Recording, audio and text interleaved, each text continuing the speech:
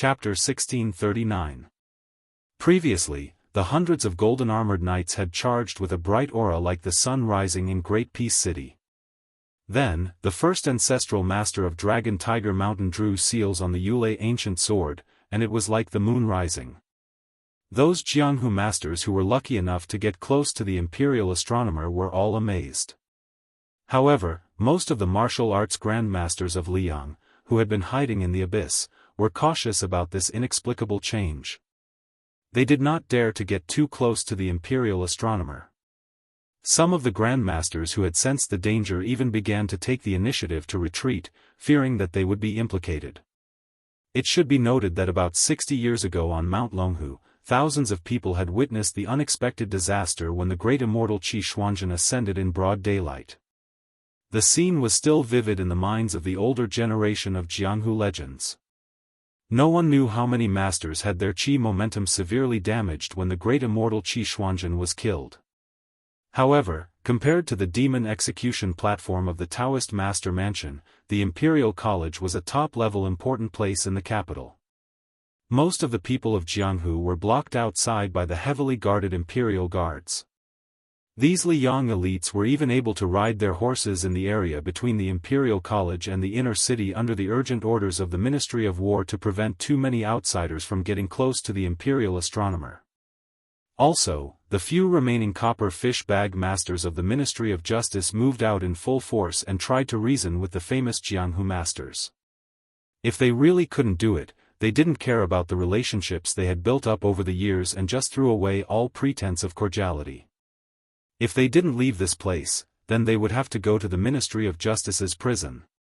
Even so, there were still 20 to 30 Master Realm Masters who managed to get close to the Imperial astronomer. They could even clearly see the figures of Dong Tai, Chao Chongqing, and Luo Yang on the high wall not far away. When they reached this area, the Imperial Guards and the Copper Fish Bag Masters of the Ministry of Justice didn't care. The orders from above were that they only needed to record the names and sects of these Jianghu people who didn't follow the rules. There was no need to fight with them. Afterwards, the Ministry of War and the Ministry of Justice would use military force to chase them out of the city. They wouldn't be able to enter Great Peace City for the next 10 years. Everyone liked being able to watch a show without spending money, but not everyone had the confidence to join in the fun at the feet of the Emperor and the Dragon Throne. These 30 or so Jianghu bigwigs, excluding the 10 or so people who had left on their own accord, and the 8 or 9 pitiful insects who had fainted due to the Imperial astronomer's astonishing qi, there were still 10 or so people who were bitterly persevering. They were all standing on the eaves of the roof or on the top of the wall, not too far away. Most of the qi in their bodies was surging like a river, and their complexions were not good. As for those meaningless acts of clapping and cheering, it was even more impossible for them to appear at this time and place. Firstly, their status and position were there, and it was not appropriate for them to be startled. Secondly, the imposing manner of the Imperial astronomer was too swift and fierce. It was already not easy for them to stand firm, so how could they pretend to pass judgment on the world? After Chai Ching Shan of the Dongyue sword pool and his 2 disciples tossed the 8 or 9 unlucky fellows far away, they came to the roof of a restaurant. A young girl in white, who carried so many swords on her back that she looked like a sword seller, stood beside her master. This young beauty from a famous sect, with her fluttering white clothes, already had the demeanor of a fairy. The young man, Song Tinglu, who only had a long sword, threw an unconscious burly man to a group of Imperial Army cavalry with a dark face. Panting, he returned to the side of his master and junior sister and complained, "If you have the strength, you should just hit a few kilograms of iron. I really don't know what these fellows were thinking. If it weren't for us cleaning up the mess, they would have really died here. Decades of hard work in cultivation, and they lost their lives for no reason. Is it worth it?" Chai Ching Shan did not expel the sect leaders, or itinerant immortals who were considered famous in the Liang River Lake. He chuckled softly and said, "This kind of risky action seems absurd and laughable, but it is actually in accordance with the rules of Jianghu. When they leave Great Peace City and go to the counties, they can tell others about this unprecedented battle and tell others that they were only a few feet away from the king of Bailiang. Just imagine how much glory it will bring to them. When you are in Jianghu, especially when you have reached a certain height, the superficial things are sometimes more useful than the reputation you earned with your fists. For example, the day before yesterday, I chatted with Liu Baijie, the sword immortal of Tangxi, who was the Minister of War. Yesterday, I had a sword discussion with Mr. First, Qi Jiajie. Today, I saw the king of Bailiang fight with my own eyes. Which of his moves were truly profound, and which of his moves were actually similar to my own sect's guarding skills? These are all golden signboards, and great topics of conversation that can sway the minds of the listeners. The young man pointed at the imperial astronomer who was still far away from them and rolled his eyes. That's only a few feet away. It's almost 2 miles away. Lord Chao, the peach blossom sword deity, and the white-clothed devil, the 3 great grandmasters, don't even dare to say that they are only a few feet away from the imperial astronomer, okay? Can these people be any more shameless? Song Tingla's voice was not soft. Not far away, the youngest of the Jianghu seniors who were already in their 40s heard him clearly. However, none of them blushed. They either crossed their arms over their chests or clasped their hands behind their backs and stood at a high place. They still had the demeanor of a great grandmaster. Chai Qingshan reached out his hand and pressed it on the young man's head. He smiled bitterly and said, "You don't know how expensive oil and salt are until you are in charge. In the future, when Master is no longer here, you will be the head of the Dongyue sword pool. You will know that the words you said today might not be able to buy back a favor even if you spend hundreds of thousands of taels of silver." Song Tingla carefully glanced at his junior sister. The latter made a face and said loudly, "I don't want to be the sect leader." "You can be the sect leader. I want to be chivalrous and walk the Jianghu like that Su Fengnian. As long as he has walked through the provinces, climbed the famous mountains, and entered the restaurants and tea-houses, I want to walk through them all." Song Tingla's lips moved slightly, but in the end, he could not say a single harsh word. Was it true that behind every junior sister who was moved by love and did not hesitate, there was a senior brother who was her childhood sweetheart who was secretly sad? Chapter 1640. Chai Qingshan suddenly reached out and grabbed Shan Yi and Song Tinglu. He said in a deep voice, "Aside from winning reputation, you can also use the opportunity to practice martial arts. The key is whether you can calm down and comprehend the heavenly Tao." It's not without reason that Martial Emperor City was so lively back then. Xianyuan Qingfeng set up a father-son game and a grandfather-grandson game on the snowfield. Why were there so many people watching? It's actually very simple. There are opportunities in it. Next, if Chao Dengluo and the other 2 fight, you must open your eyes wide to see the essence of it. It will be very beneficial for your martial arts cultivation in the future.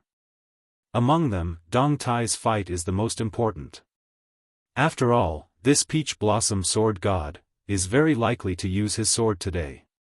Whatever master knows, he will definitely teach you. You will definitely be able to learn it. It's just a matter of time. However, to witness Deng Tai's sword with your own eyes, this might be the only time in your lives. The girl seemed to not care about her future at all. She asked with a heartless smile, "Master, he will definitely win, right?" Chai Qingshan subconsciously looked at the cloudless sky and murmured, "God knows." Song Tingla began to count in his heart.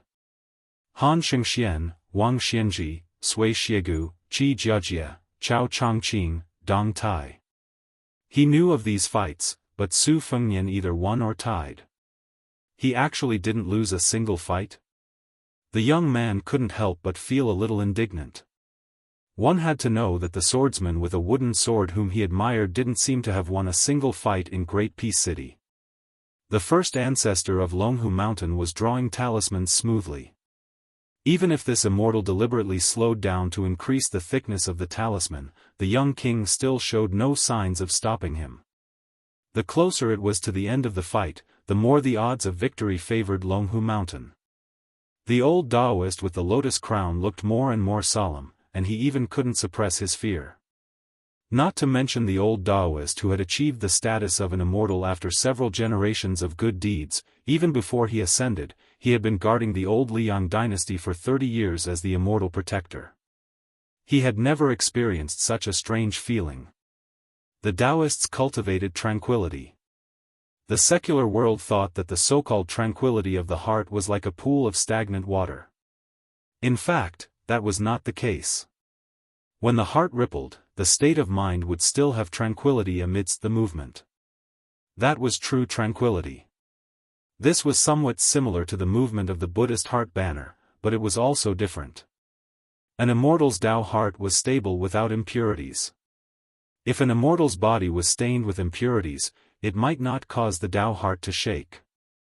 However, if there were cracks in the latter, it would definitely affect the true impurities. Therefore, the lotus-crowned old Daoist knew that he had to follow his heart. Immortals followed their hearts and followed the will of heaven. The old Daoist was no longer rigid like the fish swimming under the bridge that the Daoist Saint Lao Zhuang had mentioned. As an immortal in heaven who had already jumped over the dragon gate, he wanted to jump out of the water to take a look and take the initiative to merge with the heavenly Tao. Then, the old immortal tapped the ground with the tip of his foot and leaped into the air. As the lotus-crowned old Daoist rose into the air, a young lord rose with him. The cold knife in his hand was still in the boring horizontal knife style. When his body was almost at the same level as the beam of the Tongtian platform, the old Daoist waved his sleeve and stretched out his jade-white palm. His palm faced up and then suddenly pressed down. He laughed loudly and said, "Where the Dharma seal shines, it shines brightly. All evils retreat." Not only did the young lord in front of the old Daoist disappear, but hundreds of young lords in the square also disappeared in an instant. They were like ghosts in the night who suddenly encountered the sun in the sky. The old Daoist looked around and did not see any Su Fengnian. The lotus-crowned immortal shouted softly and raised his hands up. The Daoist is 1 foot tall and the devil is 10 feet tall. Su Fengnian came to the top of the immortal's head. He held the knife in his left hand and chopped down. At this moment, the old Daoist sneered, "How can such a small trick deceive the heaven's heart?" The old Daoist's hands did not move, but at the same time, the old Daoist also transformed into 4 immortals in front, back, left, and right. 4 Dharma forms, each formed a lotus golden body. He stretched out his palm and a lotus bloomed in his palm. His 2 fingers were together like a sword and pointed to the sky. His 5 fingers opened and then clenched, and a light beam went straight to the sky. It was like holding a long spear that penetrated the heaven and earth. But the 5 Su Fengnian flashed and disappeared in an instant. The old Daoist who seemed to have 3 heads and 6 arms frowned and looked around blankly. His eyes were like torches, shining with purple gold. Finally here. The founder of the first generation who drew the talisman on the Yulei sword sneered. His finger on the tip of the sword gently knocked, his body slightly leaned forward, and gently breathed on the tip of the sword. Seal. It was a simple word, but it was like a big bell that rang in the sky of the imperial astronomer. Words were the law of heaven. One word could decide one's life and death. The talisman sword did not move, but a 3-foot golden light swept out from the sword. The golden light swirled and lingered around the immortal holding the sword. Wherever the golden light went, talismans appeared out of thin air, like the spring couplets that a devout child pasted on the door. The earth cracked, the rain stopped, the grass and trees turned to ashes, the birds fell to the ground, and the dragons and tigers were subdued. Between the immortal holding the sword on the ground and the Daoist with the lotus crown in the sky, talismans hung. From the latter to the former, intermittent pages of talismans exploded one after another. Golden light sputtered, and occasionally drops fell to the ground. The square that was as hard as iron suddenly shot out stones. The Daoist with the lotus crown who turned to look down suddenly narrowed his eyes and laughed, "Evil creature, still not showing yourself?" At the same time, the immortal holding the sword casually flicked the tip of the sword in the air, and turned to the heavenly platform and shouted, "What are you waiting for?" The Confucian scholar Xie Guanyin, who had been watching the fire from the other side of the river, was originally paying attention to the movements in the palace hall. It seemed that he did not see the result he wanted, but it was also within his expectations. There was a faint coldness on his face. After hearing the two immortals' calls, he no longer hesitated and suddenly shook his shoulders and raised his sleeves. The world's cool breeze, wrapped in two sleeves. The great rivers and mountains, carried on one shoulder. 8 seals, rise. In the sky of the imperial astronomer, 8 different-sized imperial jade seals suddenly appeared. The first ancestor of Mount Longhu grabbed the hilt of the Yulei sword with both hands and pulled it back. The Daoist with the lotus crown raised his hands as if he was lifting something heavy, and lifted it up toward his left shoulder. A long golden rope as thick as a spear shaft appeared in the hands of the two immortals. The immortals sat in the clouds, fishing for the fate of the mortal world. If the fishing line that was tens of thousands of feet long was twisted into a rope, it would be the golden rope in the hands of the two immortals. This rope went straight through one of Su Fengnian's shoulders. It nailed the young lord in the air, unable to move at all. Blood soaked the long rope. Chapter 1641. Su Fengnian closed his eyes and took a deep breath. He finally breathed. It was as though he wanted to use this breath to vent all the anger in his chest and absorb the fortune of the world. But according to reason, this was not the time to breathe. Xie Guanying's lips curled. He raised his arm and lightly waved a finger. Do not look at indecent things. The Confucians have set the rules for the world for almost 800 years. You, Su Fengnian, cannot lower your head to the heavenly Tao, but since you still live in the world, how can you not bow to the heavens and earth? As this scholar's finger pointed, 2 jade seals exploded toward Su Fengnian's eyes. Xie Guanying moved his finger again and continued to say casually, do not listen to indecent things. The 2 jade seals flew toward Su Fengnian's ears. When Xie Guanying said the words, do not speak indecent things, it was as though the 5th jade seal had heard it and moved. The beam under Xie Guanying's feet that led out of the pavilion of heaven-reaching pavilion was unable to bear the weight and started to crack. Life and death were hanging by a thread. Su Fengnian jerked the corner of his mouth. When the time comes, the heavens and earth will work together. The heavens and earth have reason and then etiquette. You, Xie Guanying, think that you hold the rules of etiquette, but that may not be the reason of the heavens and earth. At the very least, that Duke Yansheng who sent me an item before leaving, he does not feel that you, Xie Guanying, are in the right. A pendant fell from Su Fengnian's waist. It was a square object. Just as the 5 jade seals were a hair's breadth away from each other, Su Fengnian had a thought. Do not move if you are wrong. Not only did the 4 jade seals vibrate violently, the other 4 jade seals that Xie Guanying had not moved also vibrated. Back then, when His Royal Highness had returned from his second journey, the old man had pointed at a piece of meat cut from the vassal king and said to his son that in the future, it would be up to the young to reason with others.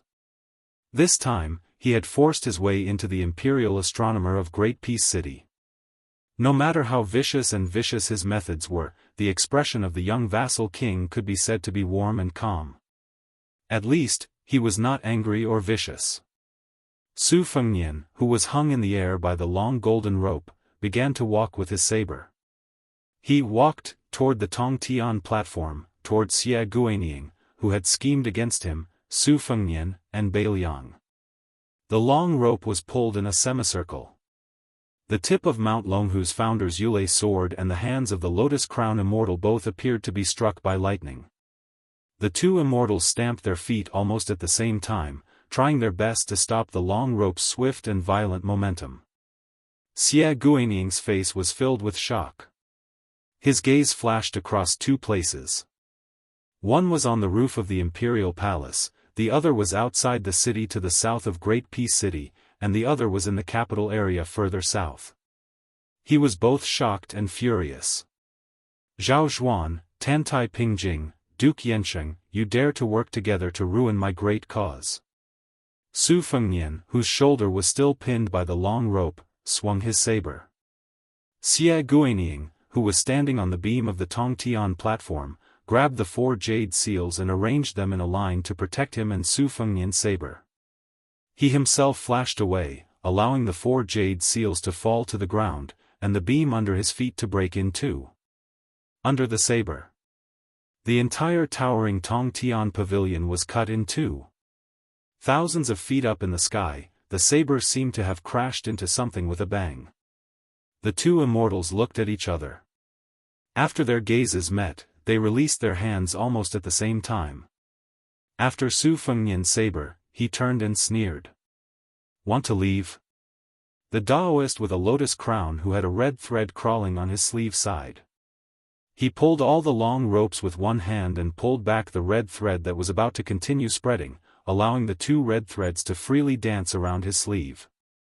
The old Daoist nodded slightly to the young Daoist who had abandoned the talisman sword. The latter had a complicated expression on his face. The 2 scarlet red threads were actually mixed with Han Shengxuan's death aura and Qi Jiajie's sword aura. Both of them came from Liang imperial court and died for the Zhao family. Using the fate of the Zhao family in Liang to attack the fate of the Zhao family in Mount Longhu was self-contradictory and wonderful. Presumably, this was the trump card used by the young king to destroy the immortal's purity. The next moment, the Taoist with the lotus crown, who knew that he could not escape, stood a few steps away from the ancestor of Mount Longhu and gently bowed to bid farewell. It was better for one person to die in reincarnation than both of them to die in the human world. A mirror appeared behind the old Taoist. It was the treasure of the Guanyin sect in the South Sea, the water-moon-sky well that suppressed countless people with great fate in the world. The old Taoist was forcibly dragged into the well and whispered, "As long as the heavenly Tao does not collapse, the incense will not be extinguished. Respectfully send the ancestor back to the heavenly gate." Looking at the young Taoist who seemed to be the descendant of the old Taoist, he ignored the Taoist with the lotus crown who was ready to die. He only raised his hands and asked himself, "Where is the first?" The few remaining immortals of Mount Longhu on the square of the imperial astronomer all showed a sorrowful expression. While the immortals were heartbroken, they also felt an indescribable sense of awe. This time, it could be said that no one had ever come to the human world together. How could they be reduced to such a miserable state? On the other hand, the 2 younger immortals of Mount Longhu, Zhao Shi and Zhao Danxia, who had less experience than the ancestors of the past, looked relieved. They looked at each other and smiled. Although there was bitterness, there was no fear. A voice came from above the head of the ancestor, containing a strong sense of sarcasm. "At your grandmother's house." The young immortal suddenly raised his head, finally unable to hide his anger. He was so angry that he laughed and said, "Do you really think that I don't dare to risk my life and perish together with you, Su Fengnian?" Su Fengnian stood in the air, too lazy to talk nonsense with this immortal. Just as he was about to attack, his shoulder suddenly tilted, as if someone had patted him. A series of words softly sounded in his ears. "Kid, not bad. You've already broken that old bastard Xie Guaning's broken bowl. You don't have to care about what happens next. Don't thank me, Dong Tai. This sword of mine was comprehended by me, Ma Wei, yesterday. This sword is called Will Spirit." Chapter 1642. If you think the name isn't good enough, you can give me a more imposing one later. Just like the name of Jian Zhouhuang's last move, it's not bad. If there's a chance, we'll meet again on the battlefield outside Beiliang. Su Fengnian was taken aback. Because of Dong Tai's last words. "I, Dong Tai, have left, but someone else has come." That sword. In the distance, there was no trace of the peach blossom sword god on the high wall beside Chao Chongqing and Luo Yang. The white-clothed woman said indifferently, "Su Ying, you stay. I'm leaving." if I can avoid meeting him, I won't. Without waiting for the red-robed woman to urge her to stay, Luo Yang turned and left alone. Further away, Chai Qingshan's two disciples opened their eyes wide when Dong Tai attacked, but the girl closed her eyes. The young man and girl probably didn't know that the difference in their swordsmanship was like heaven and earth. The Jianghu bigwigs near Chai Qingshan were all shaken by Su Fengnian's blade and Dong Tai's sword and fell to the ground, battered and exhausted. When they finally managed to sit up, they were thrown off their feet again. A sword from south to north came again. But as the sword moved, the sword came again. The founding ancestor of Longhu Mountain's expression flickered. In the end, he swallowed his anger and no longer looked at Su Fengnian. He shouted to the 9 heavens, "Open the heavenly gates." Su Fengnian gripped his blade with both hands and looked at the sky.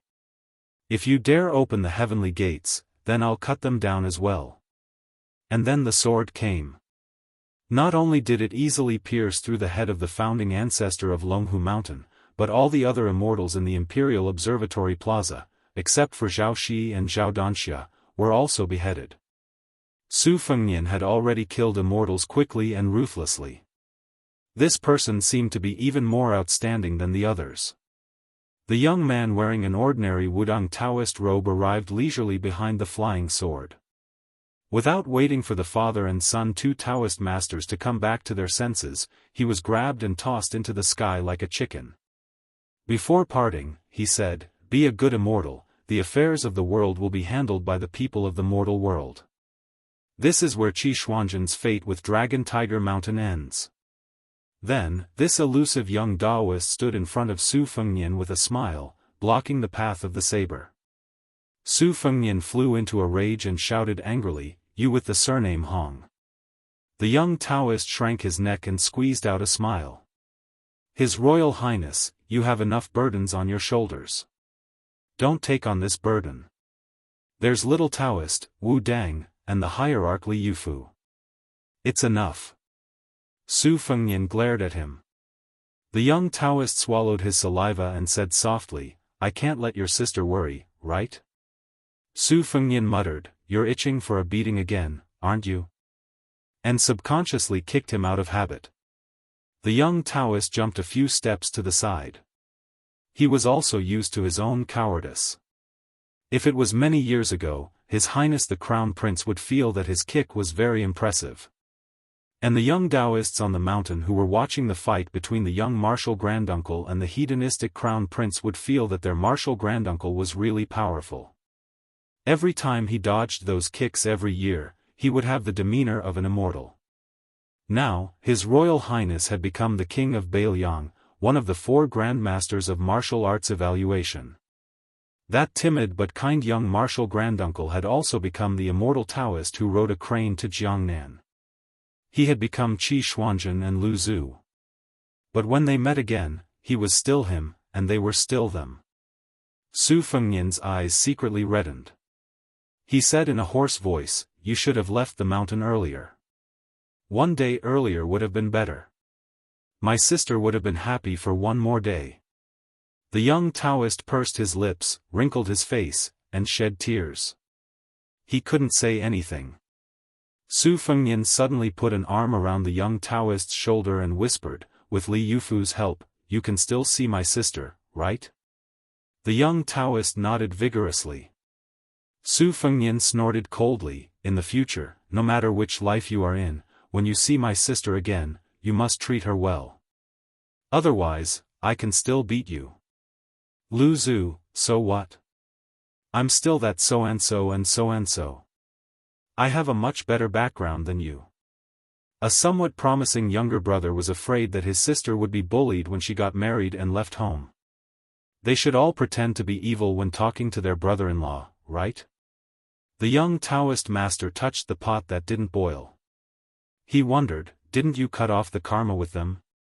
Su Fengnian, who had put the cold blade at his waist, punched the other under the armpit. The latter inhaled sharply. It was unknown if it was because of the pain or because he was pretending to be obedient like in the past. He smiled foolishly with tears on his face. Su Fengnian hesitated. You are leaving? You are really not going to be the person who defeats everything? The young Taoist master shook his head and said with a smile, I am most afraid of carrying a burden. I cannot do this kind of thing. Also, in the past, I could never beat you on the mountain. Even if I could, I was used to being bullied in the past. I am still afraid. The two stood next to each other and looked at the bustling Great Peace City below them.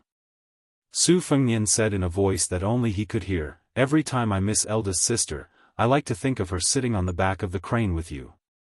At that time, she must be very happy and smiling. When I think of it this way, I am not sad. The young Taoist master did not speak. His figure was ethereal as though he would disappear with the wind in the next moment. Su Fengnian's voice became even lower. To have you. I am actually very proud, brother-in-law. A wave of suppressed and bitter laughter came from beside him. Ah! Brother-in-law. Su Fengnian flew into a rage out of humiliation and kicked him. The young Taoist master Hong Shixiang was no longer there. Su Fengnian was dazed. After a long time, he lightly landed on the square of the imperial astronomer and walked towards the crop altar. As he walked up the stairs, he bent down and grabbed a handful of soil. Su Fengnian stood at the top. He crouched down, reached out, tilted his palm and allowed the soil to slide down. The young person dressed in mourning and covered in blood closed his eyes and said to himself, Father, Mother, eldest sister. I am very well, do not worry. Chapter 1643. On this day in late autumn in the second year of Jianghu, it was destined to evolve into countless strange legends. At the imperial astronomer, the sun and moon rose, the sound of Buddha rose in spirals, and many rainbows hung in the sky. The scene in the Jianghu Southern Army's camp was also terrifying. The two immortals were like gods on earth, fighting against 10,000 people. Their figures were as fast as dragons entering the sea. In the process of the two sides fighting, the entire camp was torn into pieces. Everywhere they passed, they were unstoppable. In particular, the troops under the direct command of the new Minister of War, General Wu Zhongshuan, suffered the most. What normal people called not acclimatized to the climate was just physical discomfort. It was rare to see elite subordinates like Wu Xianxia lose their arms, legs, and even their lives. Most importantly, almost no one recognized the true identity of the two figures. This made the Jianghu Southern Army feel even more vexed. When the culprit, Su Fengnian, walked down from the crop altar, the armored soldiers of the Li family, under the leadership of Li Shogua and Li Zhongliang, vowed to guard the gate with their lives. They looked like they would step over the corpses of more than 1,000 people if they wanted to leave. In reality, more than half of the heavy cavalry outside the gate had quietly retreated out of the streets after Anong General Ma Zhongxian had frantically sent out a secret order. However, in order to not disturb the people in the inner and outer cities and not cause more panic, this cavalry that had been greatly weakened before entering the battlefield did not immediately head out of the city to their camp.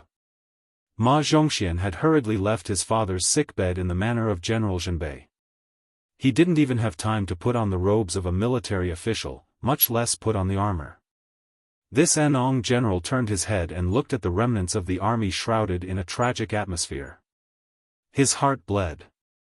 In particular, Ma Zhongxian, who was familiar with the officialdom of the capital, knew that once the news of his family's death spread out of the manor to the court and the marketplace, everyone in Taiyan City would quickly say that his father had died at the exact moment the king of Beiliang was making a ruckus at the Ministry of Rites and the imperial astronomer.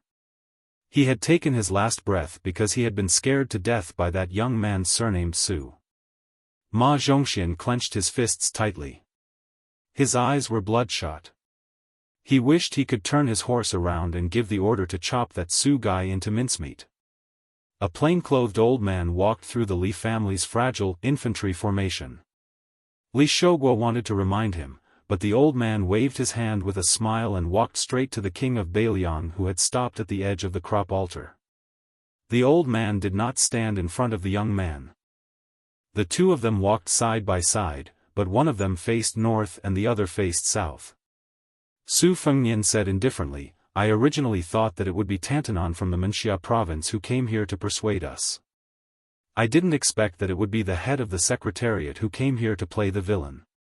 The head of the Secretariat, Qi Yanglong, looked up at the altar and chuckled.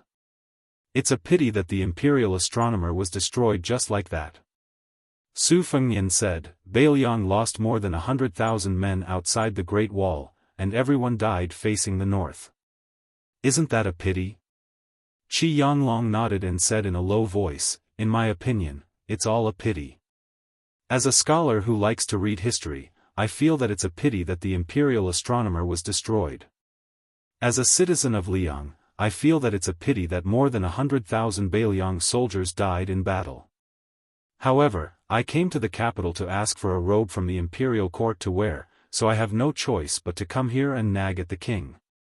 Su Fengnian's blade-wielding left hand was pierced through by the long rope. His arm drooped down, and fresh blood flowed out of his sleeve and dripped down along his fingers to the ground. His face turned pale and bloodless because of the violent qi in his body. In an instant, it turned into a dazzling purple-gold color. As for the crack between his eyebrows, fresh blood flowed down the bridge of his nose. It added a strong sense of viciousness to the handsome face of this young vassal king. This young man who had shaken the entire capital twice by himself said expressionlessly, 3,000 men. For each death, 1,000 taels of Bailiang's grain will be deducted. This is what Zhao Zhuan said himself. Then I might as well tell the head of the Secretariat directly that if one of the 3 million taels of grain is missing, there will be 30,000 Bailiang cavalry going south into Guangling. Anyway, it's a matter of course for the vassal king to be in trouble. If the imperial court doesn't care about the lives of the people of Bailiang, Su Fengnian, am very easy to talk to. I don't mind letting you know what loyalty is. When Qi Yanglong heard these words, he didn't pretend to be angry. Instead, he smiled and said, King of Bailiang, to be honest, no matter where my ancestral home is, Qi Yanglong, have always regarded the Shangyin Academy of Guangling Path as my home. Yang Shenxing and Yan Zhenchuan have already messed around on my land once. That bastard Song Li and Ko Jianghuai have done it again. Next, it will be Wu Zhongshuan and Lu Xingxiang's turn to mess around. It's fine if they can end the battle quickly. No matter who wins or loses, as long as there is a winner, it will be a good thing for the people of Guangling Path. What I'm afraid of is a stalemate. It's fine if all the young men and old soldiers die, but if all the soldiers die, won't it be the same as using the lives of the people to fill the hole? Isn't that right, King of Bailiang? Su Fengnian didn't say anything. Qi Yanglong did not look like an important official in the central government, but more like an old man who had a bellyful of complaints. Now that he finally found a young man he could confide in, he could not shut up. Chao Chongqing has a knot in his heart and can't get over his own threshold. Even Duke Yencheng can't persuade him, so of course I'm not willing to waste my breath. As for those who help the imperial court to lead troops to war, I, as the head of the Secretariat, can't persuade them. Moreover, the martial artists in the world make contributions on the battlefield. Whether they die on the battlefield or be conferred the title of Marquis or become a general, it all depends on their own abilities. It's all up to their own destinies. It's all their reasons. I, Qi Yanglong, can't go and nag them just because I say I pity the common people in the world and say empty words like asking them to lay down their butcher's knife. At the very least, if I can persuade Lu Sheng and Wu Zhongshuan, there will definitely be Ma Sheng and Song Zhongshuan. After all, I can't stop the trend of the world. Qi Yanglong suddenly turned his head and stared closely at the young man whose face was covered in blood. But I think it's useful to tell you. I can't help it. You're Su Zhao's son. Su Zhao has always been very reasonable. Otherwise, why would he use gold and silver to build a 10-li-long embankment for my family in order to let that little girl Wei Xiong enter the academy? Before I came to the capital, I had to go there every morning and night regardless of rain or shine. I don't know if Su Xiao has told you before, but when he led troops to Jianghu, he passed by Shangyin Academy from Mount Longhu and made a secret visit. He blocked me in my room and took off that cold saber. Well, if I'm not wrong, it's probably the one you're hanging now. He slapped it heavily on my desk and asked me if the name, Su Fengnian, was good. Of course, I gave him a thumbs up and said it was good. It was really good. Then your father immediately became amiable and said that I, Qi Yanglong, was indeed a learned scholar. He even turned his head and asked your mother to say that I was full of military strategies. I was very happy. Of course, it wasn't because of this low-level flattery, but because in the end, your father didn't cut me with a saber. Su Fengnian raised his right hand and wiped his face. Chapter 1644. Qi Yanglong continued to look at the profound crop altar. You definitely can't imagine how much money Bailiang sent over to build the embankment. No matter how long the embankment is, how much money would it take to build the Shangyin Academy with all the manpower and material resources? However, how much money did your father secretly send over? Do you know? It was a total of 3 million taels of silver. Therefore, not only did the Shangyin Academy gain a lake embankment with willow trees, but in the next 5 years, they also secretly built a library that was the best in Jiangnan. There were no less than 200 sets of printed books in the library. In addition to the mountain of silver, there was also a light secret letter that was handed to me. The words on it were the ugliest I've ever seen. However, for more than 10 years, when I had nothing else to do, I would often take it out and read it. The letter said that his eldest son would definitely be good at studying and would come to Shangyin Academy to study in the future. Perhaps in the future, the Su family would become the top scholar. That would truly bring honor to the family. If the son of a vassal king couldn't become an official, then being the top scholar wouldn't be bad either. When I first read the secret letter, I really wanted to write back and ask him, "You're a warrior who killed countless scholars. Do you have nothing better to do than let your son become a scholar?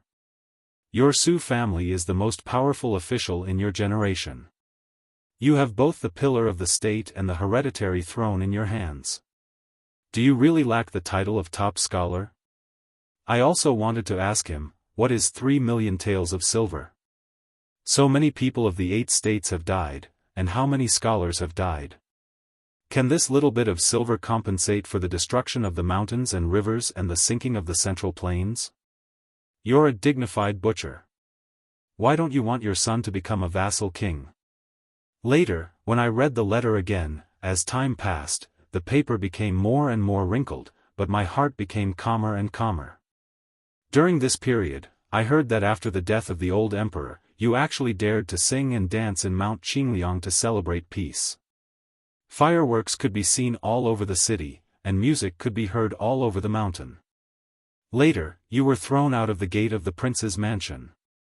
That was why you had 3 years of traveling. At that time, I knew that Bailiang wouldn't be content with its lot. I once hoped that you could squeeze out Chen Jibao and succeed in becoming the king of Bailiang. However, you were willing to be a peaceful vassal king and let a general of Liang enter Bailiang. Bailiang would be Liang's Bailiang, and the people of Bailiang would be Liang's people. Half of the country's taxes would go to the Tu Liao, and the other half of the country's transportation to be transported to Bailiang, the country B. When Su Fengnian heard this, the corners of his mouth twitched. The old man laughed self-deprecatingly. Of course, this is the wishful thinking of a pedantic scholar. Soldiers. To answer. The old man waited quietly. Su Fengnian answered, 10 against 10, 50-50. 100 against 100. My Bailiang will win for sure. 1,000 against 1,000. You'll lose miserably. 10,000 against 10,000. There's no need to fight, is there? The old man smiled. Really? Su Fengnian chuckled. I'm just more educated than Su Xiao. My temper is good. The old man nodded. Yes, yes. That's why you went to the Ministry of Rites to teach the 2 assistant ministers a lesson. Then you came here alone. You didn't even give face to the Empress Dowager and started a massacre inside and outside the Imperial Astronomer. You even slaughtered a large group of immortals in heaven. Your Highness' temper is really good. Su Fengnian said unhappily, we just became friends, and now you're trying to take advantage of your seniority. Do you really think I don't have any strength left to return to Shimawei? The old man roared with laughter. Alright, I've used Su Shao to get close to you, Your Highness. If I say any more, I won't be able to keep my old face. You, Su Fengnian, can fight, and the Bailiang cavalry can fight even better. I won't hide anything and tell you everything. No matter if it's the threat of losing 1,000 shur per person or the generosity of 3 million shur of transport, it's all the young emperor's impulsiveness. As the head of the Secretariat, I don't dare to take it seriously, and I hope Your Highness doesn't take it seriously. But I dare to guarantee that from the end of this autumn to the end of next summer, Liyang, especially Great Peace City, will send 1 million shur of transport to Bailiang even if they have to tighten their belts. If possible, they will send another 500,000 shur. After this, there are only 4 words, do your best. Su Fengnian frowned. The old man said emotionally, stop while you're ahead. Both sides have a way out. In the court, from the small officials, to the high officials, to those wearing official robes, and even the dragon robes, there has never been a happy person. Without waiting for Su Fengnian to speak, the old man sighed and said, I don't know if I'm mistaken, but even though there are more and more young faces in the court, when I'm among them, I feel a sense of lethargy. Maybe after the white-robed monk Li Xiaoxin's almanac was rejected, Zhang Jiulu also feels the same sadness as me. The old man turned his head and stared at the heavily injured young man. In Bai Yen, Er's book of poems that may never be circulated, he said that there are 2 great joys and 1 great hatred in life. In the Jianghu, having chivalry in a dangerous place is one of the joys. On the battlefield, picking up a blade in the face of death is one of the great joys.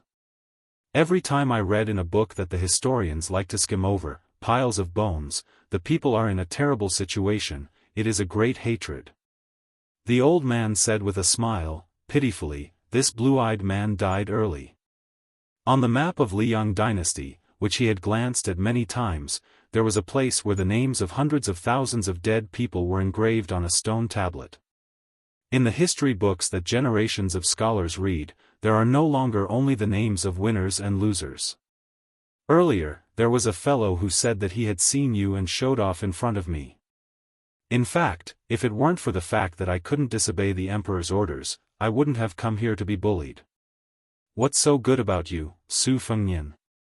I'm an old man, not one of those young ladies who admire young heroes. Hey, when I was young, I might have been even more handsome than you. Su Fengnian said, then it's settled. The old man asked, then when will Your Highness leave the capital? Su Fengnian walked forward. The day after tomorrow. The old man looked at this figure and asked with a smile, if you can't today, how about tomorrow? There's nothing to see in Great Peace City. Su Fengnian stopped walking, turned around and said with a smile that didn't reach his eyes, tomorrow? Fine, Lord Head of the Secretariat wants to see the stone tablet? Then this king will personally take you there. The old man's smile froze. The day after tomorrow it is. Early in the morning, I will personally go to the Demoyai post station and knock on the door. Su Fengnian ignored this shameless old man and walked to the gates of the Imperial Astronomer. The old man behind him raised his hands and waved them to the sides. The armored soldiers of the Li family quickly scattered to the left and right, leaving a wide path. Suddenly, the old man quickly caught up to Su Fengnian and grabbed Su Fengnian's right hand, unwilling to let go. Su Fengnian turned to look at this old man whose expression had suddenly turned solemn. The old man lowered his voice and said, Su Fengnian, you have to make sure that fewer people die in this world. Su Fengnian wanted to turn and leave. The old man seemed to have the strength from somewhere and gripped Su Fengnian's hand tightly, his face red. Su Fengnian could have just waved his sleeve and broken free, but for some reason, Su Fengnian sighed softly and nodded. He said helplessly, "Do I need to say it?" The old man finally released his hand. After walking a few steps, Su Fengnian heard the old man say in a small voice, "If I don't do this, I can't show that I, Qi Yanglong, am a savior." Su Fengnian's lips twitched. He raised his right arm, extended his thumb, and then pointed down. He looked at the back of the young man. The old man said again, "Well, he has some of my style when I was young."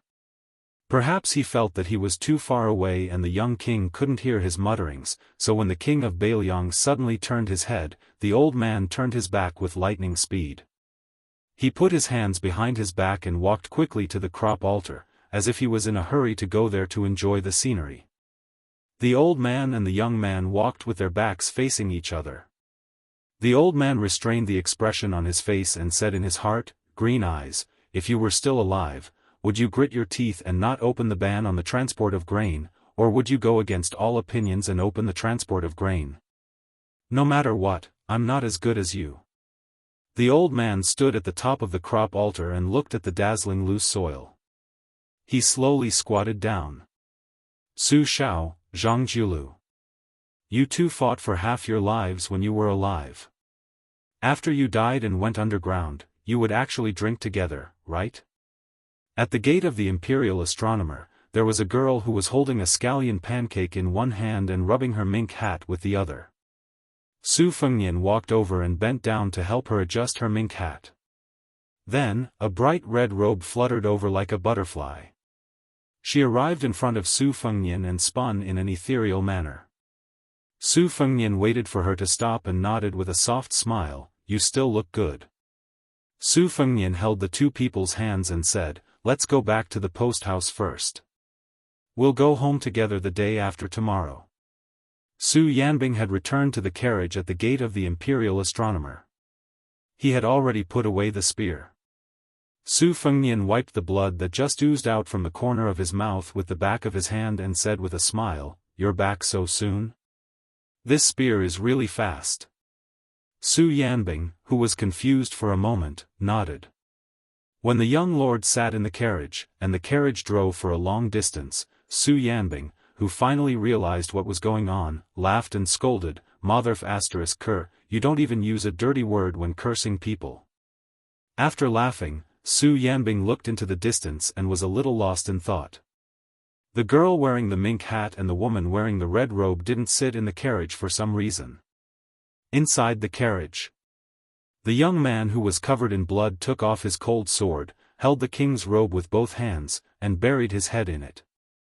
His shoulders trembled. No expression. No crying. Chapter 1645. A middle-aged man with a refined appearance appeared outside the Demoyi post house. The post house officer looked at this man who gave him a strange feeling. He heard that he called himself Wu Qi and said that he could enter as long as he reported his arrival to the king of Bailiang. The post house officer saw his outstanding bearing and did not dare to slight him.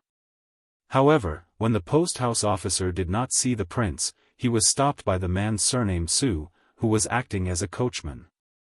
The two of them walked back to the post house together. Su Yanbing and Wu Qi stood separately outside the post house officer's door. The latter smiled and said, "Long time no see." Su Yanbing had no intention of letting him pass. His eyes were cold as he said, "Since you did not show your face in Beimang, isn't it too late for you to come now? What, do you think that being a general in Western Shu is not satisfying enough?" Wu Qi laughed loudly and said, "Lu Yanbing. Oh, that's not right, I heard that you bestowed the surname Su to my brother-in-law, so I should call you Su Yanbing now. Regardless of whether I am in northern Mang or western Shu, when an uncle comes to visit his nephew, you are going to stop him?" Su Yanbing laughed coldly and said, "If you want to die, I won't stop you." Wu Qi sniffled and said, "What a temper. No wonder you are a martial arts grandmaster who is on par with the king of Shu. You don't have to beat me to death. I'm scared to death." Suddenly, the man who called himself the king of Bailiang's uncle shouted, nephew, there was a loud bang. Wuqi slid back dozens of feet from the Demoyi post house officer's door. Su Yanbing slowly retracted his foot. He even rubbed the soles of his feet on the door sill as if he was afraid of dirtying his boots. Wuqi, who had leaned back but didn't fall to the ground, stood up straight and wiped the blood from the corner of his mouth. He didn't get angry and continued to walk to the door. At this time, Su Fengnian, who had changed into clean clothes, was already at the door. Su Yanbing moved aside. Wuqi put away his frivolous expression and no longer had any thoughts of barging into the post house. He stood outside the door and said, I, Wuqi, have never thought of 4 things in my life. My sister married Su Xiao, Su Xiao did not rebel against Li Yang, and you protected Beiliang and left the imperial astronomer alive.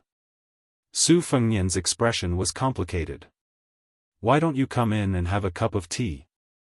Wuqi shook his head and said, no. Regardless of whether I'm right or wrong, I don't regret my actions. Since I didn't show myself to meet my nephew in northern Mang back then, I don't have the right to enter today. Su Fengnian asked, so you have something to say? Wuqi still shook his head. I just came to tell you that your trip to Beimang was not in vain. Li Shan has already begun to make some moves. But let me remind you that even so, don't expect them to help you in your hour of need.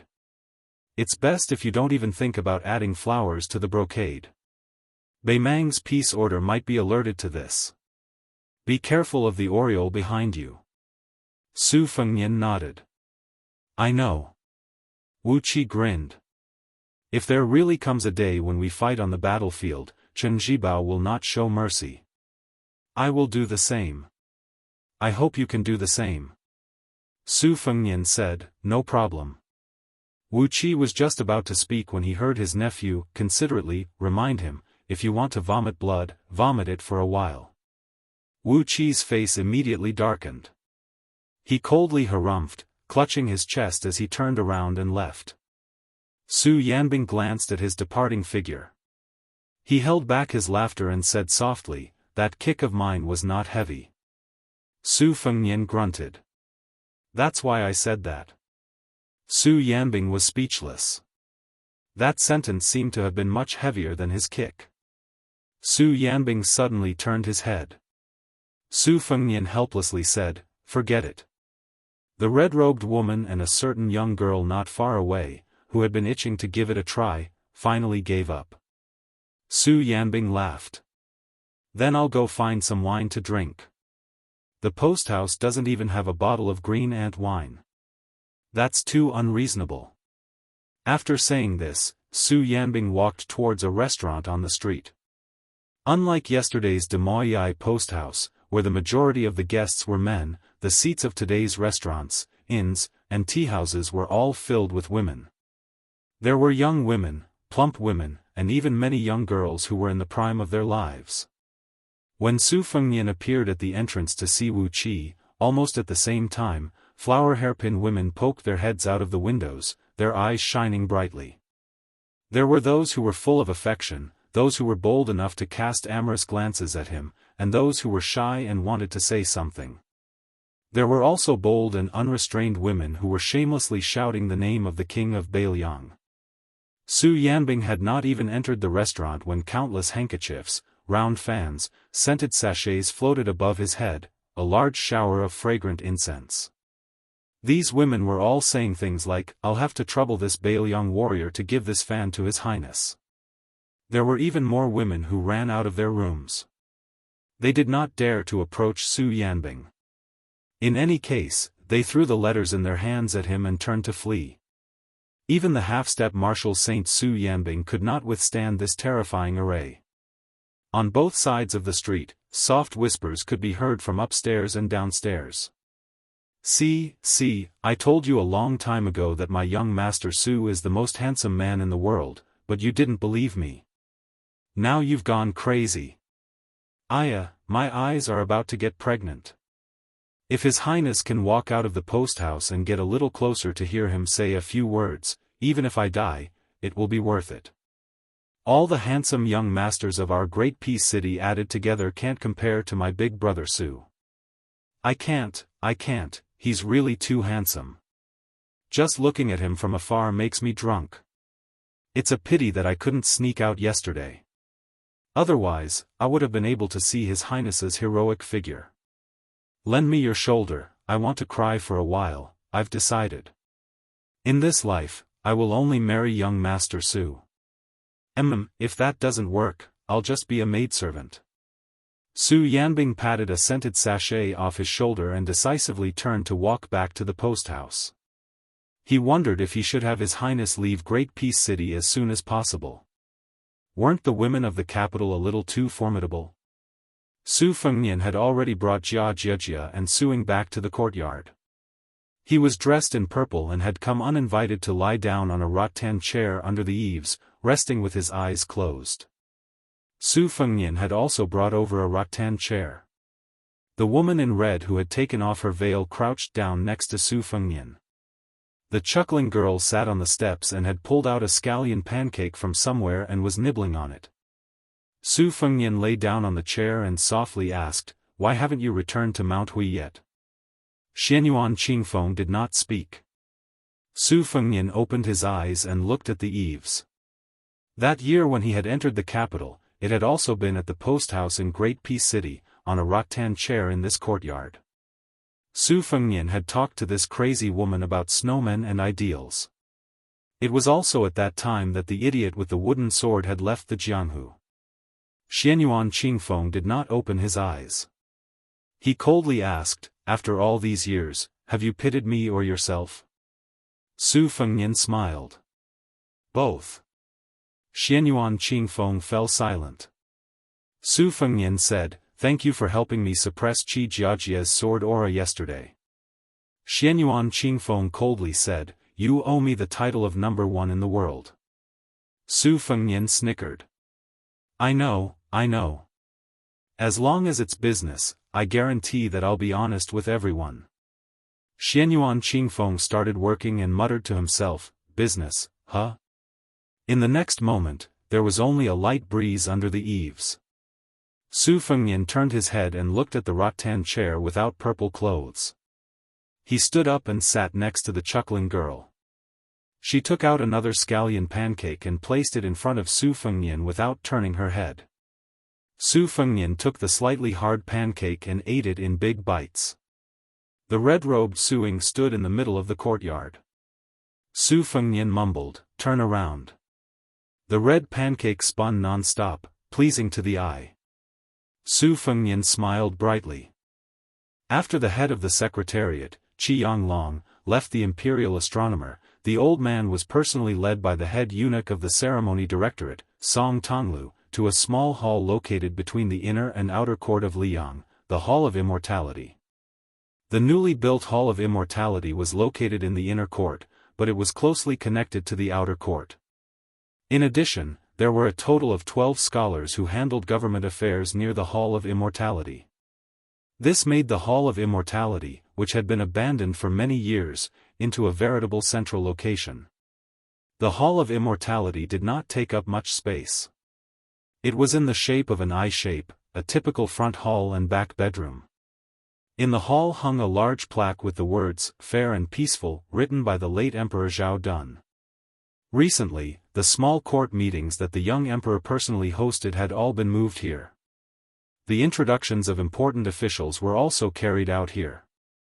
A number of newly appointed officials, such as Tian Zong, Dong Gong, and Huang Weidong, the leader of the old Green Party of the previous dynasty, Hong Lingshu, the general of Nanjiang who had replaced Liu Baijia as the Minister of War, and the head of the Peng family of Liaodong who had succeeded Han Lin as the Assistant Minister of Justice, had all come here to meet the emperor. When Qi Yanglong stepped into the Hall of Immortality, Huan Wen, the head of the province, and Chen Wang, the assistant of the scattered left cavalry, were already present. Zhao Yuling, who was in charge of the secretariat, and Yin Mao Chun, the heavenly official of the Ministry of Personnel, who had different political views, were also present. However, the two of them stood far apart. Not only did they not have a harmonious atmosphere, but they also seemed to be estranged from each other. Of the 6 grand scholars, only Wen Shoren, the grand scholar of the Hall of Wuying, and Yan Jieshi, the grand scholar of the Dongyuan Pavilion, were present. None of the newly established grand scholar of the Guangha Pavilion showed up. Other than that, there was also Zhao Yang, the commandery prince of Changshan, Gao Shizhi, the Duke of Yen, and Song Downing, the Marquis of Huaiyang. For ordinary officials of Liyang, these 3 were low-key people who had long heard of their names but never met. Compared to these important people who either held the power of the court or had a thunderous reputation, the left assistant minister of the Ministry of War, Tang Taizhuang, was still a junior even though he had a lot of power. Therefore, his position was at the back, and he stood right next to Wen Tai, the leader of the Green Party in Great An City. Wen Tai was a legendary figure in the Great An City officialdom. He sat on the seat of the assistant minister of the Ministry of Personnel and hadn't moved from his seat for more than 10 years. He had worked for 3 ministers of the Ministry of Personnel, so there was always a joke in the Ministry of Personnel that, the Minister of Flowing Water, the Assistant Minister of Iron. Even Tantanon often used old Assistant Minister of One to tease Wen Tai. Therefore, almost everyone forgot that this old Assistant Minister was not yet 50 years old. Chapter 1646. Qi Yanglong had actually stopped outside the room for a moment. If it were someone else, head eunuch Song Tonglu would have hurriedly urged him to hurry up. However, it was a different matter if it was the head of the secretariat. Song Tonglu stood quietly outside the room with the old man. Inside the room came the old scholar Wen Shoren's signature loud voice. It was full of vigor. It was hard to believe that this was the voice of an old man. The noble old man who led the hall said with grief and indignation, "Your Majesty, the northern Liang barbarians are really rude. Not only did they discredit the Ministry of Rites, they even made a scene at the imperial astronomer. The imperial court can't tolerate him anymore. Otherwise, where will the imperial court's face be? Your Majesty, although this old subject is a scholar, I still have a set of old bones and a backbone that does not weaken despite my age. This old subject will go to the Demoyai courier station alone and arrest that barbarian and throw him into prison. If he dares to kill anyone, then kill this old subject as well. I only hope that your Majesty will punish him for this later. Even if this old subject dies, it will be a worthy death." Song Tonglu lowered his gaze, but the head of the Hall of Secretaries rolled his eyes too obviously. The head eunuch could still see it clearly. Inside the room, Zhao Yang, the commandery prince of Changshan, who was about the same age as Wen Shoren, looked at the juniors beside him, Duke Gao and Marquis Song. The latter two were obviously speechless. The 3 of them had closed their doors and refused to ask about the imperial court for too many years. Their circle of activity was limited to the nobles and the relatives of the emperor. They had almost no contact with outside officials. In the past, they had only heard that Grand Scholar Wen was unyielding in the imperial court. Today, they saw him in a new light. The old commandery prince of Changshan slowly withdrew his gaze and frowned. As an old member of the Liang royal family, Zhao Yang, the commandery prince of Changshan, had personally experienced the beginning and end of the Spring and Autumn War. When the emperor bestowed rewards, Zhao Yang, who should have been in the top 10 in terms of contributions, only received a humiliating title of commandery prince because of a secret matter. After that, he began to play with flowers, birds, fish, and insects in peace, leisurely enjoying the rest of his life. There were very few men in the manner of Changshan commandery prince. Over time, this old commandery prince was completely forgotten. If Song Downing, who could barely be called a young and healthy man, was going to make a big move when he returned to the court, then the old commandery prince at this age seemed to be just doing his best. Grand Scholar Wen, who was famous for carrying the coffin and remonstrating to death, began to count the major crimes of the young king after the hereditary succession. He was impassioned and the room was full of righteousness. This Wuying Palace Grand Secretary was obviously going to fight to the death with the Su family. There had been rumors in Great City for many years that Grand Scholar Wen was so paranoid that he did not have a good attitude toward any official in Jianghu with the surname Su. One of the two biggest topics of discussion in Great City in the past half a year had to do with the Wen family. It was said that the granddaughter of the Grand Scholar Wen, who was spoiled to the heavens, not only said that she wanted to go to the northwest to see the new Prince Liang, she almost really ran away from home and successfully eloped. Sir Wen was so angry that he fell seriously ill and was bedridden for half a year. During this time, Jean Lanting of the Ministry of Rites had visited him no less than 3 times. However, looking at Wen Shoren's vigor, it did not seem like it. The Assistant Minister of the Ministry of Appointments, Wen Tai, was in this room. Although his rank was the same as Chen Wang and Tang Tai's Huang, even he knew the difference. As one of the 3 chariots of the Green Party, of the other 2, Liu Feiqi of Shangzhou State had passed away. The Liu family had married into Beiliang and moved to Beiliang. The general of Qingzhou, Hong Lingshu, had entered Jingdou from a local area. It was not clear whether the overall power of the Green Party had increased or decreased. However, the present emperor wanted to reappoint officials of the Green Party. This was an undeniable trend. Wei Dong, who had also come from Qingzhou, had just become the number 1 person in the Guangling Navy and Qingzhou Navy. This conjecture was confirmed. Yin Maochun had not been in charge of the Ministry of Appointments for long. It was not very likely that Wen Tai, the left assistant minister of the Ministry of Appointments, would become the heavenly official of Liang. However, it was not impossible for him to be the leader of another department. He had a certain chance of being in charge of the Ministry of Justice, Ministry of Works, and Ministry of Revenue. Today, Wen Tai's sudden appearance here caused Zhao Yuling and Yin Maochun to look at him a few more times. The young emperor did not interrupt when the scholar's impassioned speech of righteousness and plain-spoken integrity. However, when Qi Yanglong crossed the threshold, the group of powerful officials turned their heads in unison and made Wen Shoren stop himself. He followed the others and bowed respectfully to the head of the secretariat. Qi Yanglong stood where the Grand Secretary should stand. After bowing to the emperor, he said concisely, "I have just seen the king of Beiliang. He has agreed to leave Jingdou the day after tomorrow.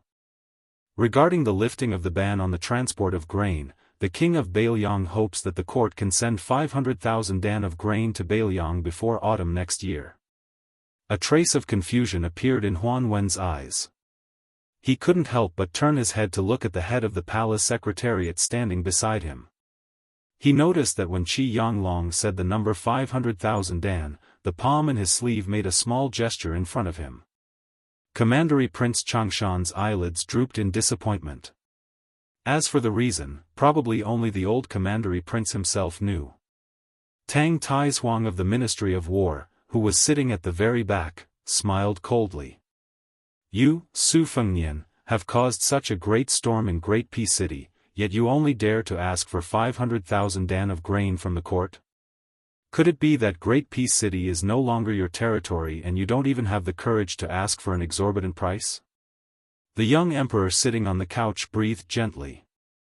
A smile flashed across his face. He swept his gaze over the important officials of Liang and asked calmly, "Dear officials, what do you think?"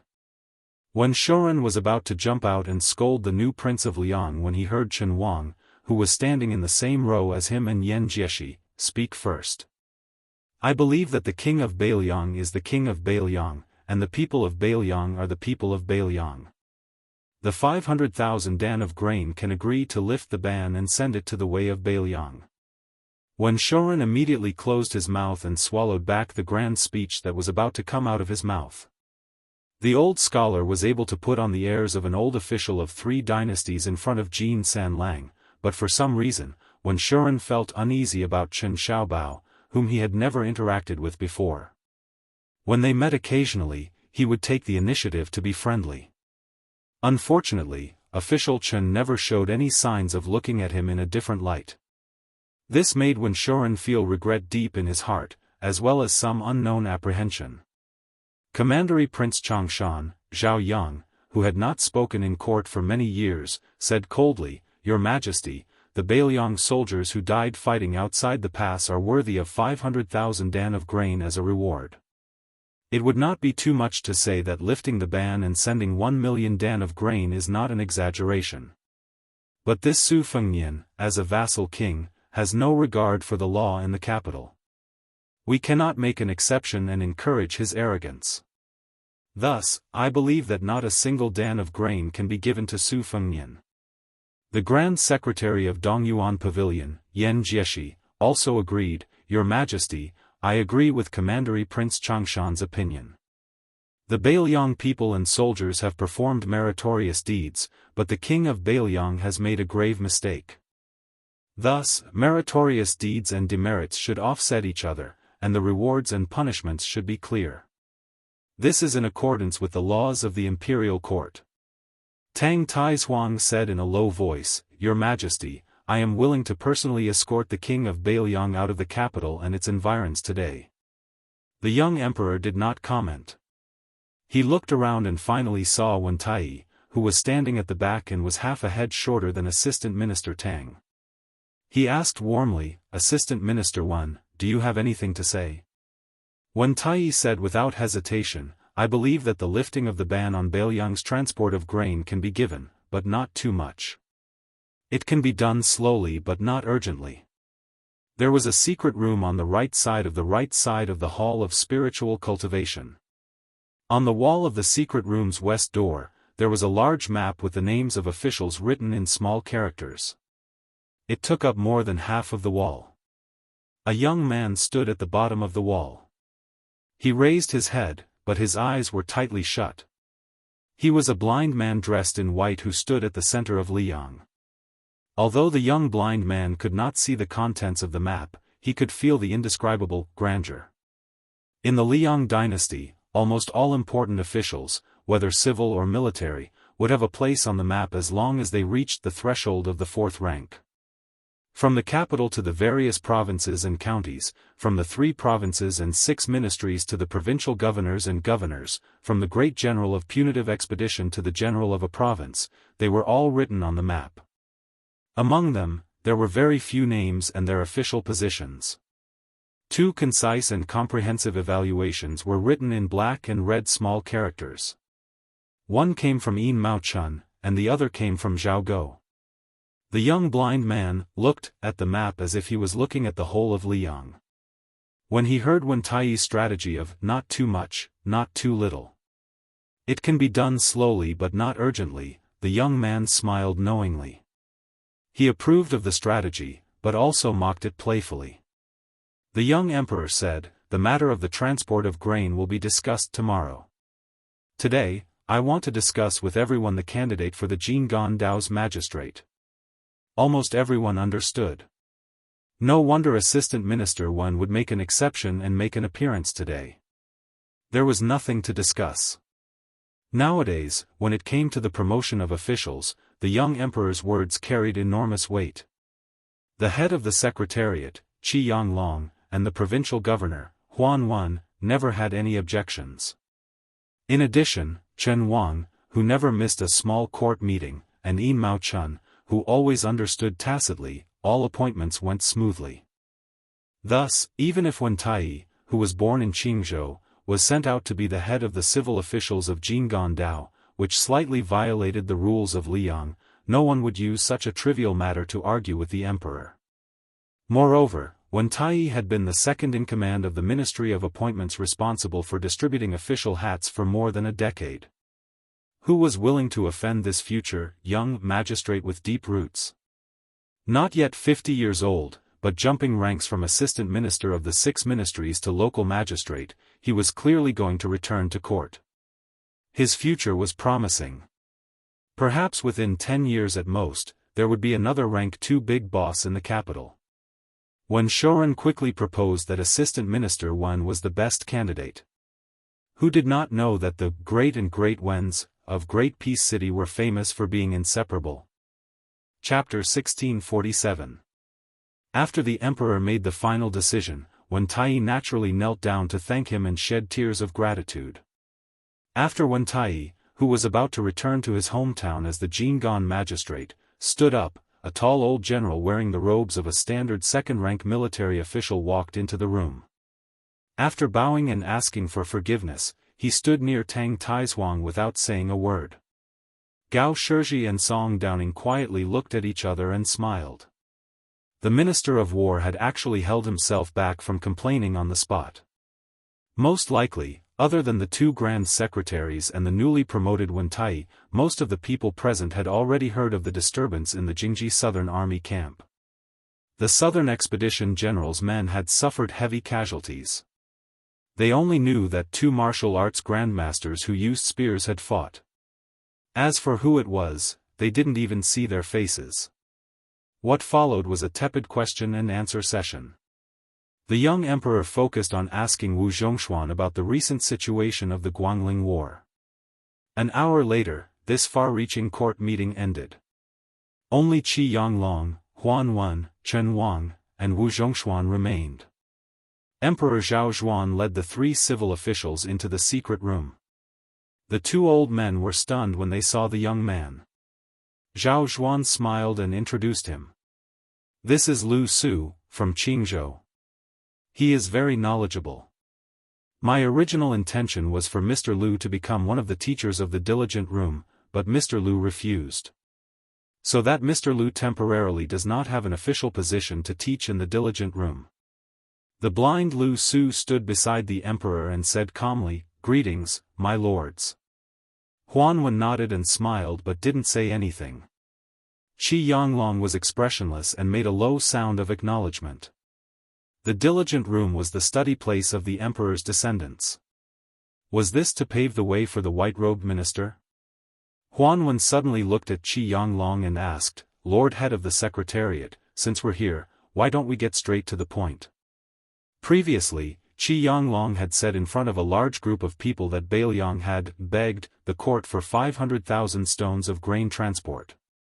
Of course, it was to help the young emperor gain face. When Shorin, this stupid scholar, would take it seriously. Many others were also skeptical, but Tantanon would never take it seriously.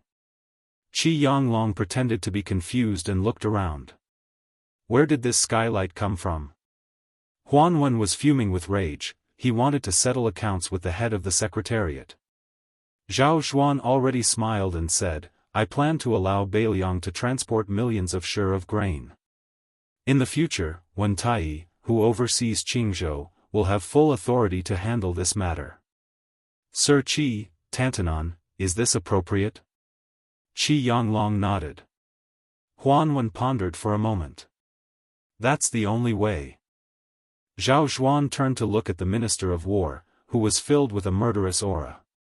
"General Wu has been wronged. I will have people thoroughly investigate the matter of the Jingji Southern Army camp. Before General Wu returns to Guangling Road, I will definitely give you an explanation." Wu Zhongshuan cupped his fists and said, "Since your Majesty has such intentions, this general has nothing to say. Please rest assured, your Majesty, this general is not the kind of official who cannot see the big picture." Zhao Zhuan looked satisfied. Huan Wen hesitated and finally couldn't help but ask, "Your Majesty, whether it is Wen Tai or the King of Jing'an, they all have old grievances with Bailiang Su family. If they overlook official business for personal reasons and delay the important matters of the court, what will happen then?" Zhao Zhuan smiled and said, "The King of Jing'an and Zhao Sun are undoubtedly loyal. Wen Tai's knowledge and achievements are praised. After taking on this important task, I believe that he will not dare to be careless in the matter of the transport." Huan Wen continued unabashedly, "Our Liang's transport is divided into north and south.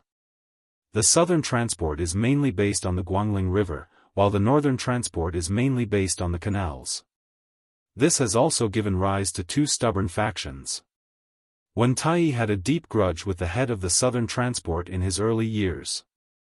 I'm afraid that even if Wen Tai is sincere in his work, the southern transport will make things difficult for him from top to bottom. Furthermore, the Qingzhou General Hong Lingshu, who could originally balance the transport of more than 100,000 troops, is now in the capital. In Lao Chen's opinion, if Wen Taiyi is appointed as the Jinggan Dao Jingshi, we still need to send a deputy Jidushi, whose prestige is not weak.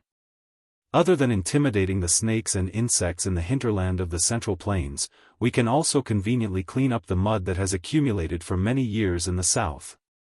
Although Huan Wen was somewhat overbearing, Zhao Zhuan still nodded with a smile. If that's the case, what does Tantanon think of Anong General Ma Xianliang leaving the capital to take up the post of deputy Jidushi? Huan Wen was somewhat surprised. Chen Wang was about to speak. Whether it was his ability to lead troops in battle, his reputation in the army, or his family background, Ma Zhongxian's promotion from a third-rank Anshi general to a second-rank deputy Jidushi in the vassal king's territory, as well as a promotion within the military official system, there were no major problems to be found. However, as the son of Ma Lulang, Ma Zhongxian's departure would be enough to suppress the transport officials. Perhaps he could really take back the power of the transport from the hands of the various nobles and return it to the imperial court. However, this would inevitably go against the original intention of ensuring the smooth transport of the transport. Wen Taiyi and the Bailiang Su family didn't get along. Wasn't this even more so? Just as Chen Wang was thinking about what to say, he suddenly felt his sleeve being pulled. Turning his head, he saw Lu Su looking ahead, as if he didn't reach out to stop Chen Wang. Chen Wang was very cautious and quickly dismissed the idea of advising him. At the same time, Chen Wang was somewhat shocked. How did Lu Su know that he was going to speak? After another hour, the officials left the secret chamber. Wu Zhongshuan smiled and said goodbye to the other four, taking large strides away. Qi Yanglong and Huan Wen walked side by side. As the old man of the diligent department, Chen Wang led the newcomer Lu Su there. The two old men and the two newcomers happened to be walking in different directions, with their backs facing each other. Chen Wang said softly, "Thank you." Lu Su's expression was indifferent, as if he didn't hear. On the other side, Huan Wen, who didn't need the palace eunuchs to lead the way, sighed emotionally, "It's different now." Qi Yanglong said something disrespectful, "What, is Tantanon unhappy that your majesty isn't the emperor?" Huan Wen said angrily, "Bullshit." The head of the secretariat pretended to sniff, "The autumn air is refreshing, the osmanthus fragrance refreshes the mind, where did this stinky fart come from?" Huan Wen snorted coldly and quickened his pace, obviously unwilling to continue walking side by side with the head of the secretariat. Qi Yanglong didn't stop him, but also quickened his pace, laughing softly, at the imperial astronomer. "The king of Bailiang personally praised my knowledge as the best in the world. Tantanon, what do you think?" Huan Wen turned his head to look at the head of the secretariat, who was full of pride, and said disdainfully, "Who are you trying to fool?"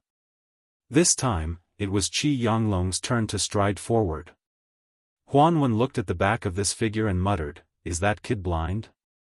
Or does this old man have a beautiful granddaughter at home, and that kid is thinking about her?" When the lady boss of Jiao restaurant was personally led into the small courtyard by Su Yanbing, she saw a scene that made her not know whether to laugh or cry. The king of Bailiang was sitting on a small bench, scrubbing his extremely luxurious royal robe. The problem was that the young man's movements were very skillful. Su Fengnian had just finished washing the clothes. After wringing them dry, he quickly dried them on the bamboo poles that had already been set up in the courtyard. He wiped his hands and said with a smile, "Aunt Hong is here. Sit anywhere, there are only 2 chairs anyway."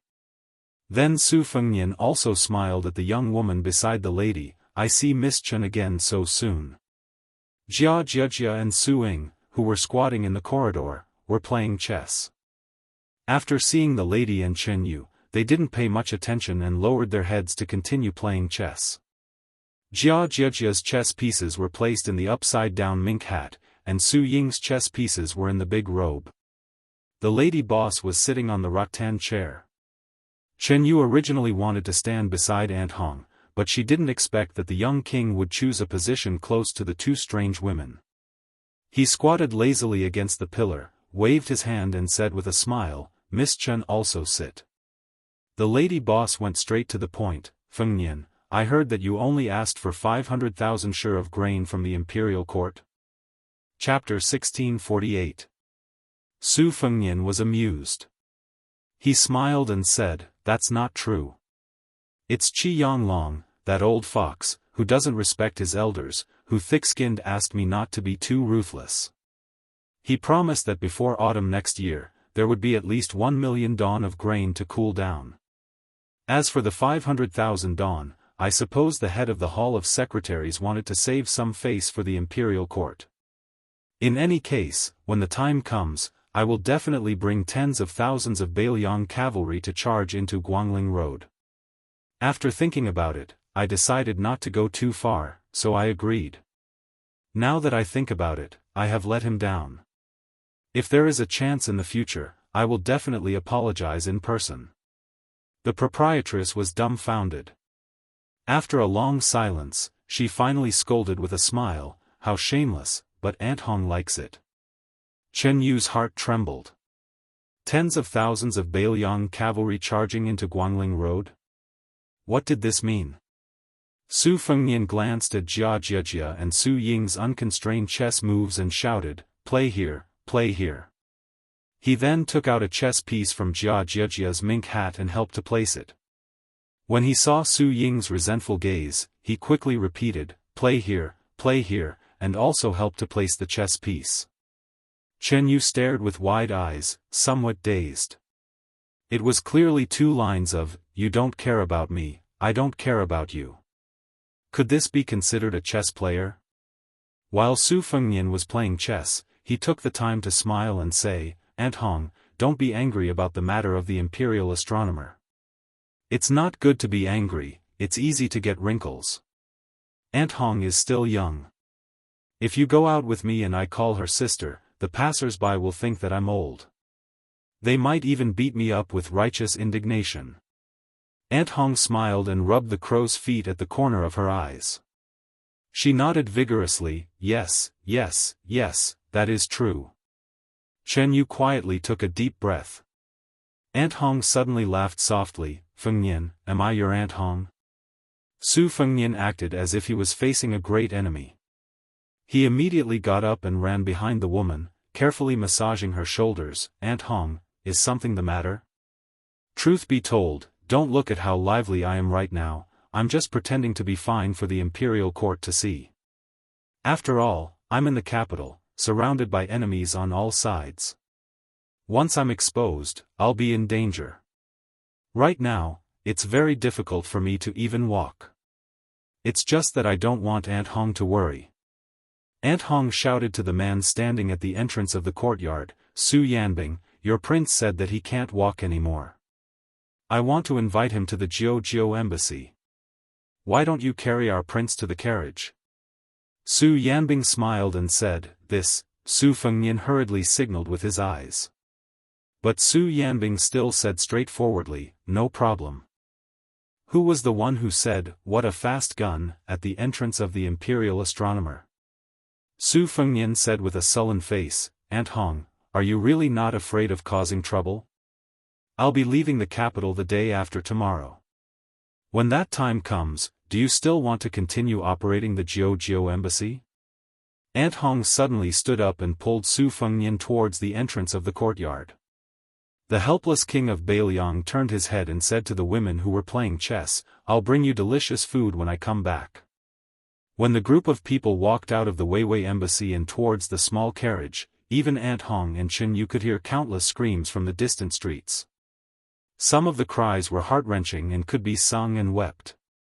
Su Fengnian, who originally wanted to ride a horse to the Jianghu embassy with Su Yanbing, immediately lost the idea. Then, he heard Aunt Hong say with a smile, look, how can the Jianghu embassy's business not be popular in the future? When the time comes, Aunt Hong will charge 100 taels of silver for the seats you sat on. Whoever offers the highest price can sit on them. Moreover, you can only sit for an hour. How about it? Su Fengnian smiled awkwardly, Aunt Hong, I suddenly feel a little unwell. Tomorrow. I'll definitely go to the Jianghu embassy to look for Aunt Hong tomorrow. Aunt Hong glared fiercely at him. Without any explanation, she pulled him into the carriage. Su Yanbing rode a horse and escorted them. Looking at the maddened women crowding at the window, many of them had even rushed to the streets. Su Yanbing felt that the road ahead was so bumpy. Aunt Hong and Chen Yu sat side by side. Su Fengnian sat timidly in the opposite corner. Aunt Hong joked, "Fengnian, have you not thought of picking a few beautiful wives to bring back to Beiliang?" Chen Yu turned her head and looked at the curtain. Su Fengnian said with a headache, "Aunt Hong, please spare me." On the main street of the Weiwei embassy, the carriage moved like a tortoise. Outside the window, there were voices calling out, "Brother Su." Su Fengnian touched his forehead. This time, there was really cold sweat. Aunt Hong suddenly asked, "The two large formations of the imperial astronomer have been destroyed?" Su Fengnian didn't know how Aunt Hong got to know about this secret. He nodded and said, "More than half of it was destroyed because Duke Yensheng gave me something that preserved the vital qi of Liyang and didn't let Xie Guining have his way. However, the one surnamed Xie did not have it easy either. That broken bowl was destroyed by me, and then Dong Tai targeted it. That sword probably made Xie Guining run all the way to the south of Guangling River. All in all, the energy of Liyang still exists, but there are changes. If there are no accidents, the leader of the Qi cultivators of the northern lands has already told that young emperor. The strangest thing about me is this. He actually did not denounce me for this. Maybe Xie Guining is behind this again. At the time, I did not expect that bull rider to come to Great Peace City. I planned to use the chance that the first-generation ancestral master of Longhu Mountain thought he could return to the Gate of Heaven to charge through the Gate of Heaven and kill more immortals. So I did not chase after Xie Guining. If I had known earlier, I would have chased after him for a few hundred li. Aunt Hong sighed and said, "Such a big heart, just like your father." Su Fengnian grinned. Sensing that Chen Yu was staring at him, Su Fengnian joked, "What, Miss Chen does not recognize the beggar who led the horse a few years ago?" Chen Yu said honestly, "I do not recognize him." When they arrived at the Jiuzhou embassy, they found that for the first time, it was deserted. Aunt Hong smiled and said, "We closed at noon, not willing to serve that group of masters. Today, Auntie Hong will make an exception and cook for you personally." After unlocking the door and entering, Aunt Hong quickly closed the door. Su Fengnian suddenly saw a woman with a black hat standing not far away. Su Fengnian stilled and quickly walked in front of her. He said softly, "Aunt, why have you come?" Even though Zhao Go is in a terrible state and cannot attend to many places, it is inevitable that there will be people watching the Jiuzhou embassy. The woman took off her black hat, her face still covered by armor. She was Wu Su's sword attendant back then, Zhao Yute.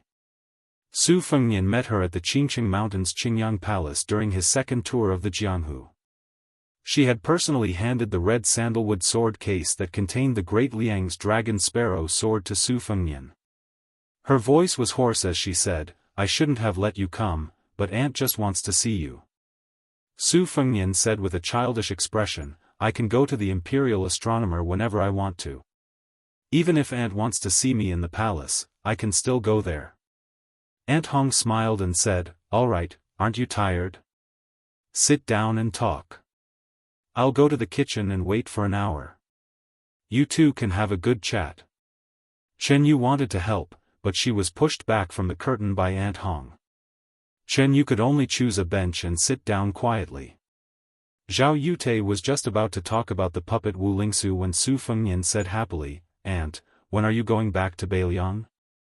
"Now that Huang Man has grown up, Aunt, let me tell you a secret. There's a Beimang woman who really has good taste. She took a liking to Huang Man, at first glance and shamelessly wants to be Huang Man, wife. She can't be stopped or beaten away. Her status isn't simple either. Of course, I don't have any prejudice against her, but I'm happy for Huang Man, As Huang Man-er's older brother, of course I can't be too polite to her when we meet. Otherwise, what if Huang Man can't control her in the future, right? So I purposely put on a stern face and picked on her, scaring that woman into a daze. That feeling was really good. It made me secretly happy. Second sister also misses you, Aunt. If I can bring Aunt back this time, she'll definitely be overjoyed. Listening to his long-winded chatter, Zhao Yute took off the brass mask that had covered her face for more than 20 years, revealing her hideous face. But she didn't care, and neither did he. When Aunt Hong shouted that the dishes were served from behind the curtain, Zhao Yute said softly, "Aunt, you still have to keep an eye on the Wu father and son. That pair of father and son are the kind of people who don't know when to stop. We can't let all our efforts go to waste." Su Fengnian shook his head, his eyes resolute. "Aunt, come home with me. Don't worry about them. Bailiang doesn't need these schemes anymore." Zhao Yute also shook her head. "After so many years of planning, it's a pity to give up now." Su Fengnian smiled brightly. "Aunt, when I officially get married, what will I do if there's no one at home?" Aunt Hong, who was holding a plate with one hand and lifting the curtain with the other, burst into tears when she heard this. Chapter 1649. When Su Fengnian left the Jiuzhou embassy, the sky was filled with burning clouds. Looking up, it looked like a magnificent Sichuan brocade stacked together. Beautiful scenery, famous generals, heroes, and meritorious officials. Everything was gone. The carriage belonged to the lady boss. Su Yanbing abandoned the horse and became the coachman again. Other than Su Fengnian, there was also a graceful woman with a veil covering her face in the carriage. Originally, Su Fengnian did not want to take over this hot potato, but Aunt Hong's words convinced him. There were always some women in the world who wanted to live for themselves, but it was often difficult for them to do so. I, Aunt Hong, would not ask for other men, but with Fengnian, I will not treat you as an outsider. Take her to Bailiang. You don't have to care where she wants to go after that." The two did not speak along the way. Chen Yu was in a daze, and Su Fengnian was busy regulating the qi in his body. It was probably more strenuous than the Guangling River flood control in Liang. When they returned to the Demoyai embassy, Su Fengnian arranged for her to stay in a secluded courtyard, not too far from his. When they parted, Chen Yu stared at Su Fengnian with her limpid eyes before he turned to leave. Su Fengnian smirked. "Didn't that Liao King Zhao Wu want to marry you as a princess? I have a grudge with him. If he is unhappy, I will be happy." She blinked. "You want to make him a cuckold?" Su Fengnian said seriously, "As long as you can beat me, that's it." Chen Yu's lips curled up. "What a pity." Su Fengnian nodded in agreement. Yes. Unfortunately, my martial arts cultivation is passable. Ordinary people can't get close to me." Chen Yu pretended to be angry and clenched her fist. Su Fengnian seemed to have remembered some of the painful past when he was traveling in Jianghu. "Heroine, don't hit my face. I have to rely on it for a living." Chen Yu snorted coldly, turned around nimbly, and said calmly, "You didn't have the guts to steal before, but now you don't even have the heart to steal anymore. It seems that the saying that a skilled person is bold is a lie."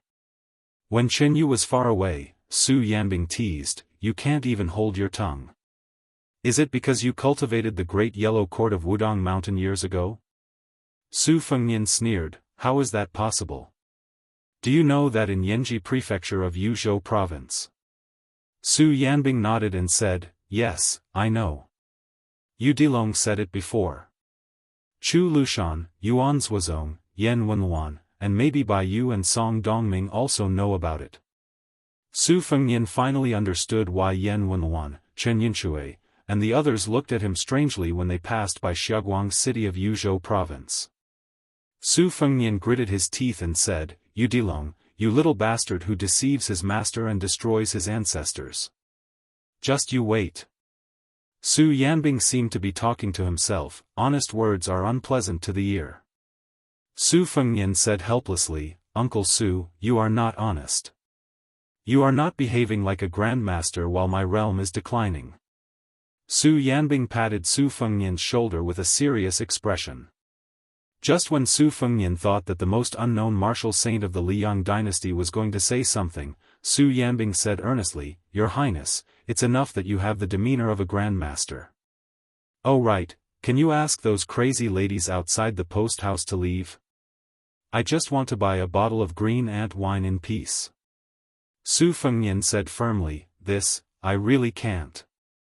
Su Yanbing left with a big laugh. Su Fengnian thought for a while and jumped to the roof of the small courtyard. He lay down and looked at the splendid burning clouds. Jianghu and Suing sat on his left and right. With Su Fengnian between them, they stretched out their hands and played a game of 15, 50, and 20. Just as Su Fengnian was about to take a break and close his eyes to rest, he noticed that Deputy Ma Wei was standing uneasily at the entrance of the small courtyard. He was looking into the courtyard with his head shrunk back and his hands were holding a small pouch. Su Fengnian went to him and asked with a smile, What's wrong? Deputy Ma Wei looked as if he had lost his parents and cried miserably, Your Highness, I just found out that there was no green ant wine in the post house, so I wanted to go to the restaurant on the street to buy a few jars. I didn't expect that before I entered the door, I would be blocked by a group of women. They were either the daughters of the Marquis, the nieces of the assistant minister, or the relatives of some general. I really couldn't afford to offend them. They stuffed a lot of things into my hands. Not only did they give me a stack of letters, there were also fans, combs, hairpins, embroidered balls, jade pendants, and sachets. They even said that it was their first time using a rouge box, the first time they read a forbidden book, and even a gold-embroidered knife and hair cut with the knife. It's not that this humble one didn't want to refuse, but this group of women, in addition to the golden branches and jade leaves, there were also several heroines and fairies. Looking at their attitude, if this humble one didn't accept, they would break this humble one's hands and feet. This humble one almost didn't make it back to the Dima Way alive. There was a young lady from some noble family who almost gave this humble one a zither to the prince. This humble one really escaped death. Su Fengnian sighed and took the heavy pouch from the Deputy Ma Wei's hands. This pouch turned out to be a woman's luxurious cloak. When the young king turned around, the Deputy Ma Wei carefully said, Your Highness, it seems that when I was busy, I also took a few things wrapped in a pomegranate skirt or a satin gown. Inside, there should be a woman's embroidered shoes, as well as a close-fitting tee. Without waiting for the king of Bailiang to come back to his senses, the Deputy Ma Wei didn't care about etiquette and ran away. Su Fengnian reflexively turned his head.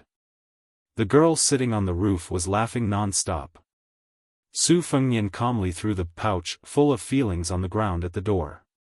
He clapped his hands and walked into the courtyard with a handful of fragrance.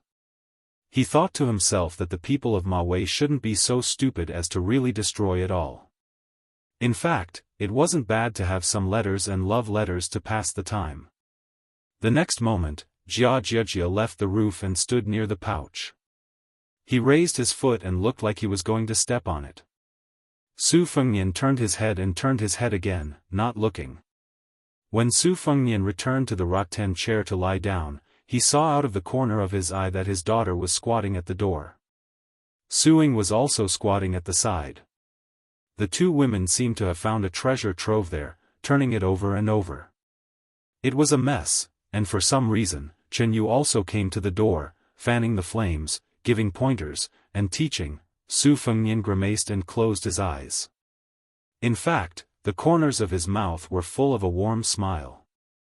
When they had dinner together, Su Yanbing drank the green ant wine that the Deputy Ma Wei went through a lot of trouble to buy. He held back his laughter and used all his strength to stop himself from adding insult to injury. Because other than Chen Yu, who was still considered to be a proper decoration, Jianghu and Su Ying's heads were full of hairpins. The jewelry was so dazzling that it could blind people's eyes. There was also a lot of makeup on their faces. It was even better than the burning clouds in the evening sky today. Chen Yu threw a charming and provocative look at the young king whose mouth was twitching. The latter nodded and praised against his conscience, beautiful. Chapter 1650. They finally made it through this dinner. The small courtyard in the night was quiet and serene. Chen Yu lay on a rattan chair. Su Fengnian and Su Yanbing sat on a small stool at the top of the steps, each holding a jug of wine. Su Ying was spinning and dancing, and Jia Jiajia was spinning in circles around her. Su Yanbing said emotionally, "If there is a day when the people of Bailiang can live as peacefully as the people of Great Peace City, it would be good." Su Fengnian drank a mouthful of the green ant wine that was not as authentic as the one in Bailiang. "It is not easy, but since we won this year, we have something to think about." Su Yanbing, who rarely spoke heartfelt words, took a big gulp of wine. "I am an ordinary man who only cares about the martial path. Even though I was a retainer of the great general in the past because of my sect, I never cared about the country or the world. I always felt that if I had a pair of fists and a body of martial arts, I would either break through the heavenly gate and ascend one day when I was bored, or I would die by someone's hand. Death is death no matter where it is. Even if there is no one to bury this body of mine, it does not matter." Later on, I took a walk behind Qingliang Mountain. At the time, there were not many names on the stone steels.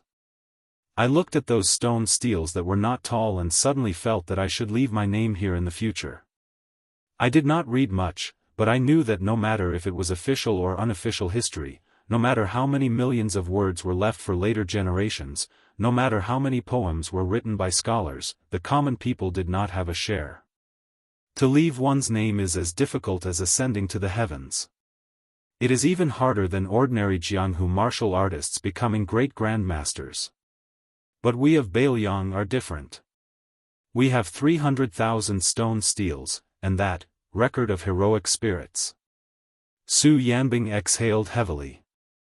We of Bailiang are different. Su Fengnian had unknowingly finished his wine. He placed the flagon on his knees and folded his hands into his sleeves. He said softly, "Uncle Su, no matter how heroic it is to die in battle, it can't compare to living well." Su Yanbing said with a smile, "Who doesn't die? Of course, no one wants to die if they can. But I have said before that our Bailiang is not the same, and is even more different from this great peace city." Su Fengnian remained silent. Su Yanbing turned his head and asked, "What's wrong? Do you think those 100,000 plus border soldiers died in battle for you, Su Fengnian?" Su Yanbing spat fiercely, "Don't be cocky, you brat. Do you really think that just because there are hundreds of women outside the Bailiang who are willing to die for you, that the 300,000 heavy cavalry of Bailiang are also in love with you, Su Fengnian? Motherf *****, 300,000 border soldiers, those are all men who can run naked for a dozen li in the snow in the middle of winter." Su Fengnian laughed involuntarily. Chen Yu couldn't help but laugh, but then some fragmented sadness appeared in her eyes. This was probably a conversation unique to Bailiang men. It was like a Bailiang knife. It was not heavy, but it could cut off the heads of the 300,000 Baimang soldiers. There were not many Bailiang cavalry, but they were able to build an unprecedentedly large spectacle at the mouth of the gourd. Su Yanbing raised his head and drank a mouthful of wine. "Liang only has Bailiang. If we don't fight to the death, how can we live? As long as you, Su Fengnian, don't let them die in vain, and don't retreat from the battle alone, then you are worthy of the 300,000 heavy cavalry."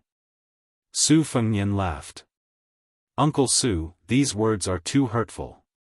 Let's not talk about other things, just the fight with Tuoba Bodhisattva. I myself think it was quite earth-shattering. If that bastard Tuoba Bodhisattva didn't have someone to help him, his head would have been lost before Yang Yuanzhan's." Jia Jiajia, who was still accompanying Su Ying, let out a heh. Su Fengnian quickly laughed. "Next time when we fight, I'll definitely call you and let you clean up the mess." Su Yanbing poured the wine pot with all his might, but there was no more wine. Su Yanbing casually threw the wine pot high over the wall, then slowly got up and said, Su Yanbing has a presumptuous request. Su Fengnian said, Uncle Su, go ahead. Su Yanbing said calmly, don't be the king of Beiliang just because you're the son of Grand General Su Shao. Don't stand outside the pass just because you're the king of Beiliang. After saying this, Su Yanbing strode down the steps. When Su Yanbing reached the gate of the courtyard, Su Fengnian picked up the wine pot and gently tossed it to him. Su Yanbing caught the wine pot without even raising his head. Su Fengnian laughed. No problem.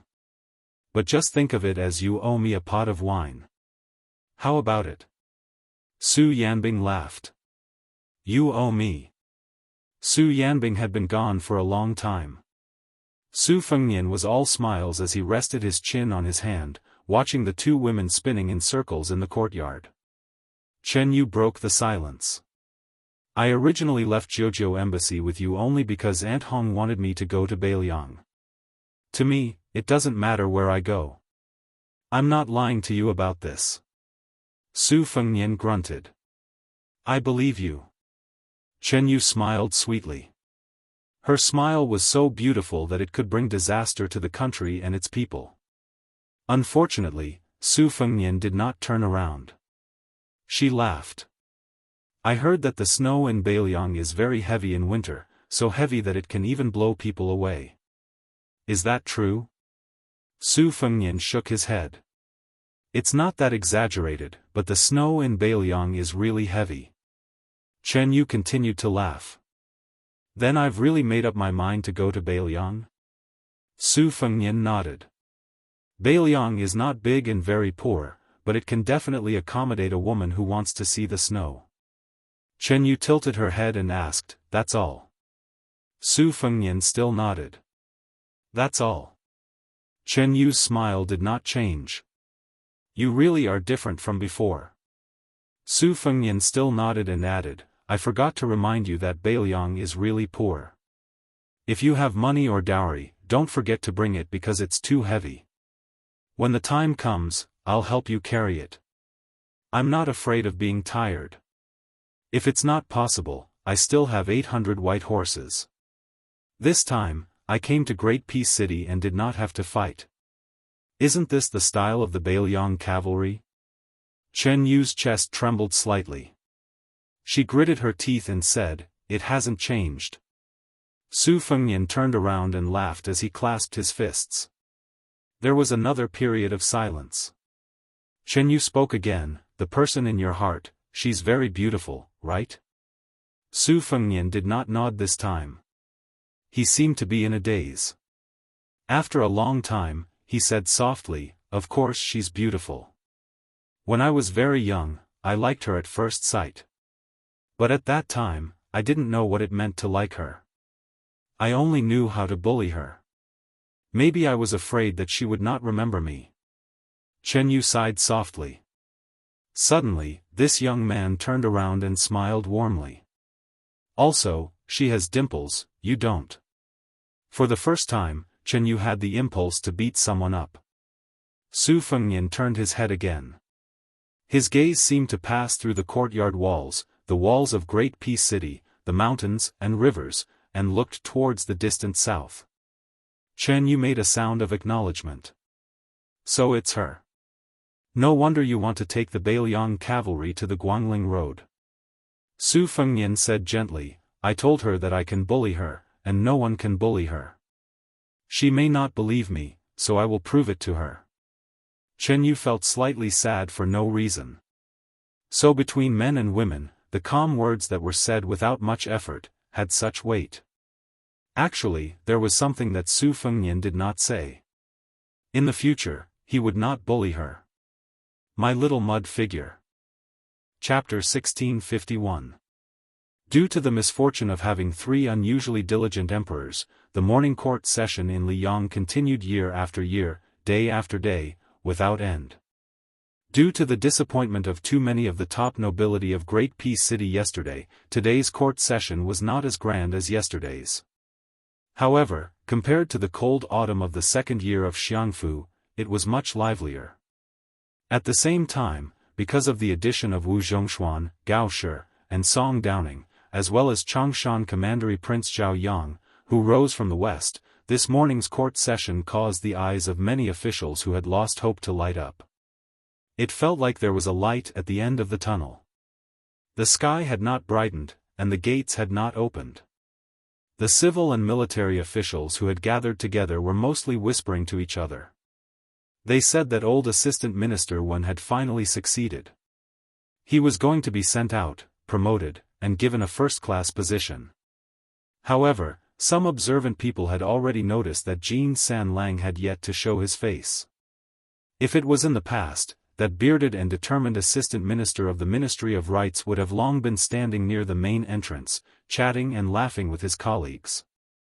The Minister of Rights, Sima Puhua, and the Right Assistant Minister, Jiang Yongla, who everyone knew were estranged from each other, had gathered together today and even felt like they were family. This was an extremely rare occurrence.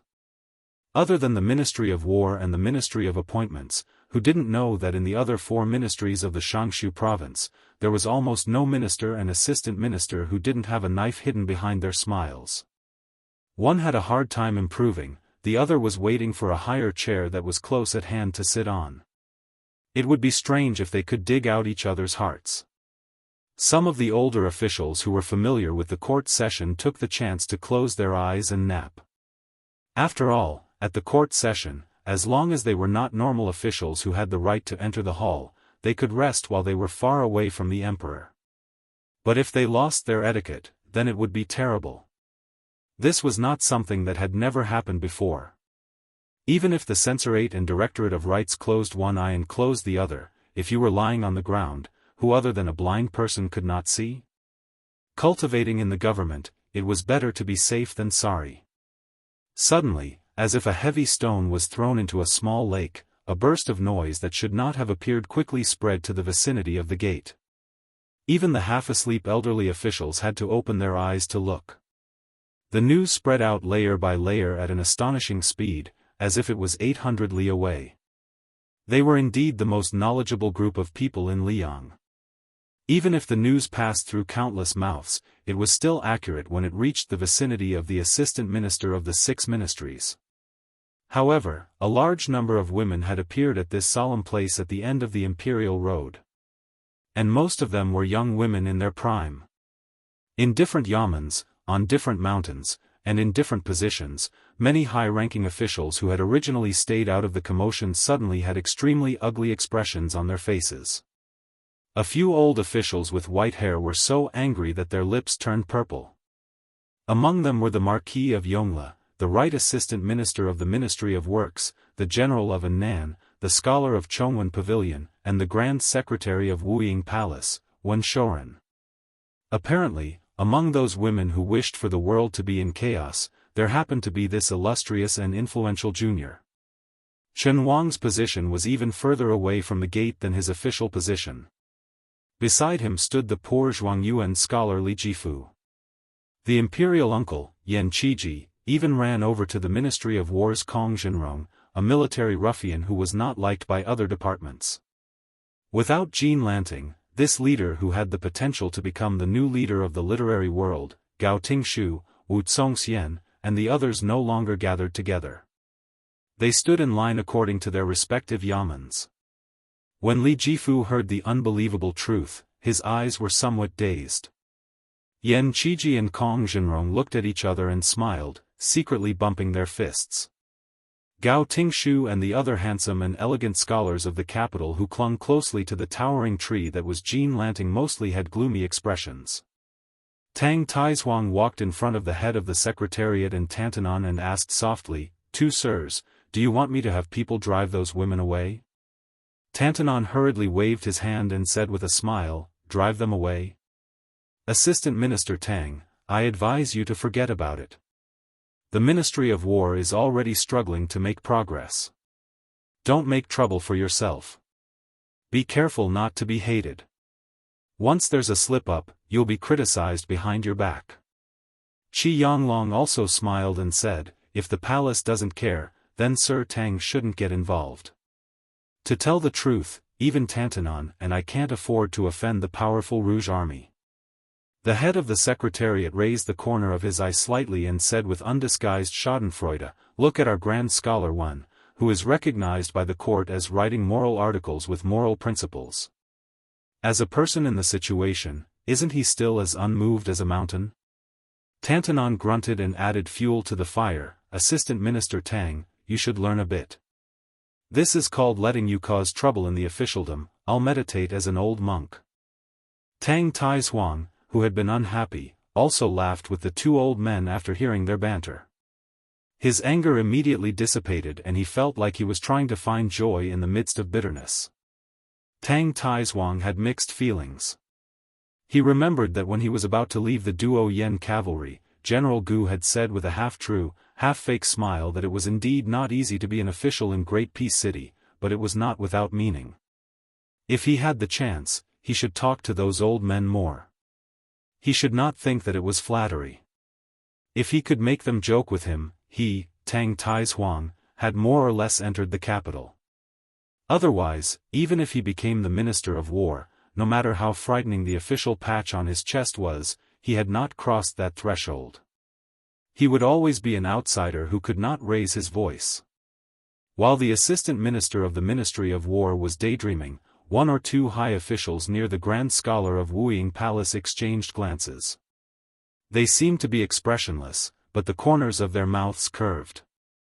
As expected, Sir Wen had started to meditate. At this time, a fat man who had hurriedly jumped off the rented carriage was completely dumbfounded.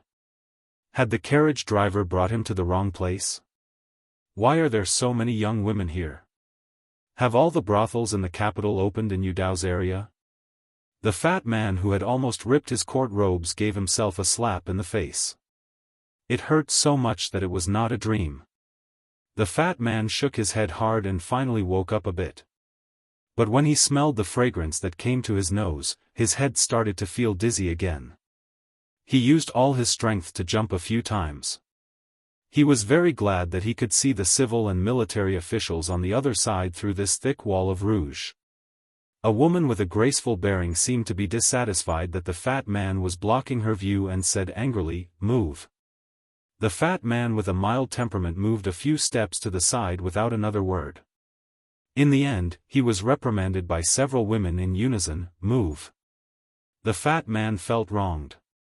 Just as he was about to move in fear, he was reprimanded by another woman. "Don't move, damn fat man, stay where you are. Her father is only a fourth-rank official, don't mind her." The woman opposite the fat man turned her head and said with a cold smile, "So what if my father is a fourth-rank official? He's the Minister of Censorate. He can impeach all officials. Your father is just a lousy assistant minister, is he really that amazing? Later, I'll have my father report your father." "What do you mean by your father, my father, and what Minister of Censorate and what Minister of Censorate and what Minister of Censorate? He was just a fifth-rank official with no power in the Imperial College." When the fat man heard this, his cheeks trembled. "My mother, sigh, it doesn't matter if he's the Minister of Censorate or not. A fourth-rank official really isn't that small as a sesame seed. Even a fart from him can kill me, Wang Tong Lu." Wang Tong Lu wanted to cry but had no tears. "The Imperial Road under my feet is very wide, but it can't compete with you ladies who are already standing on the street. If I delay the court session, I, a small person who almost got beaten to the ground by a fifth-rank official, Heavenly Strategy Chancellor, will really have to pack my things and get kicked out of the Imperial College." Wang Tong Lu, who was just about to brace himself and pass through the wall of people, was immediately pointed at his nose by the woman in front of him. He was so scared that he took a few steps back. This time, Wang Tong Lu even had the heart to hang himself with a strand of hair. Suddenly, screams resounded through the sky. Wang Tong Lu was dumbstruck. He looked at the women in front of him who were either clutching their chests, covering their faces, or grabbing their hair in madness. How come they had gone crazy earlier than him? The one who has a hard life is me, not you. Wang Tong Lu sat down on the ground and pounded his hands on the ground. He muttered, "It's over, it's over. This time, even the old man won't be able to protect me. But I still haven't been able to buy a small house the size of a fingernail in Great Peace City. I still haven't saved enough money for a wife. My 200 caddies of autumn fat is natural, it really isn't from eating." There was a clatter. Wang Tonglu raised his head and saw the great aunt whose father was said to be the minister of censorate in front of him. Her eyes rolled back and she fell backwards. There was no one to support her. Behind her, there were two women of the same age who were tightly hugging each other and sobbing silently. Wang Tonglu thought very carefully and seriously. How about he also fainted and ended everything? Just as Wang Tonglu was weighing the pros and cons, a hand suddenly supported him and pulled him up. Wang Tonglu, who seemed to be riding the clouds, turned his head in confusion. That was a handsome face that he dreamed of every day when he looked in the mirror.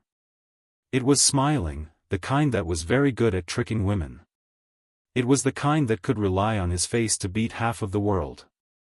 That person said with a smile, "Mr. Chancellor, what a coincidence. To be able to meet you at morning court twice, it is fate." Wang Tonglu was still confused, and... "What did you say?" That face was filled with a warm smile. "Last time, wasn't it you who reminded this king to be more careful and not overstep the rules of etiquette? The censors of the censorate and the 6 departments, as well as the eunuchs of the ceremony directorate will all be watching." Wang Tonglu, who had seen a ghost in broad daylight, took several steps back in fright. "It's you. When it rains, it pours." He really couldn't live like this. Last time, when the vassal kings gathered for the morning court session, it was because he acted like a good person and accompanied this young man to the gate. It was only a distance of 200 to 300 steps, and then he became a street rat that everyone in the Imperial College wanted to beat up. If it wasn't for the old man Tantanon who helped to say a few words of justice in front of the left chancellor at that time, Wang Tonglu's 200 pounds of autumn fat would have been reduced to 100 pounds. Chapter 1652. Wang Tonglu sat on the ground and suddenly burst into tears. "Your Highness, I beg you, please be magnanimous, just think of me as a stuffy fart and leave with your noble feet. Without your Highness in the court meeting, it can't be regarded as a bright light to my humble dwelling. Please spare me.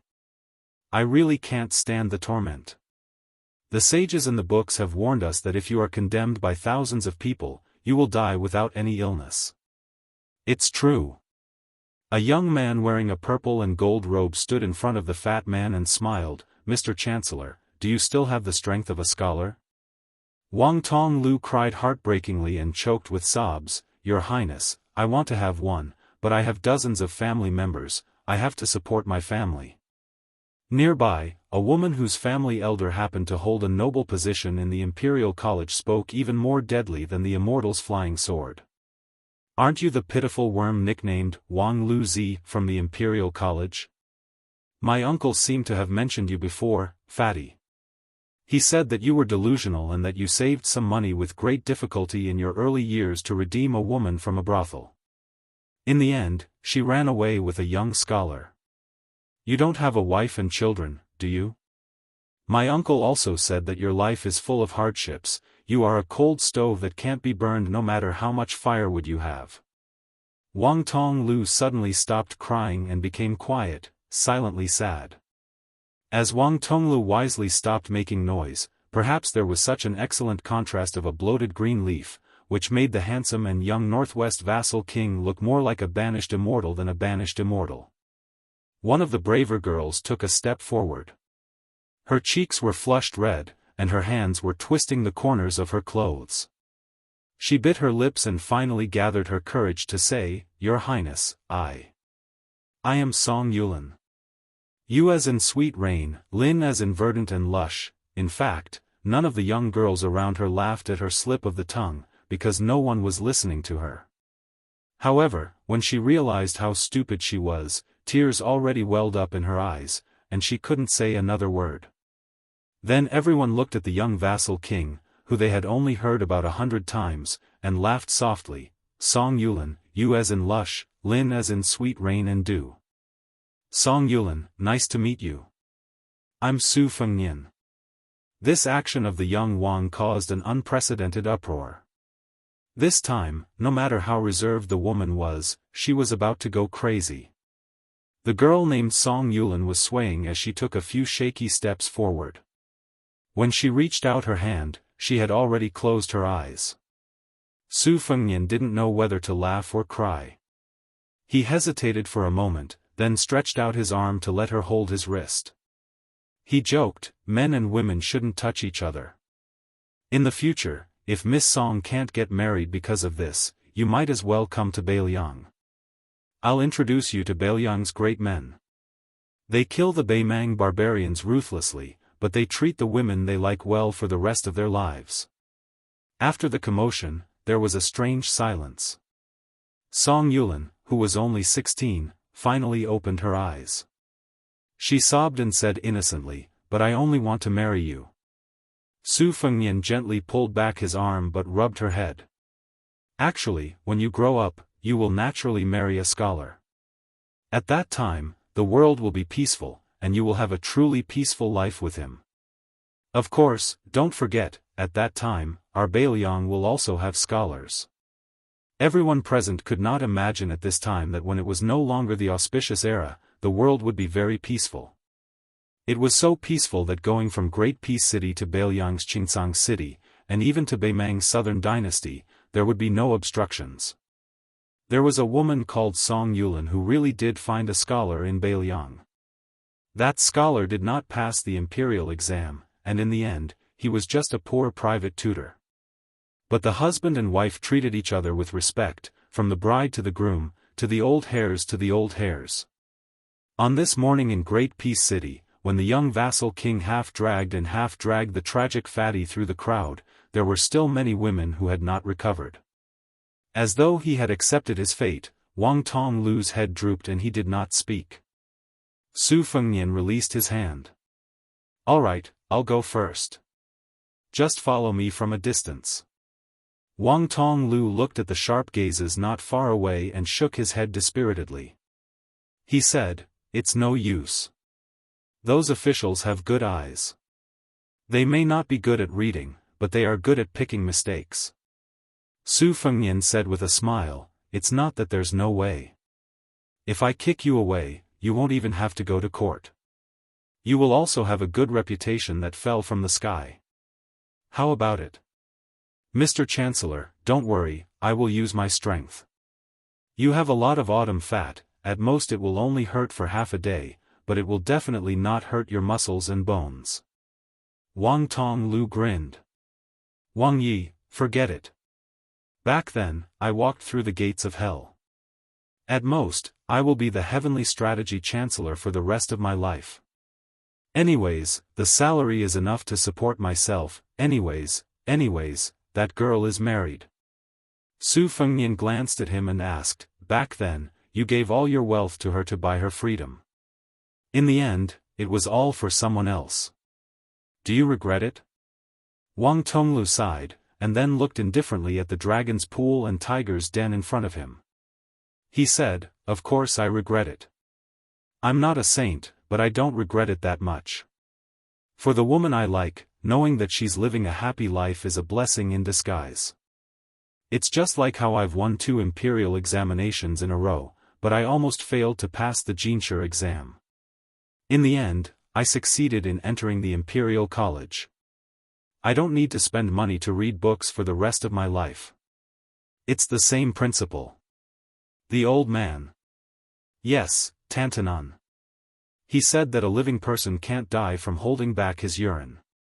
This kind of words can't be read in books, but I remember it in my heart." Su Fengnian smiled and said, "Well, you are indeed the Mr. Chancellor that Tantanon said is a pound of meat and a pound of knowledge. You are more magnanimous than the average person." Wang Tonglu blurted out, "Do you think I want to be so magnanimous?" The fat man trembled and quickly shrank his neck. The two people with great disparity in status once again walked together on this imperial road.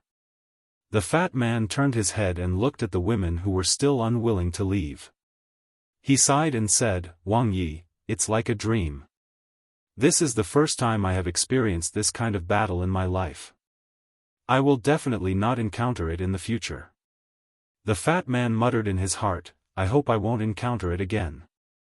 Su Fengnian smiled and said, I am about the same. This kind of thing is not much easier than facing the tens of thousands of Beimang's iron cavalry. The fat man said with a face of disbelief, how is that possible? Su Fengnian said, you don't believe me. I used to spend a lot of money when I went to the brothel, and I spent more than the average person. Looking back, it was all a waste of money. But I also became thick-skinned at that time. Later on, I heard more of your Li Yang's scolding and became more used to it. Right, after the last court meeting, did you scold me? The honest and simple Wang Tonglu subconsciously said, scolding must be in private. Wang Tonglu suddenly said resolutely, no, absolutely not. Su Fengnian teased, oh, you know how to sail according to the wind. Wang Tonglu whispered, my little skills are useless against those slippery old foxes. As the two slowly walked forward, Wang Tonglu could already vaguely recognize the identity of the official at the front. Su Fengnian said softly, you really don't want to trick me? Wang Tonglu was in a dilemma. His legs were getting heavier and heavier. Chapter 1653. Just when Su Fengnian couldn't bear to help him make the decision, the young official of the Imperial College clenched his fists, it's too late, I'll be tough today. I've been a coward for nearly 10 years, I've been so cowardly that I can't even study in peace. At worst, I'll just quit being an official. I'll pack my things and go home. Su Fengnian asked, lousy? Wang Tonglu quickly said, this official. Su Fengnian was amused and playfully said, whether you believe it or not, this time is different from last time, you will only be promoted and get rich, you won't lose your official hat. Wang Tonglu honestly said, don't, Prince, don't say that. It's fine if you don't say it, but when you say that I have something to look forward to, my teeth are chattering. When Su Fengnian got closer and closer to the gate, the officials imperceptibly began to retreat. Wang Tonglu muttered to himself, last time I walked in the clouds, I didn't experience the feeling of a fox borrowing the tiger's power. Today I'm going to die anyway. Wang Tonglu, straighten your back. This is the first time in your life, if you don't cherish it, you will be struck by lightning. Then Wang Tonglu heard the vassal king that he couldn't hate from the bottom of his heart say a few words. Wang Tonglu was about to say a few words to him to boost his courage, and then, there was no one around him. Wang Tonglu immediately returned to his original state, subconsciously turning around and then running away. He didn't care about any other consequences. At this time, an old man shouted, Wang Tonglu. As if he was cast by an immortal, when he heard the voice, the fat man stopped and turned his neck to see the old man quickly walking over. The old man kicked the guy and laughed angrily, Chancellor Wang, oh Chancellor Wang, have you forgotten the pain after the scar healed? Previously you recklessly walked side by side with the vassal king once, are you addicted to walking? Wang Tonglu tried to stretch out his hand to wipe his tears and pretend to be pitiful, but unfortunately, he found that there were no tears, so he could only laugh dryly. Old man, it's really not that this official wanted to get close, but when this official got off the car, the young ladies were blocked outside and couldn't come in, and then the prince was pulled in. Tantanon narrowed his eyes and snorted, oh. Why don't you play dead? Wang Tonglu scratched his head and said, I was so busy sweating that I didn't think of this. Then, I came here in the blink of an eye.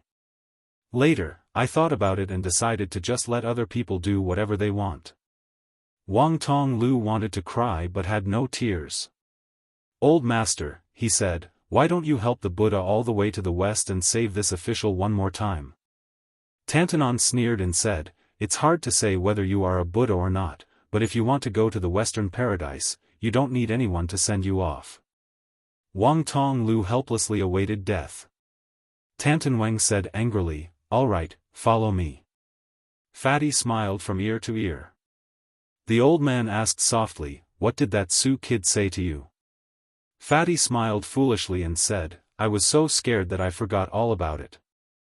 I can't remember at the moment.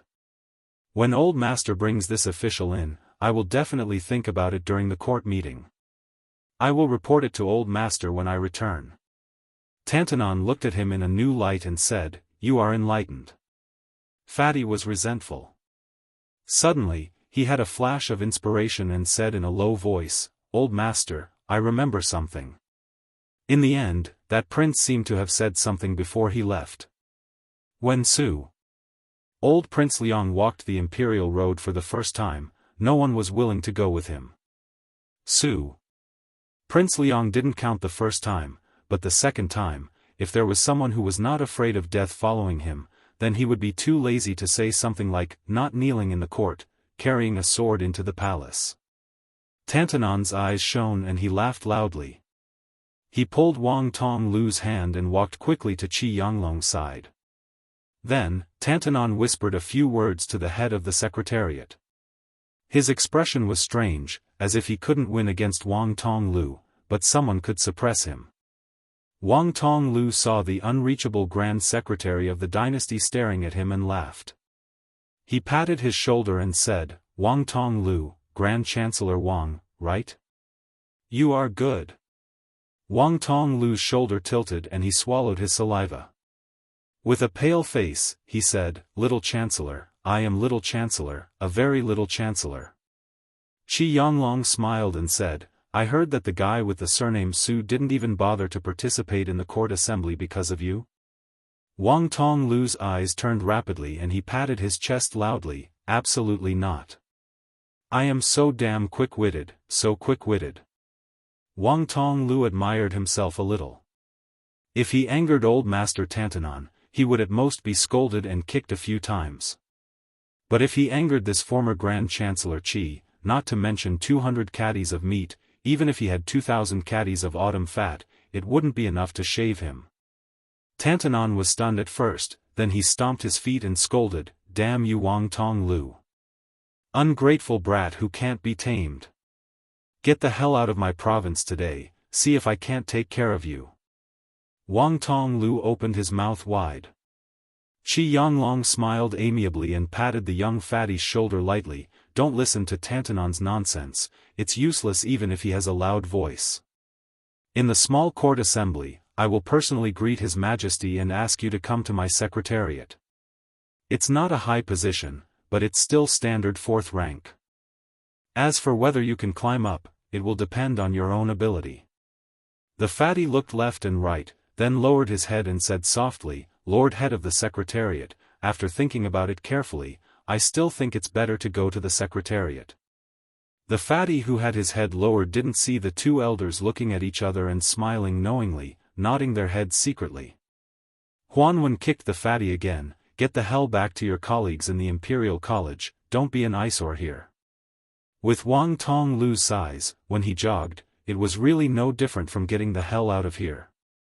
Huanwen turned to look at the door, "Mr. Qi, after the Guangling Road War is over, I will resign and return to my hometown. In the future," Qi Yanglong interrupted Tantanon's words and said in a low voice, "It's okay, I will try my best to hold on for a few more years." Huanwen suddenly said sadly, "Green eyes, oh green eyes, you still lost." Qi Yanglong shook his head, "Huanwen, you are wrong, it seems that one person lost and the world won, but in fact, the world lost and one person won.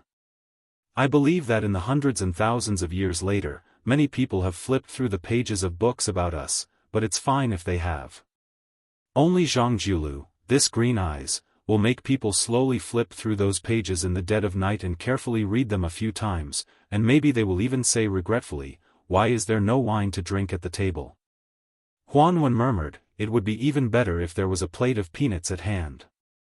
Many years later, at the end of the winter when firecrackers were used to celebrate the old year, Tantanon on his sickbed, no one would be able to hear his last words.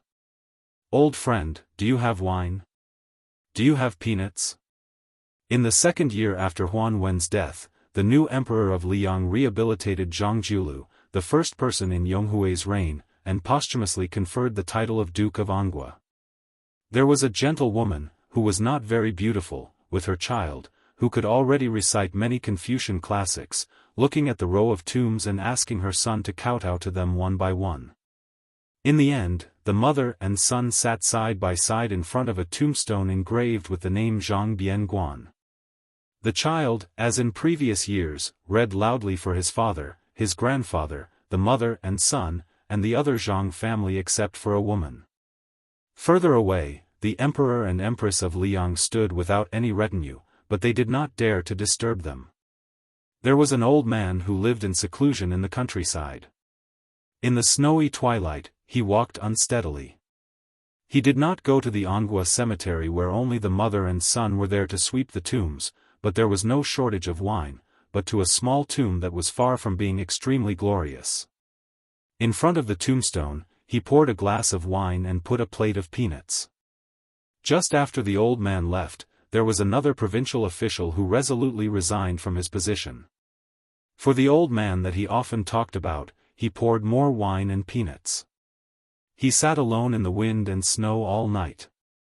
Perhaps some people, even when they were on the verge of death, had never left in such a carefree manner. But in the end, these scholars of Liang were still worthy of Liang. Chapter 1654. There is an event at 8 p.m. on the Shuzhongtieba.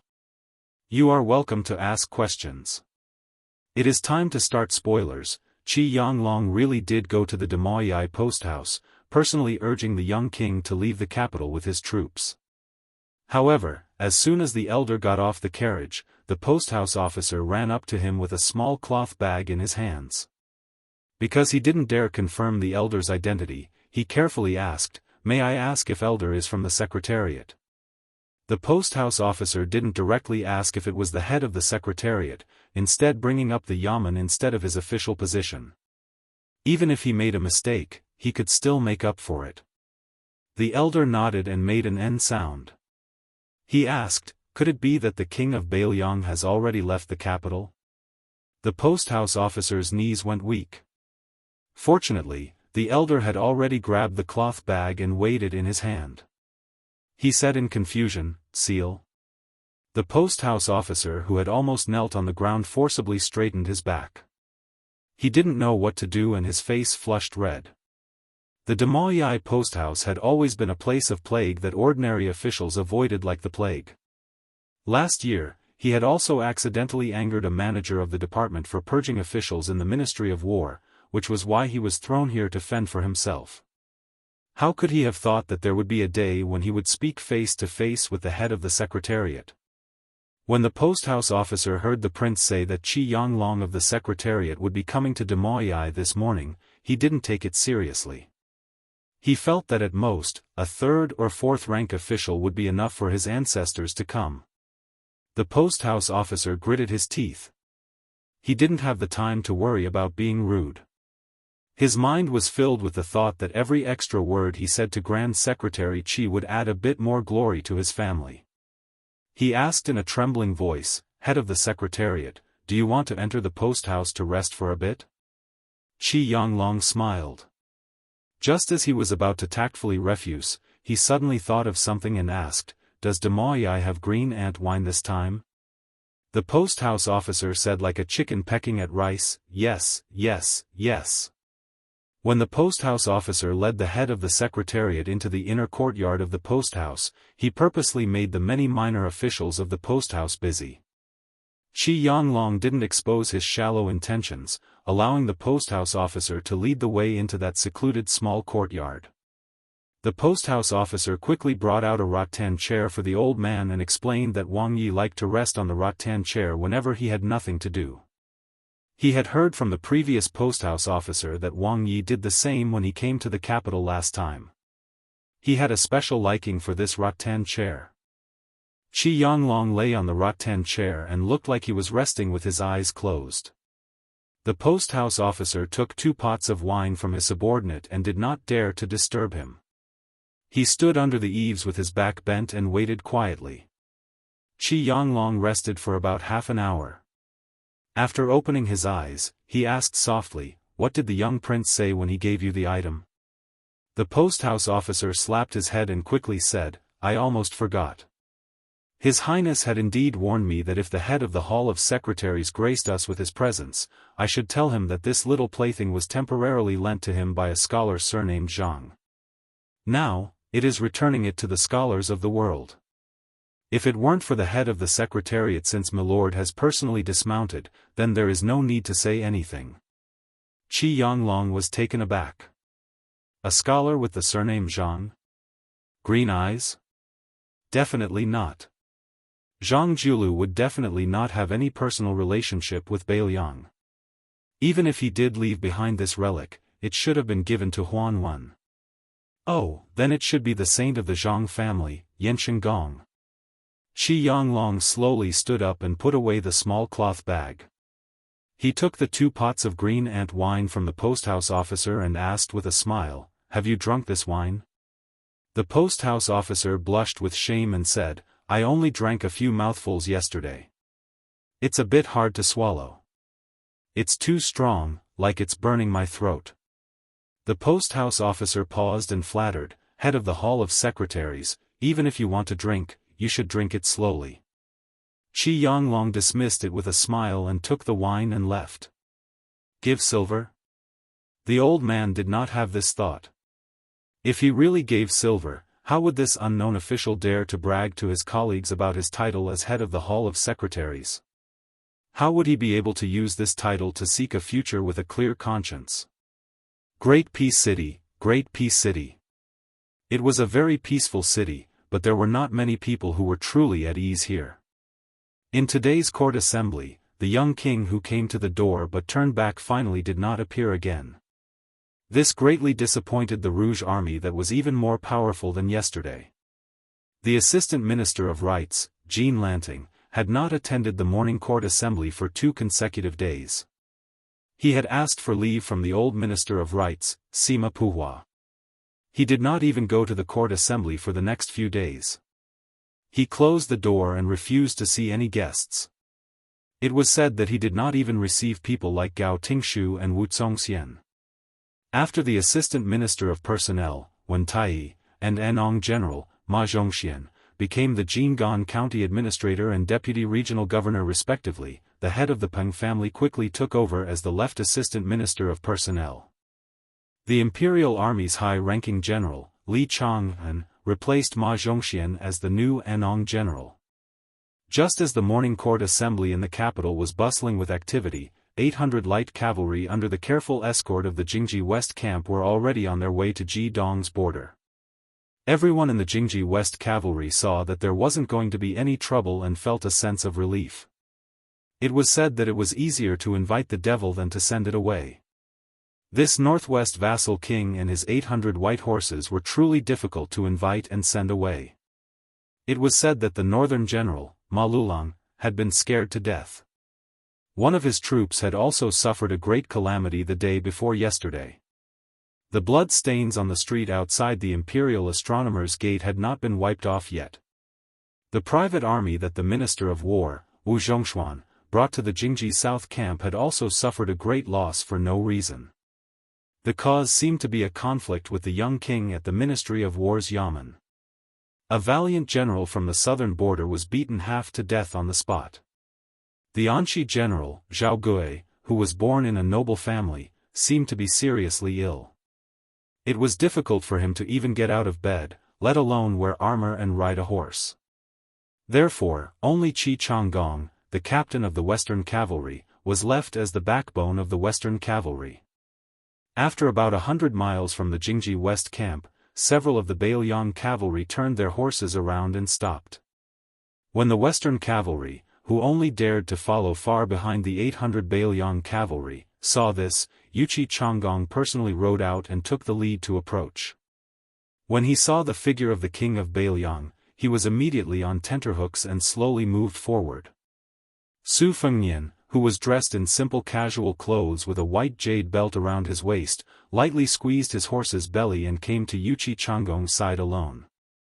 After a moment of silence, he looked at the scene of the Liyang cavalry galloping forward and said, "Captain Yuqi, I apologize for troubling you when I went to the capital earlier." Yuqi Changgong was stunned, and his heart tightened. What? Was he going to use peaceful means before resorting to force? For a moment, this Hu cavalry captain didn't dare to speak. He was afraid that if he angered this arrogant and despotic demon of the Su family, he would implicate his two camps of cavalry. Su Fengnian smiled and said, "If we go further west, I estimate that we will soon be greeted by the Ji province soldiers. You can escort us here." Yuchi Changgong braced himself and said, "Your Highness, it's not that this general is unwilling to accept your kindness, but there are orders from above that the Jingji West camp must escort your Highness to the border of Ji province." Su Fengnian smiled and asked, "Is it Wu Zhongshuan or Tang Taizhuang?" Yuchi Changgong's expression was awkward. At this moment, a lone rider galloped over from the northeast. Su Fengnian sighed and slowly moved forward to meet this uninvited guest. The two riders faced each other 20-some paces apart. The man in front of Su Fengnian was slightly older than him. He did not have the playboy air of Anshi General Zhao Gui, nor did he have the martial aura of Yuchi Changgong. If he had not appeared here, he would be an ordinary scholar on the streets of Great Peace City. The man raised his butt and rubbed it a few times. His voice was hoarse as he said, "I didn't dare to believe that it was really you. After I returned to the capital, I heard that a young swordsman had appeared in Great Peace City who had challenged Qi Jiajia. His name was Wen Hua, but I didn't believe it either." "Then, was it really that fellow I saw back then?" Su Fengnian nodded. "It was him. But, he no longer practices the sword." The man's expression was bitter. "Then back in Wuzhou, did you already know my identity?" Su Fengnian said helplessly, "After getting drunk several times, you told Wen Hua yourself that you were the grandson of the great general of this dynasty." "I'm not deaf." Wen Hua naturally did not believe you. Just like how he thought I was boasting at the beginning, when I returned to Mount Qingliang, I knew who you, Ma Wenho, were. The number of generals in the Liyang dynasty with the surname, Jingping Town, can be counted on one hand, and there is only one surnamed Ma. The man softly murmured, "At that time, I couldn't afford to buy good wine. When I drank bad wine, it was easy to get drunk. What could I do?" Su Fengnian looked at this scholar that he had met by chance in Wuzhou back then with a complicated expression. At that time, Wu Wenho was a scholar who traveled tens of thousands of li alone. He liked to write travel books and happened to run into him and Wen Hua, who were playing chess and gambling in an alley. He lost all his money and then relied on them. After hanging out together for more than 2 months, Wen Hua and Wu Wenho seemed to be particularly at odds. Both sides didn't see eye to eye and would always get angry and glare at each other over trivial matters. Wen Hua never believed that this stingy and poor scholar came from a famous family, while Wu Wenho didn't believe that this ranger with a wooden sword could really make a name for himself in this life. However, at that time, Wu Wenho, who was away from home, didn't want to use his family's connections in the local area. He had always been shy of money. In addition, he was resentful that his master was a national chess player in Liyang. He couldn't win a single game of chess against the person surnamed Su. He stubbornly tangled with these two scoundrels for almost 3 months. Later, he had to cross Jiangnan and travel to the southern border. Only then did they finally part ways. Wu Wenho looked at Su Fengnian and asked bluntly, "If you don't know me, Wu Wenho, when you enter the capital this time, will you pay a visit to the manor of the great general of the north? Will you send punitive forces to denounce me?" Su Fengnian nodded and said, "Of course." Wu Wenho's expression was pained. Su Fengnian said indifferently, "In any case, the grudges of the older generation are right there. If you feel guilty toward your grandfather Ma Lulang and feel that the old debt hasn't been settled and that it is now my Su family that owes your Ma family, you can always ask me, Su Fengnian, to pay it back. Since you are the eldest legitimate grandson of the Ma family, I won't find it strange." Ma Wenho suddenly roared, "Could it be that you, the king of Beiliang, think I will act as if nothing happened?" Chapter 1655. Su Fengnian patted the Beiliang blade at his waist. His body leaned back slightly, his face full of sarcasm.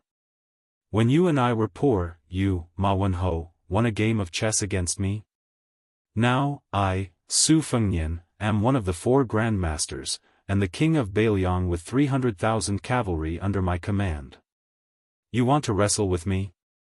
I reckon that even an assistant minister of one of the 6 ministries does not have the face to be arrogant with me. You, Ma Wenho, if you have the ability, you should be the head of the Secretariat or the Menxia province. Only then can you barely have the qualifications to be my opponent. Just like Bai Yan and my father, Su Shao. Speaking of which, Ma Wenho, do you need me, Su Fengnian, to wait for you for a few years, or a few decades? Ma Wenho's eyes were red. Su Fengnian smiled and asked, what, you are not convinced? 1,000 heavy cavalry of the Ma family is only a so-so.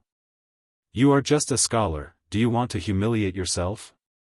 Su Fengnian turned his horse around, raised his hand and waved. This action was clearly full of sarcasm.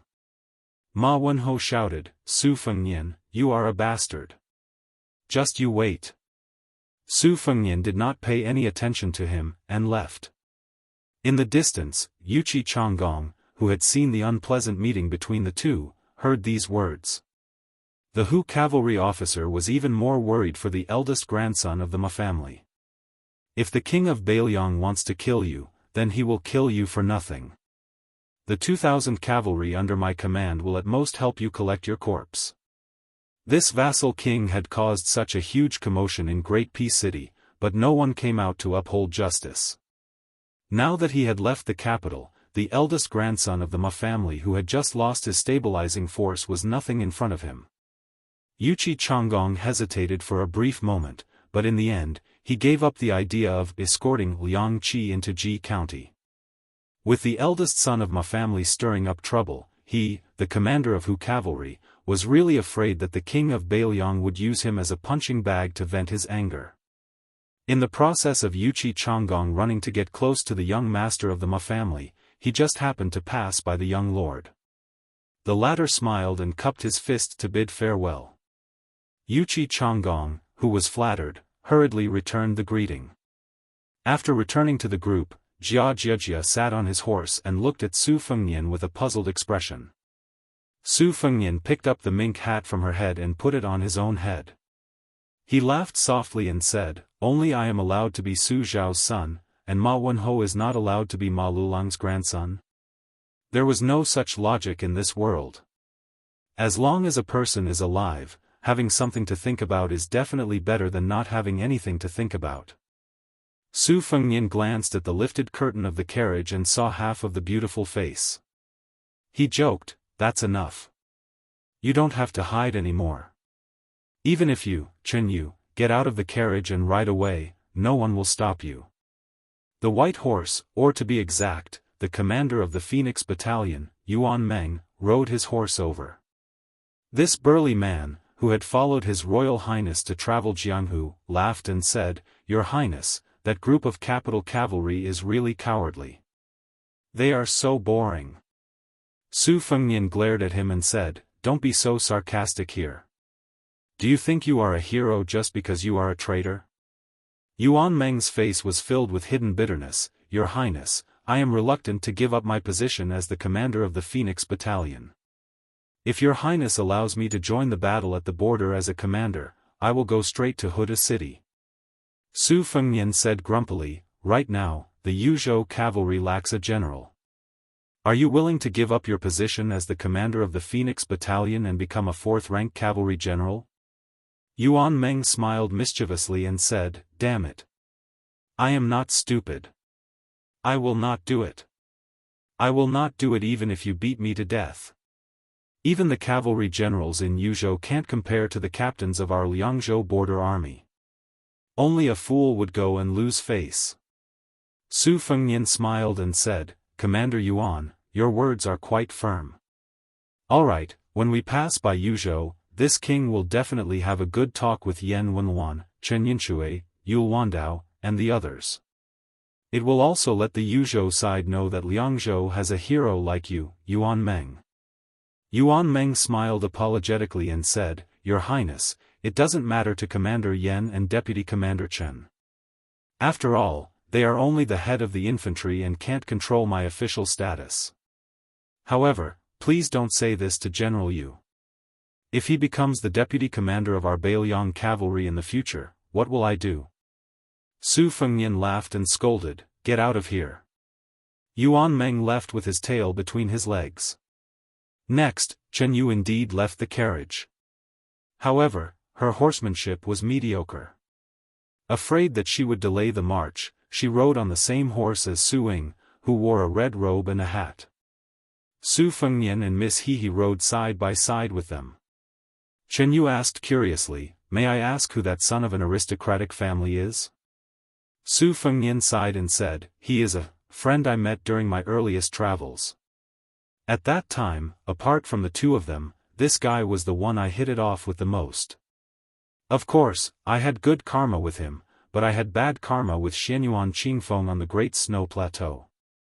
Actually, during those 3 years, I met a lot of people and a lot of things, but most of them were passed with a smile. For example, I once met a female hero who hadn't become famous yet. I think her surname was Qi, and she had a good temper. Her martial arts skills were ordinary, but her chest was really big. Every time she competed with others, she would be restrained because she felt embarrassed. She was the only female hero I met in those 3 years who didn't speak ill of us. It's a pity that there's no news about her in Liang Lake. Maybe she's married. That guy just now also fell for a fairy's skirt. As a result, there was one time when that fairy in white fought with another fairy. At that time, in our eyes, their fight was full of fairy aura. However, the fairy in his eyes had her underarm clothes cut by her opponent's long sword during the fight. After that, there was no more after that. Chen Yu was confused. Why is that? Su Fengnian narrowed his eyes and looked into the distance with a smile. Because we all saw that fairy's underarm hair.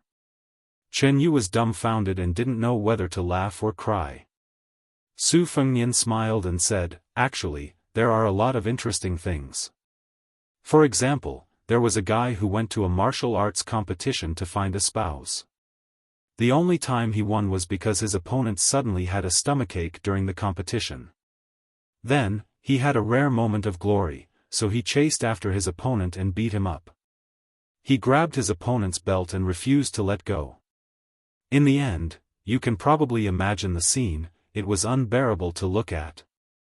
Another example, there was a young and handsome hero who was very admirable when he saw injustice on the road.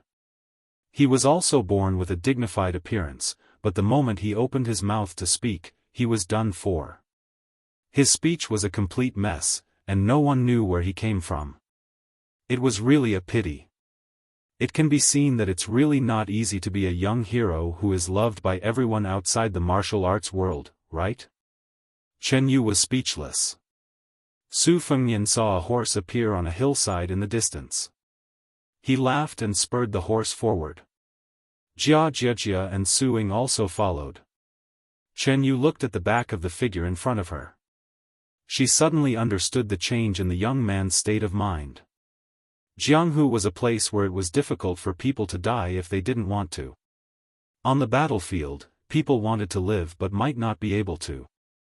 There was no difference between the two, but there was a difference of life and death. This man named Su Fengnian might not be purely into the Jianghu in green robes with swords.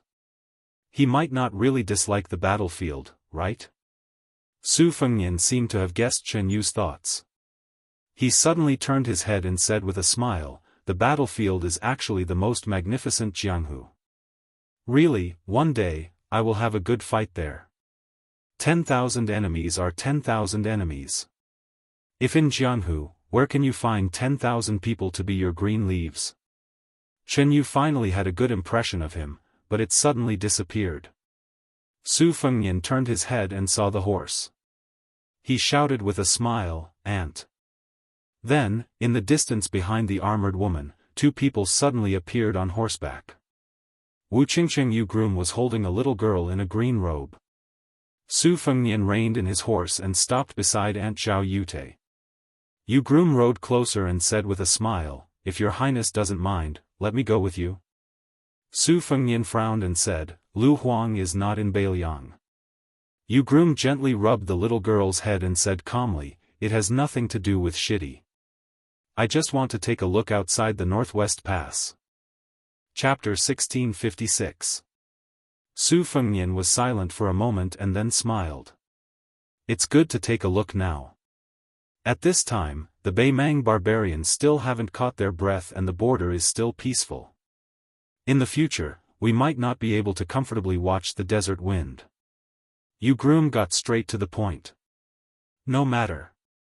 If there really is a war, as long as Beiliang needs me, I can join the army."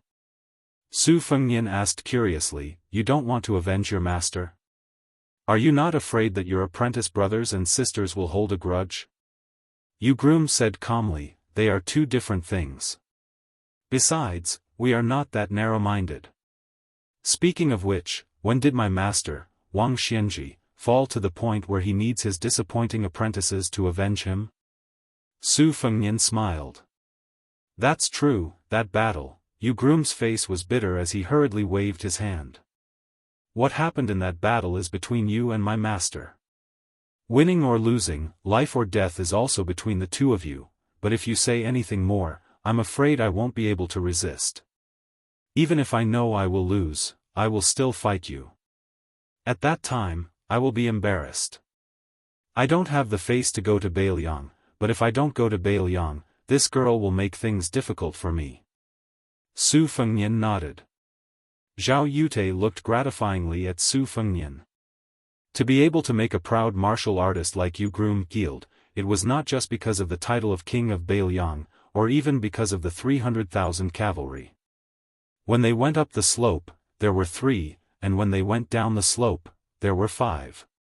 Su Fengnian suddenly asked Yu Groom, "I heard that you are more focused on practicing the sword than Lu Huang?" Yu Groom nodded. Su Fengnian hesitated for a moment before asking, "Then have you ever thought of a question? Back then, when you were competing with others, your sword chi was unstoppable, and your spirit was boundless, and then the spectators clapped and cheered, 'Good sword, good sword.' Don't you feel awkward? It's a bit of a killjoy?" Yu Groom was confused. "What's awkward about it? If you feel bored, you can just ignore it. Moreover, if I were to spar with someone, it would most likely be a life and death battle. Naturally, I wouldn't care about what others think." Su Fengnian curled his lips and muttered, "What kind of young swordsman is he if he becomes stupid from practicing the sword?" Groom smiled and asked, "What do you mean?" Su Fengnian smiled and was about to speak when Chen Yu interrupted, "Mr. Yu, I advise you not to listen to his explanation." As expected, Bridegroom Yu turned his head and put on an aloof posture as if he wanted to hang the topic up high and leave it hanging. Su Fengnian could only settle for the next best thing. He turned his head to face his mother's sword attendant. Unexpectedly, this aunt also smiled and shook her head. "I don't want to hear it either." The young vassal king who ran into a wall everywhere felt a little depressed. Su Fengnian, who was bored to death, hummed a little song. It was a song that he had learned from a certain someone in the streets. "Don't say that I'm so poor that my sleeves carry the wind. Let's not talk about the fact that I have no place to sleep when I am tired. The world is my bed. Let's not talk about the fact that I have no good wine when I am thirsty. The great river is the wine pot, there is no one as lucky as me in the world, no one as lucky as me." The green-robed child listened to the song and felt it was very funny. But when she looked around, why was no one laughing?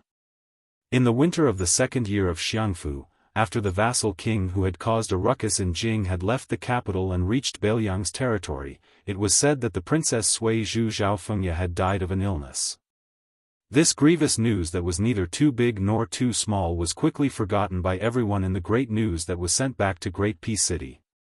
Under the personal leadership of Gu Jiantang, the king of Jiaodong Zhao Sui, the crown prince Zhao Yi, and the king of Liao Zhao Xiong, the 3 royal relatives, worked together to assist Gu Jiantang. With the Duo-Yen elite cavalry and the Black Water cavalry as the main force, a total of 160,000 cavalry, they went north to conquer the desert. This became the first great victory after Yong Hui's numerous failed expeditions in the beginning of Liang. They beheaded 80,000 Beimang barbarians. General Wang Sui, who had previously stayed in Beimang's western capital, quickly rushed to the front lines. Only then did they stop the collapse of the Eastern Front. He gave power to the two young generals, Qiu and Dong, and once again pushed the border forward to the old border between the two dynasties. The right assistant minister of the Ministry of War, Su Gong, who was originally only patrolling the border on behalf of the heavens, led 10,000 light cavalry and advanced 1,000 Li Jizhou General Yuan Tingshan, Deputy General Han Fang, and Yang Huchen sent out all of their elite troops to work with Gu Jiantang, who was responsible for restraining the main force of Beimang. They fought fiercely against the two flanks of Beimang, Shiwei, and Wang Jingchong for half a day. If not for Liao King Zhao Xiong's greed for merit and the defeat of Zhong Tan, who had been demoted to the Eastern Front as generals, the two Liao cavalry troops from Liang would have been able to enter the hinterland of Beimang. After Guangling Road's West Chu achieved a short-lived victory, the weakness of their scattered forces started to show. On the Eastern Front, Ko Jianghui could not hold the fort alone. Although he had defeated Song Li and vassal King Zhao Yi's counterattack several times, the Western Front, under the reckless attacks of Wu Zhongshuan's 100,000 Nanjiang troops and numerous Central Plains troops, the defensive line was in danger. As the commander of the southern expedition, Lu Shengxiang, who was supposed to be in the middle of the command, also left his post and advanced prematurely. However, compared to Liao King Zhao Yi, he was much luckier. He was able to successfully rush to the back of the Eastern Front and settle the battle there. At the same time, Shu King Chen Jibao's 10,000 Shu soldiers mysteriously appeared in the north of the Eastern Front. They appeared near a portion of West Chu's reinforcements to the Western Front and finally defeated the young West Chu soldier Saint Xia. West Chu had no choice but to retreat on all fronts. Apart from Chao Changqing's navy that temporarily held the advantage, all of West Chu's previous achievements were returned to Liang. During this time, there were rumors that the king of Beiliang, Su Fengnian, was about to marry a woman from the Lu family as Beiliang's official consort.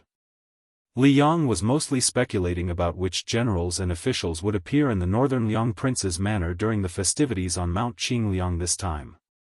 The Liang court naturally hoped to know clearly which people were the true trusted aides of the new Prince Liang. What was even more important was that of the new generation of Beiliang nobles who had the qualifications to enter Qingliang Mountain. Were there more who were hostile towards the Liang Zhao family, or were there more who maintained a neutral stance? As for when the young king passed through Jizhou and entered Hezhou, Deputy General Han Fang and Yang Huchen led their troops to demonstrate. This became a story that the people of Jingdou loved to talk about. In comparison, King of Han Zhao Xiong, Administrator Han Lin, and Jadushi Kai Nan were silent. It was inevitable that people would criticize them. After the great general passed away, the Qingliang Mountain Prince's mansion, which didn't even have red couplets, finally had a celebratory atmosphere that hadn't been seen in a long time. Although they didn't hang up large red lanterns with great fanfare, the servants and maids in the mansion all smiled when they saw people. The head of the Lu family, Lu Dongjiang, who had become more and more distant from Qingliang Mountain, also took the initiative to visit the palace. He drank a lot with Song Dongming and Bai Yu. The group of Lu family members who had been sick in Liangzhou finally had their tails up again. When they met people, each of them held their heads high and their chests puffed out. And Wang Linquan, who had transformed from the richest man in Qingzhou to the god of wealth of Beiliang, who had been personally managing the increasingly busy business in Liuzhou, suddenly began to live in seclusion. Lu Qingyan was not dragged down by the Lu family and her relatives. In the end, she became the official consort of Beiliang, and not Wang Chudong, whose family had made great contributions to Beiliang. This was indeed something that surprised the entire Beiliang society. In the night, at the peak of Qingliang Mountain, below the White Crane Tower, Su Fengnian, Lu Chengyan, and Wang Chudong sat on a stone bench. Su Fengnian was using a leaf to play the Ballad of the Spring Goddess. Wang Chudong had placed a book on the stone table and was resting his head on it. Lu Qingyan sat beside him and her. Behind the three of them, Jia Jiajia and Suing were flying up and down the White Crane Tower. Halfway up the mountain, by the tide-listening lake, Zhao Yute and Su Weisheng were holding hands and talking about intimate things between women. On the platform of the tide-listening pavilion, Su Beiji and Chen Shiliang stood side by side. The two young strategists who were beginning to become famous all over the world didn't speak. As the night deepened, the crowd dispersed. Su Fengnian came alone to a simple, uninhabited hut. There seemed to be a delicate and weak girl standing there. She said to him fiercely, "I want to learn the sword from Li Chungang and stab you to death." Chapter 1657. When he was young, he thought that a village with more than 100 families was very big and that there were mountains and rivers. Later, when he was young, he went to the town and saw the market. Only then did he realize that the village was small. Later, he went to the county town with a wooden sword. Only then did he realize that a town with bridges and restaurants was not that big. Later, he saw famous mountains and rivers, met many people and many things. Only then did he realize how big the world was. But for some reason, in the end, he only wanted to go home. Then, he quietly left Jianghu from the biggest city in the world. He went all the way south and returned home. Because he was afraid of causing trouble for his brother and sister-in-law, the village was small. It seemed like adding a pair of chopsticks to a table was not an easy task. It meant that his brother had to plant more rice seedlings and burn more charcoal every year. His sister-in-law also had to do a lot of needlework, pick more mulberry leaves, and raise more silkworms. Moreover, his nephew also went to a private school. He also thought that as his uncle, he could at least earn some money to buy some paper and pen for his child. Therefore, the young man with a broken arm and a limp took advantage of his youth and strength to settle down in that small town. Perhaps fortune favors fools, he became a waiter in a small restaurant. Later, he even found a wife who could be considered outstanding in 100 miles radius. There was a flower in the town called the cow dung flower. It really grew the most luxuriant in the cow dung by the roadside. When he was wandering outside in his early years, when he heard people say that the flower was inserted in the cow dung for the first time, he could not help laughing. Now that he thought about it, he was even happier. It turned out that he was that pile of cow dung. That was pretty good. At the beginning of autumn this year, he finally successfully abducted his wife. It was not that there were no twists and turns on the father-in-law and mother-in-law's side, but they could not endure his wife's persistence and probably could not endure his shamelessness. They did not fight back when he was hit or scolded. In any case, he was shameless. Anyway, he was shameless. The two elders pinched their noses and nodded. His wife's two brothers actually looked down on him. There were a few times when they blocked him in an alley when he was helping the restaurant to pick up vegetables, fruits, and fish. They did not really hit him, but they did not cower. Of course, he did not have stage fright. Although he did not make a name for himself in the outside world, after all, he had seen the world. From the beginning to the end, he clung to his stance and did not relax. He only smiled at them. After a few times, the two brothers-in-law were tormented until they lost their temper. Although they did not look good on the day of their sister's wedding, in the end, they did not stop him. They just treated him as a married woman spilled water. Otherwise, how could they really beat this guy until his nose was black and his face was swollen? Although their sister had a gentle personality and had always been amenable to discussion, sometimes when she was stubborn, she was even more unyielding than a young and vigorous man. They really could not change her mind. During the Mid-Autumn Festival this year, she wanted to go back to the village to spend it with her brother and sister-in-law. This was in accordance with the rules. However, he wanted to go to her mother's house to celebrate the reunion festival this year. He had already told his brother and sister-in-law that at most, they could spend the Mid-Autumn Festival together next year. They also agreed with him and felt that she had been wronged by marrying into the Wen family. She still wanted to say something, but he waved his arm heroically and said, "You have to listen to me, the head of the family, on this matter." The corners of her mouth curled up as she smiled and nodded. However, when the young couple brought a box of mooncakes to the door, they were stopped by his brother-in-law. He said that his sister could enter the family, but he could forget about it if his surname was Wen. As he spoke, the boorish man became angry. He took the box of mooncakes that the waiter had spent 2 taels of silver to buy and fiercely smashed it against the wall of the alley opposite the door, telling the man with the surname Wen to quickly scram. His wife was angry at that time and did not say a word to her brother. She grabbed her husband's arm and turned to leave. However, he stood there and was unwilling to leave. He smiled and said that his wife must go home to see her parents today. Otherwise, he would not leave. Looking at his unusually serious expression, she did not cry out loud, but her eyes turned red. He softly told her that in this world, a family was a family. It was a matter of life and there was no threshold that could not be crossed. She hummed in agreement and lowered her head to push her brother's shoulder away. She quickly walked into the courtyard. Not long after, she walked back to the main door and suddenly saw her brother squatting side by side with the box of mooncakes beside her brother's feet. When he saw his sister, the dark-skinned man seemed to blush. He stood up with the box of mooncakes, as if he wanted to say a few harsh words to not embarrass himself. After hesitating for a long time, he still could not say anything.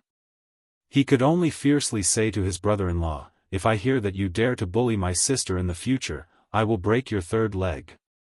Chapter 1658. That day, on the way home under the moonlight, they slowly stepped on the bluestone path. Occasionally, she would playfully dance with her hands behind her back and then turn around to smile at him. At that time, he only had a very simple thought, which was to earn more money so that she could live a good life as soon as possible. He didn't want such a good woman to roll her eyes with him. Then, he began to calculate how much money he had saved and when he could rent a bigger house, change it to a small courtyard, and finally change it to a big house. But as he thought about it, he couldn't help but sigh. It wasn't that he was tired, but he felt that if he wanted to live a down-to-earth life, every copper coin had to be stained with sweat.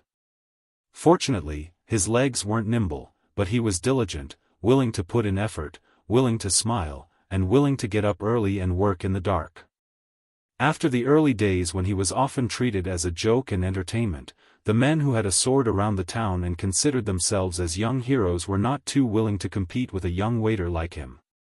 In their words, it was meaningless to step on dog shit. Other than dirty shoes, it was useless. It was degrading to bully a waiter who couldn't make a sound after a few blows. Moreover, as he often called storytellers to the restaurant to tell stories about Jianghu, even if they often told cliched stories, the small town showed its benefits. It was better to have stories to listen to when drinking tea than no stories at all, wasn't it? Moreover, whenever other storytellers competed with each other in the small restaurant, there would always be a few new tricks. The restaurant's business was generally getting better and better. That shopkeeper, no matter how much he nagged, was actually not a bad person.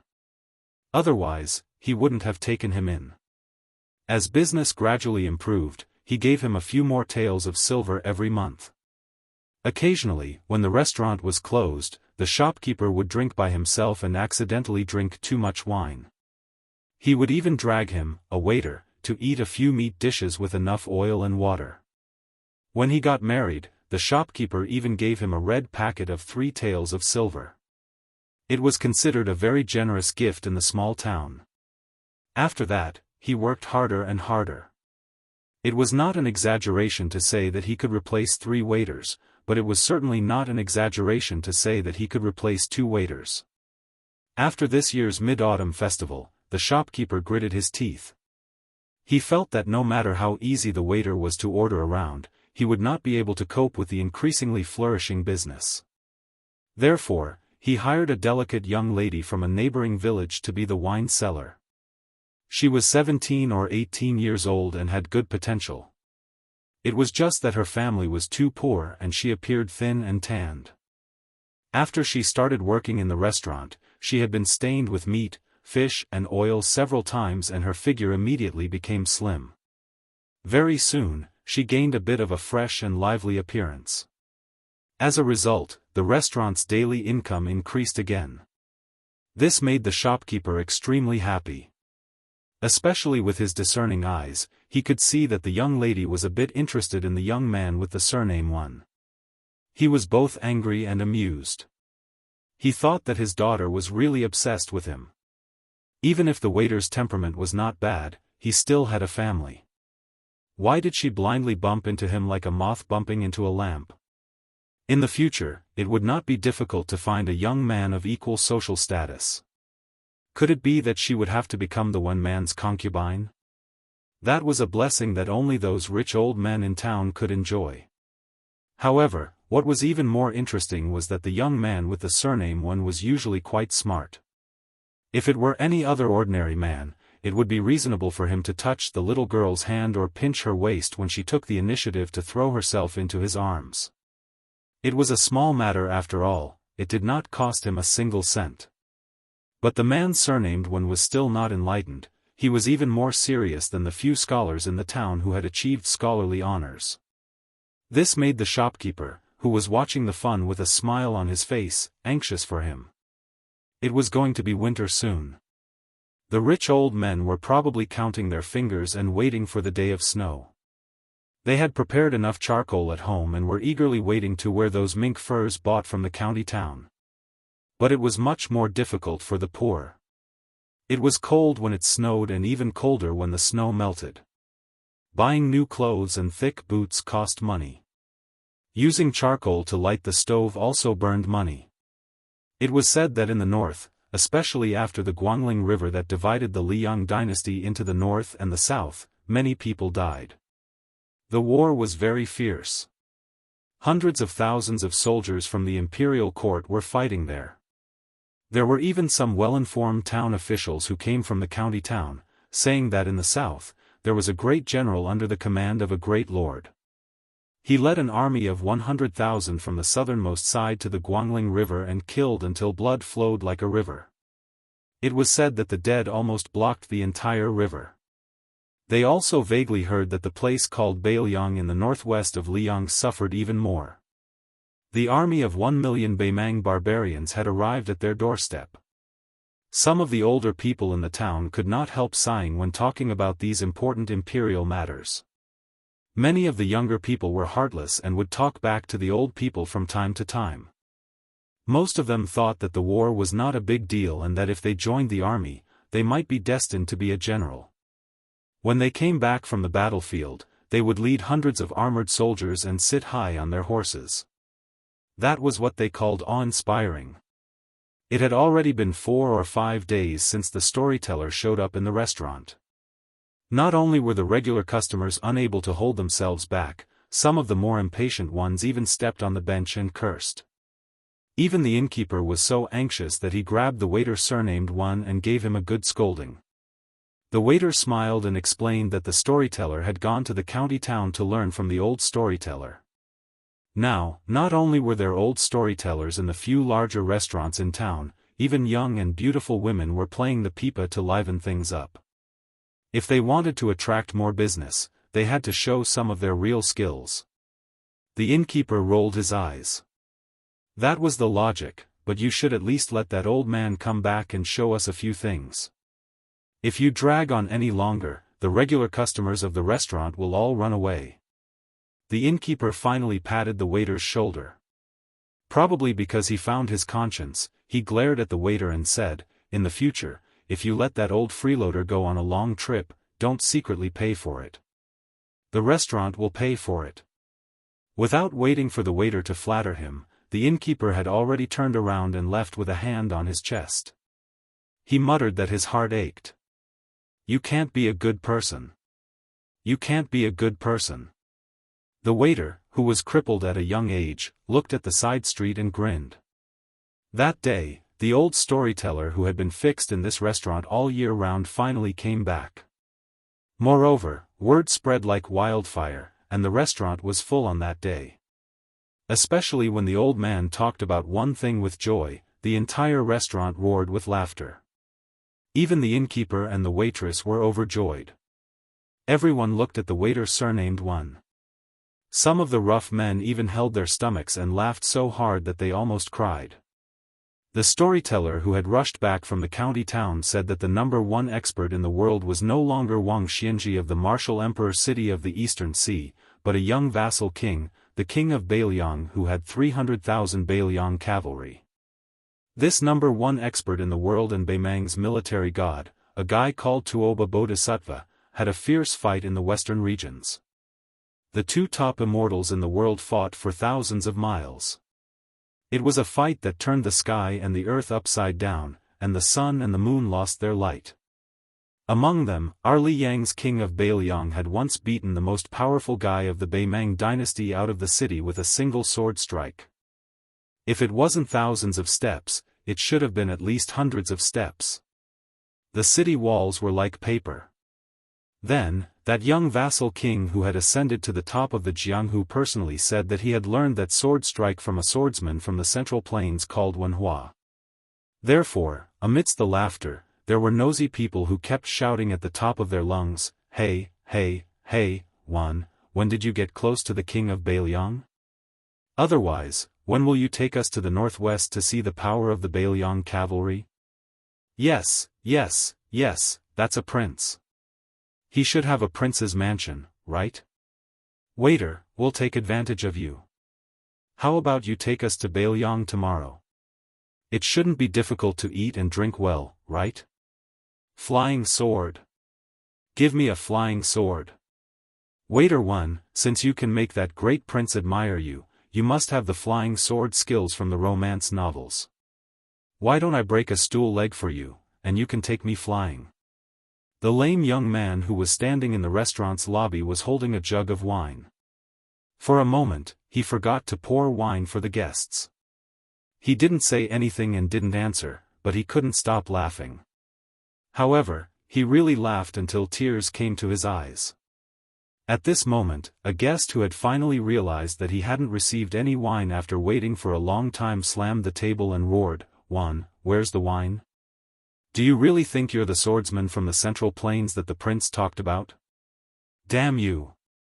The waiter suddenly lowered his head and lifted his crippled shoulder. He carelessly wiped away the tears on his face and laughed loudly. "Ah, sir, here's the wine." Chapter 1659. Su Fengnian stopped at Mount Qingliang for a short rest. Then, he led the light cavalry of the Phoenix Battalion toward the new city that had broken ground at the beginning of the year. Traveling with him were Su Beiji, who had just left his post as the provincial governor of Lingzhou, and Chen Shiliang, whose official rank in Liuzhou had always been neither high nor low. The woman who had previously died with him, the king of Bailiang, was his aunt, Zhao Yute, accompanying Su Weisheng. Chen Yu and the green-robed little girl hit it off very well and also stayed at Mount Qingliang. The two of them liked to throw copper coins of wishes at the wishing lotuses in Tidehark Lake. Jia Jiajia and Su Ying, who had become playmates in Great Peace City, also began to go their separate ways when they arrived at Bailiang Palace. The girl liked to run with the two tiger kuei from the top of the mountain to the bottom of the mountain, and then from the front of the mountain to the back of the mountain. Only when she occasionally saw the woman called Lu Chengyan would she stop and laugh happily. Su Ying, on the other hand, liked to listen to the stories of Wang Chudong, a great literary figure in Liyang. In short, Mount Qingliang seemed to become lively all of a sudden. In particular, Chen Yu, who had competed with a certain Nangong for the top spot in the Rouge evaluation, only a few glimpses of her arrival were enough to shock people. Every time she stopped by Tidehark Lake for a stroll, if the Bailiang subordinates of Song Dongming and Baiyu noticed her with their sharp eyes, they would quickly spread the news. No matter how busy they were, they could shamelessly find some lame excuses to swarm to the railings of the small square outside the yamen to enjoy the scenery. Deputy Administrator Song turned a blind eye to this. He never made things difficult for or stopped these simple-minded young scholars. Although they had successfully thwarted Bailiang's invasion to the south, the construction of the new city never stopped. It could even be said that they worked day and night. The construction of the outer main wall rose up at a shocking speed that could be seen with the naked eye. This kind of spectacular scene inevitably required Bailiang to exhaust countless financial and material resources as a huge price. Thus, many scholars who went to Mount Qing cited classics and classics. They used the previous dynasty's capital of Dechu as examples. They all rested with the people for 30 days and did not delay the people's farming. Thus, they criticized Bailiang's actions as draining the pond to catch fish. The young and strong civil officials of Mount Qingliang, led by Bailiang's deputy administrator Song Dongming, sneered at this. Thus, it triggered a debate that quickly spread throughout Bailiang's scholarly circles. Then, in this large-scale written battle without gunpowder, the new city site was always in full swing. Other than Su Fengnian, who was only a general and a master craftsman in name, the two governors of the new city, the administrator Li Gongda and the master of Mo, the Liangzhou prefectural governor Wang Peifang, the 6 deputy supervisors, as well as the nearly 60,000 local garrison troops and the several 100,000 military laborers of the 3 prefectures in northern Liang Pass. Nobody paid any attention to the internal affairs of the pass. They paid no attention to the debate about whether or not the construction of the new city was a waste of manpower and wealth. Su Fengnian, Su Beiji, and Chen Xiliang rode side by side. Behind them were the happily chatting Su Yanbing and Grumyu. Chen Xiliang, compared to when he first entered Mount Qing, was a fair and delicate scholar from Jiangnan. His hands holding the reins were full of calluses, and he had become a charcoal skinny villager. However, his eyes were bright, steady, and determined.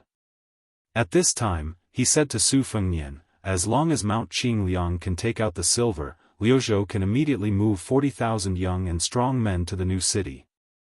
However, I hope that other than not owing them wages, you can also recognize their titles. Our Liuzhou people are suffering too much. Su Fengnian was in a difficult position. The silver, Su Beiji, who had been signaled with his eyes, rolled his eyes. Now, he was officially the transport envoy of Bailiang.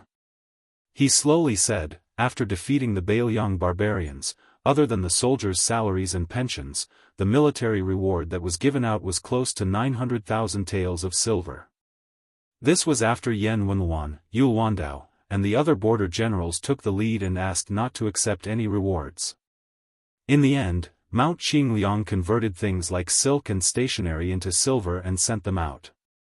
Otherwise, the silver in Bailiang Palace's treasury would have been completely depleted. We can still squeeze out an extra 1,000,000 taels of silver from Lingzhou, but the matter of purchasing provisions has to be placed first. After all, the imperial court has yet to lift the ban on transporting grain, so it's not good for us to have too much hope. While the Lianghuai and Jinggan roads have finally relented with great difficulty, as long as the officials of Lingzhou have the means, they're all using public silver to buy provisions. Unless it's absolutely necessary, we can't touch Lingzhou's money. Chen Xiliang did not fly into a rage out of humiliation, but he did not give up either. He asked, if we don't want wages, would it be possible for the people of Liuzhou to exchange a year of labor for the title of Bailiang's official Liangzhou household register? Su Beiji thought for a while before shaking his head. Normally, it would be possible, but the war has just ended. Of the first batch of youths from Liuzhou who entered the remote cool border pass, only the 20,000 refugees who participated in the defense of Xiaoguang City and the slaughter at the Calabash Pass were given official household registers. Even the refugees outside the Liangzhou Pass who did not enter the battlefield have not received this treatment. If they could become Liangzhou citizens just by participating in the construction of the city, there would definitely be people who would be dissatisfied. Don't worry about scarcity, but worry about uneven distribution. This has always been the case. Chen Xiliang suddenly felt a surge of anger, but it was not directed at Su Beiji and Su Fengnian. He gazed at the distant yellow sands of the great desert, his lips tightly pursed. He thought of the battle to the death in Azure City. At the final juncture, just how many youths from Liuzhou had rushed over and charged into the battlefield, casually picking up the weapons of the Bailiang cavalry and the Beimang barbarians? Just like that, they had died in battle. Su Fengnian softly asked, Chen Shiliang, have you ever thought about the day when the population of Liuzhou, which has less than 300,000 people, will all be citizens of Bailiang's Liuzhou household register? There will be no need for them to risk their lives to obtain the citizenship of a different province? Chen Shiliang took a deep breath and said nothing. His eyes were absent-minded, as if he was looking forward to the arrival of that day. Many times, even the provincial governor of Liuzhou, Yang Guangdou, had joked that in all of Liuzhou, only Chen Shiliang, a foreigner who had only settled down for a few years, considered himself to be a citizen of Liuzhou. Su Beiji suddenly smiled and said, Your Highness, this pie of yours really doesn't cost a single copper coin. Compared to your extravagant spending in the past, you're much better at managing the household now. Su Fengnian laughed heartily. His arms were crossed over his chest, and he did not hold the reins. His body rose and fell with the bumpy ride of the horse, and his expression was rather contented. Chen Shiliang also smiled and agreed, You do have the posture of a thrifty housekeeper now. After Su Fengnian finished laughing, he turned his head and said teasingly, Shiliang, I know you don't care about being promoted, but this time, you have defended Qingcang and Liuzhou. Even if you don't take credit for it, at the very least, you can't run away from it. If you insist on not being promoted, what will your colleagues who should be happy about it do? You will be free, but they won't be free. Chen Shiliang shook his head and said, From the provincial governor's mansion and the Longxiang army to the soldiers of the 3 towns, you can reward me however you want. You don't have to worry about me. Liuzhou's officialdom is different from Liangzhou and Lingzhou. It doesn't have as many twists and turns as you imagine. Su Fengnian seemed to say casually, Provincial Governor Yang Guangdou himself knows that he won't stay in Liuzhou for too long. I also don't have the heart to let this old man stay outside the Great Wall and accompany you young officials who are in the prime of fighting. When the time comes, once the Battle of Liangmang ends and the border is settled, Liuzhou is destined to have a change of dynasty. Not only will the scholars in Bailiang be crying piteously for food, even the local officials of Bailiang from the 3 provinces will be envious. In the future, Liuzhou will be a place that must be passed through to connect Liang with the western regions, and it will also be an important transit point. Right now, the officials in Liuzhou are worthless, but in the future, they might be even richer than Lingzhou in Jiangnan. When Provincial Governor Yang leaves and returns to Liangzhou to be the deputy administrator or something, he will retire. When that time comes, you old men, in Liuzhou's officialdom and the 200,000 to 300,000 refugees will be like a group of dragons without a leader. Aren't you worried? Chen Shiliang fell into silence. Su Beiji changed the topic and said with schadenfreude, Our Bailiang's god of fortune is said to have traveled to every inch of land in Liangzhou and Liuzhou in just 2 short years. He also holds the position of the deputy administrator of the new city. This time, he suddenly caught a cold and is recuperating at home. Chapter 1660. Su Fengnian felt a headache coming on. Su Beiji said carelessly, all right, whoever started the trouble should end it. This saying doesn't make sense when it comes to family matters, so I acted on my own initiative and went to the Wang Fu of your future father-in-law. I found Wang Linquan and had a good drink. As for resentment, there's definitely resentment. Speaking of the Wang family, they died earlier than the Lu family.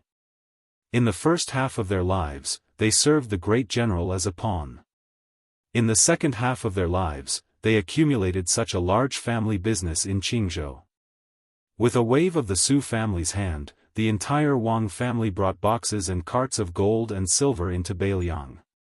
Furthermore, the Wang family didn't ask Mount Qing Liangshan for an official position, nor did they ask Mount Qing Liangshan to open a back door. All they did was do the most difficult business. What were they after? Wasn't it all because they wanted their daughter to be the principal consort, and not the secondary consort? Su Fengnian sighed softly. No matter what, this was the right thing to do. Su Beiji continued with a smile. After Wang Linquan drank too much, he let it slip. Even if Chu Dong's daughter doesn't have the fate of being the principal consort, as long as that woman surnamed Lu is also the secondary consort, the two of them are secondary consorts without any difference in rank. Chu Dong won't be wronged. What's going on now? Wang Linxuan's words implied that the Lu family's group of good-for-nothings, from the arrogant Lu Dongjiang to the spoiled and arrogant Lu family's children, how many of them were good people who sincerely considered the Su family's situation? Isn't it just because they read a few more books? In the end, they're all so arrogant, wishing they could occupy Beiliang's officialdom. Only then would they be worthy of their noble status.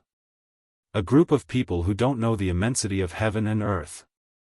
Seeing Su Fengnian turn to look at him, Su Beiji grinned and said, "The last few words were naturally said by me." Even if Wang Linquan drank a few hundred caddies of green ant wine, he definitely wouldn't dare to reveal his true thoughts like this. Su Fengnian said helplessly, "I know you are angry with me because of the matter with the transport of grain, but that's enough. Do you really think I'm a clay bodhisattva who won't get angry?" Su Beiji snorted coldly and said, "Let me put the ugly words first. Qi Yanglong is Qi Yanglong, and the imperial court is the imperial court. Since Zhang Jiulu's death, an irreparable crack has appeared in the imperial court. The days when the monarch and his ministers were compatible are gone forever. The Zhao family's son of heaven had sent Wen Tai and Ma Zhongxian, one in civil and one in martial arts, to Jing and rode in the hinterland of the Central Plains. Together with Zhao Sun, who was overseeing Qingzhou and Xiangfan, what kind of good intentions could these three people have? I don't know what the atmosphere was like at the small court meeting in the capital at that time, nor do I know if Qi Yanglong, the Grand Secretary, and Huan Wen, the Second Secretary, raised any objections at that time. But since Wen Ma had already left the capital to take up his post, when the time came, the transport of grain would be bumpy, and the emperor would be far away. How difficult would it be to casually find an excuse to deal with the Ministry of Revenue? Qi Yanglong is the head of the Secretariat, not the Minister of the Ministry of Revenue. Huan Wen is in Menxia Province, not the Minister of the Ministry of Appointments. Su Fengnian clutched his chest and pretended to be in pain. After the successive battles in Great Peace City, my internal injuries are very serious. My chest hurts, and my head hurts. No, I have to go back to the carriage and lie down. The great Northwest vassal king and martial arts grandmaster had slipped away. Chen Shiliang's mouth was full of smiles. Su Beiji turned his head and laughed coldly. If you have the ability, then lie down all the way to the new city outside the pass. After Su Fengnian ran away, there was a moment of silence. Su Beiji glanced at Chen Shiliang, who was riding like he was walking, and said self-mockingly, "When it comes to riding, I'm not as good as you. Right now, my inner thighs feel like they're on fire." Chen Shiliang smiled and said, "Luzhou is vast and sparsely populated. The 2 courier routes from Liangzhou to Qingcang City have just been started. Thus, I had to ride a fast horse for everything. At first, I wasn't used to it. Other than the pain in my waist and back, when I finally fell asleep on the bed, I felt like the world was spinning around me like a drunk person. I was clearly lying down, but it still felt like I was moving up and down on the back of a horse. It was very torturous. But now it's different. Even if there's nothing going on outside the city, if I don't ride a horse for a few dozen li, I feel that something is wrong." Su Beiji's expression was indifferent as he said softly, "After going to the capital, that fellow seemed to have untied a lot of the knots in his heart. In the past, he definitely wouldn't make empty promises. Most likely, he does have some confidence in the next battle of Liangmang. Since that's the case, why don't we think of things in a positive direction? For example, Luzhou is already part of Beiliang's territory. The better the world is, the higher Luzhou's position in Beiliang will rise. Perhaps in the future, a fifth or sixth zhou will be established in the vast western regions. As the bridge between Beiliang and the western regions, Lu Zhou will definitely be in high demand. In terms of the military, with Su Longxiang's Longxiang army, even the veteran Liangzhou border army would probably be too embarrassed to go and fight for territory. However, it's hard to say about the positions in the Lu Zhou provincial governor's manor. Let's not talk about things that are far away. Let's talk about the Lingzhou I just left. Whether it is reputation or merits, logically speaking, Huang Yan, who should have been able to climb up a level, didn't he not become the new Lingzhou provincial governor? From now on, especially when the war is not so tense, that fellow will only have more things to worry about, not less. Chen Shiliang, you've finally opened up a position in Luzhou. Whether it's for your own future or for the situation in Luzhou, you should move your position forward. A county official is not as good as a current official. Even if you become the deputy administrator, it won't be as useful as being a low-level provincial governor in Luzhou. Probably influenced by Su Beiji's honesty, Chen Shiliang also said bluntly, I understand the reasoning. In reality, on this trip to Qingliang Mountain, I've thought about it a lot. As long as the war ends, not only will Luzhou be able to stand on equal footing with the other three provinces in Beiliang, it might even become the most important place in the eyes of the Liang imperial court. Su Beiji nodded and said in a low voice, yes. This is the reasoning. Once northern Mang cowered back, no longer daring to send troops to the northwestern border, then the imperial court might just send a civil official to Lu province to help Liang oversee the border. At that time, Yang Shenxing wouldn't be able to keep her position as obedient as she was when she assumed the post of Jiedu vice envoy. This move seems preposterous, but there are precedents that can be followed. Putting aside the assistant minister of the Ministry of War, Su Gong, who patrolled the two Liao provinces, with so many regional governors and administrators spread out from Great Peace City, which one of them is easy to deal with? Wang Xiongui, Lu Baijie, Yuanhua, Han Lin, Wen Tai, Ma Zhongxian, if we don't consider their positions, they can't be considered mediocre. Chen Shiliang frowned and said, I'm just afraid that when the time comes, the imperial court will send the imperial college's left chancellor Yao Baifeng to Luzhou. Chancellor Yao is originally from Beiliang. Even if he is in the imperial court, he has always been close to Beiliang. If this Confucian grandmaster enters Luzhou, no matter if it is the imperial residence or the bureaucracy, they will be happy to see this happen. Su Beiji quickly followed up, yes, just like how Zhang Jiulu is in Liang, he might not be willing to consider everything for the Zhao family. Master Yao's personality is similar to Bai Yan Er's. When he returns to Beiliang, he will most likely have to think about the imperial court. Chen Shiliang smiled bitterly and said, it looks like I should fight for the position of Lu Zhou's guest emperor. Su Beiji narrowed his eyes and said, to prepare for a rainy day, I think it's best to take in the provincial governor as well. I think the imperial court won't have the face to ask Yao Baifeng to return to Beiliang to be the guest emperor of a province, right? Chen Shiliang smiled and said, being the administrator of a province is perfectly justified. Su Beiji curled his lips and said, being the administrator of Mount Qingliang? Wouldn't he be eaten up by Song Dongming and the others? Besides, if he didn't go to Luzhou, how many Liang officials would dare to follow Yao Baifeng to Beiliang Palace to be an official? Wouldn't they have to wake up early every morning and rub their necks, thankful that their heads are still on their shoulders? Chen Shiliang held back his laughter and nodded. That's true. Suddenly, someone shouted from behind them, Zhu Zi, Shiliang, I suddenly feel better. Why don't you take the carriage and I'll be your coachman? The white horses near the carriage all smiled knowingly. Su Beiji turned to look at his peers and asked, what do you say? Chen Shiliang said in all seriousness, sure. The two riders turned their horses around at the same time. The king of Beiliang, Su Fengnian, who was sitting in the coachman's seat, watched the two Beiliang strategists slowly approach. He suddenly raised his eyes and gazed into the distance. There was a withered scholar from the tide listening pavilion. After his death, he didn't have a grave, so his ashes were scattered outside Bailiang Pass. Jiangnan, Jiangbei. South of Nanshan, north of Bailiang.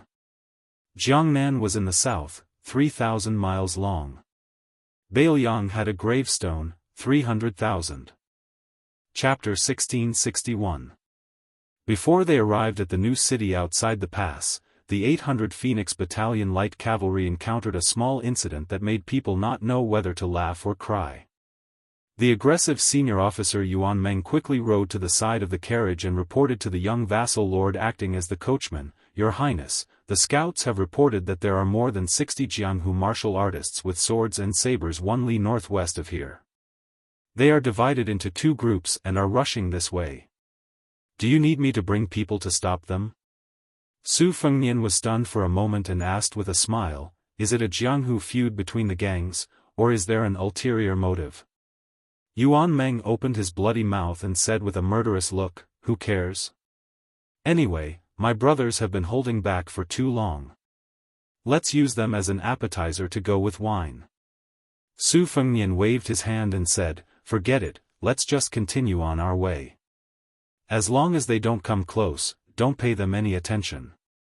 Seeing that this senior officer who was born in the prime of his life seemed to be unwilling, Su Fengnian used his horsewhip to point at the bridegroom Yu who was not far in front of them and said with a smile, "You're itching for a beating, right?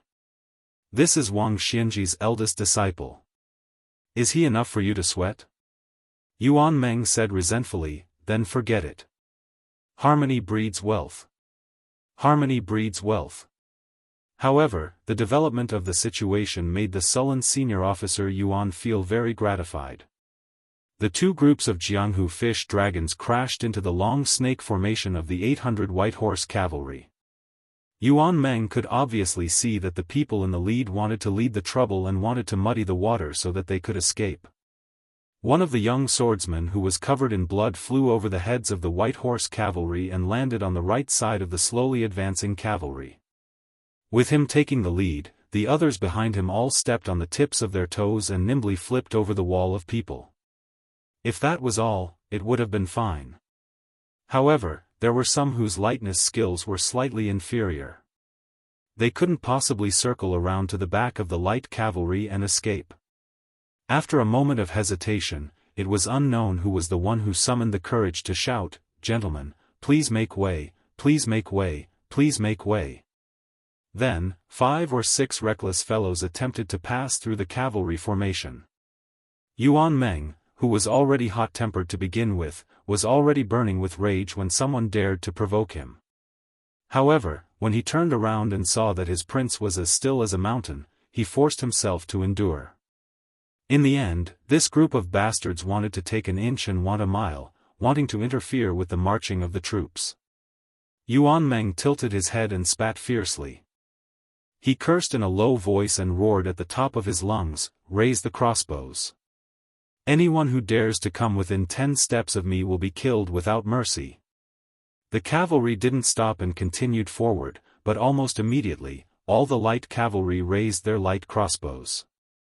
The crossbow bolts shone brightly under the sunlight, sending chills down the spines of the Jianghu people. The Jianghu people charging at the very front were so frightened that they stopped in their tracks. They didn't move at all and didn't even dare to breathe loudly. Other than the 5 people on the right who had used their lightness skills to leap over the wall of light cavalry, the rest were blocked on the left side of the cavalry. A middle-aged man wearing a green robe and holding a sword clearly had more experience in the Jianghu. Not only did he indicate to the people around him not to act rashly, he also turned his arm behind his back at the first instant and adopted the posture of carrying a sword on his back to express goodwill to the cavalry. He looked at Yuan Meng, who looked the most like a general, and said in a clear voice, "General, I am Zhang Rongqian of Nanzhao's Taibai Sword Grandmaster. I am currently pursuing 12 unscrupulous criminals with my Jianghu companions. If I have offended your carriage, please forgive me." The Feng Battalion Commandant, who had respectfully called someone "General" in front of the king of Bailiang, immediately blushed. This flattery had completely hit the horse's hoof. Yuan Meng angrily rebuked, "F*ck your general. I'm only a 6th level commandant. You put oil on your mouth. With one look, I can tell that you're not a good person. The middle-aged scholarly swordsman who called himself Zhang Rongqian of the Taibai Sword Grandmaster was somewhat embarrassed. In the end, the Jianghu was all about face. More than 60 Jianghu people had perked up their ears to listen, but in the end, he was scolded by the cavalry commandant who didn't know how to appreciate his kindness. As a Jianghu leader who could rank among the top 10 in the Jianghu world of Nanzhao, no matter how good he was at cultivating his body and mind, he didn't have the willpower to stick his hot face to a cold butt. However, facing a cavalry army of nearly 1,000 people, and one that looked like the elite and valiant Beiliang frontier army, Zhang Rongqian, as a person who had crossed the river, didn't have the guts to compete with the local tyrant, especially in Beiliang's territory. No matter how good Zhang Rongqian's martial arts were, even if he had 3 heads and 6 arms, he wouldn't be able to cut vegetables. Therefore, Zhang Rongqian only kept a cold face and didn't retort. An old man in embroidered clothes who had been bitten by Zhang Rongqian and hadn't been able to jump over the light cavalry wall was still fiercely arrogant even though he was seriously injured and had a bloody hole in his waist. Right now, with his back to the cavalry, he was facing more than 50 Jianghu enemies and said gloomily, "Zhang Rongqian. You're the #1 hypocrite in Nanzhao who pretends to be righteous and deceives the world. You have the nerve to call us bad people? Our young master has only exposed your old history of killing your brothers and stealing secret manuals to get to the top. If you really have the ability, then come and kill us." A graceful woman in snow-white clothes holding a bright red pipa said softly, "Evil and crooked ways. No matter how glib your tongue is, everyone has the right to punish you." The old man who was covering the wound on his waist sneered and said, "Oh, Fairy Lu of Huainan Dao's misty mountains Daheng Peak has spoken. It's only because time is unforgiving. Otherwise, when this old man was young, I would have slept with at least 30 of you on my bed, if not 50. As for your master, Fairy Flying Cicada, that old hag who likes to show her face in public because of her youthful appearance, this old man didn't even look at her in the past. Didn't she rely on her short-lived relationships with several old men to occupy the last position among the 18 people on Mount Hui's Great Snow Plateau? Does she really think she's that great? Xianyuan Qingfeng killed our sect leader. We hate him, but in the end, we still respect him. He relied on his true ability to kill 6 masters, including our sect leader. But what do you bastards think you are?" Yuan Meng laughed and suddenly didn't want to rush the Phoenix Battalion to chase them away. The white fairy holding the pipa narrowed her eyes and said in a low voice, "Demon King Fuhai, you're courting death."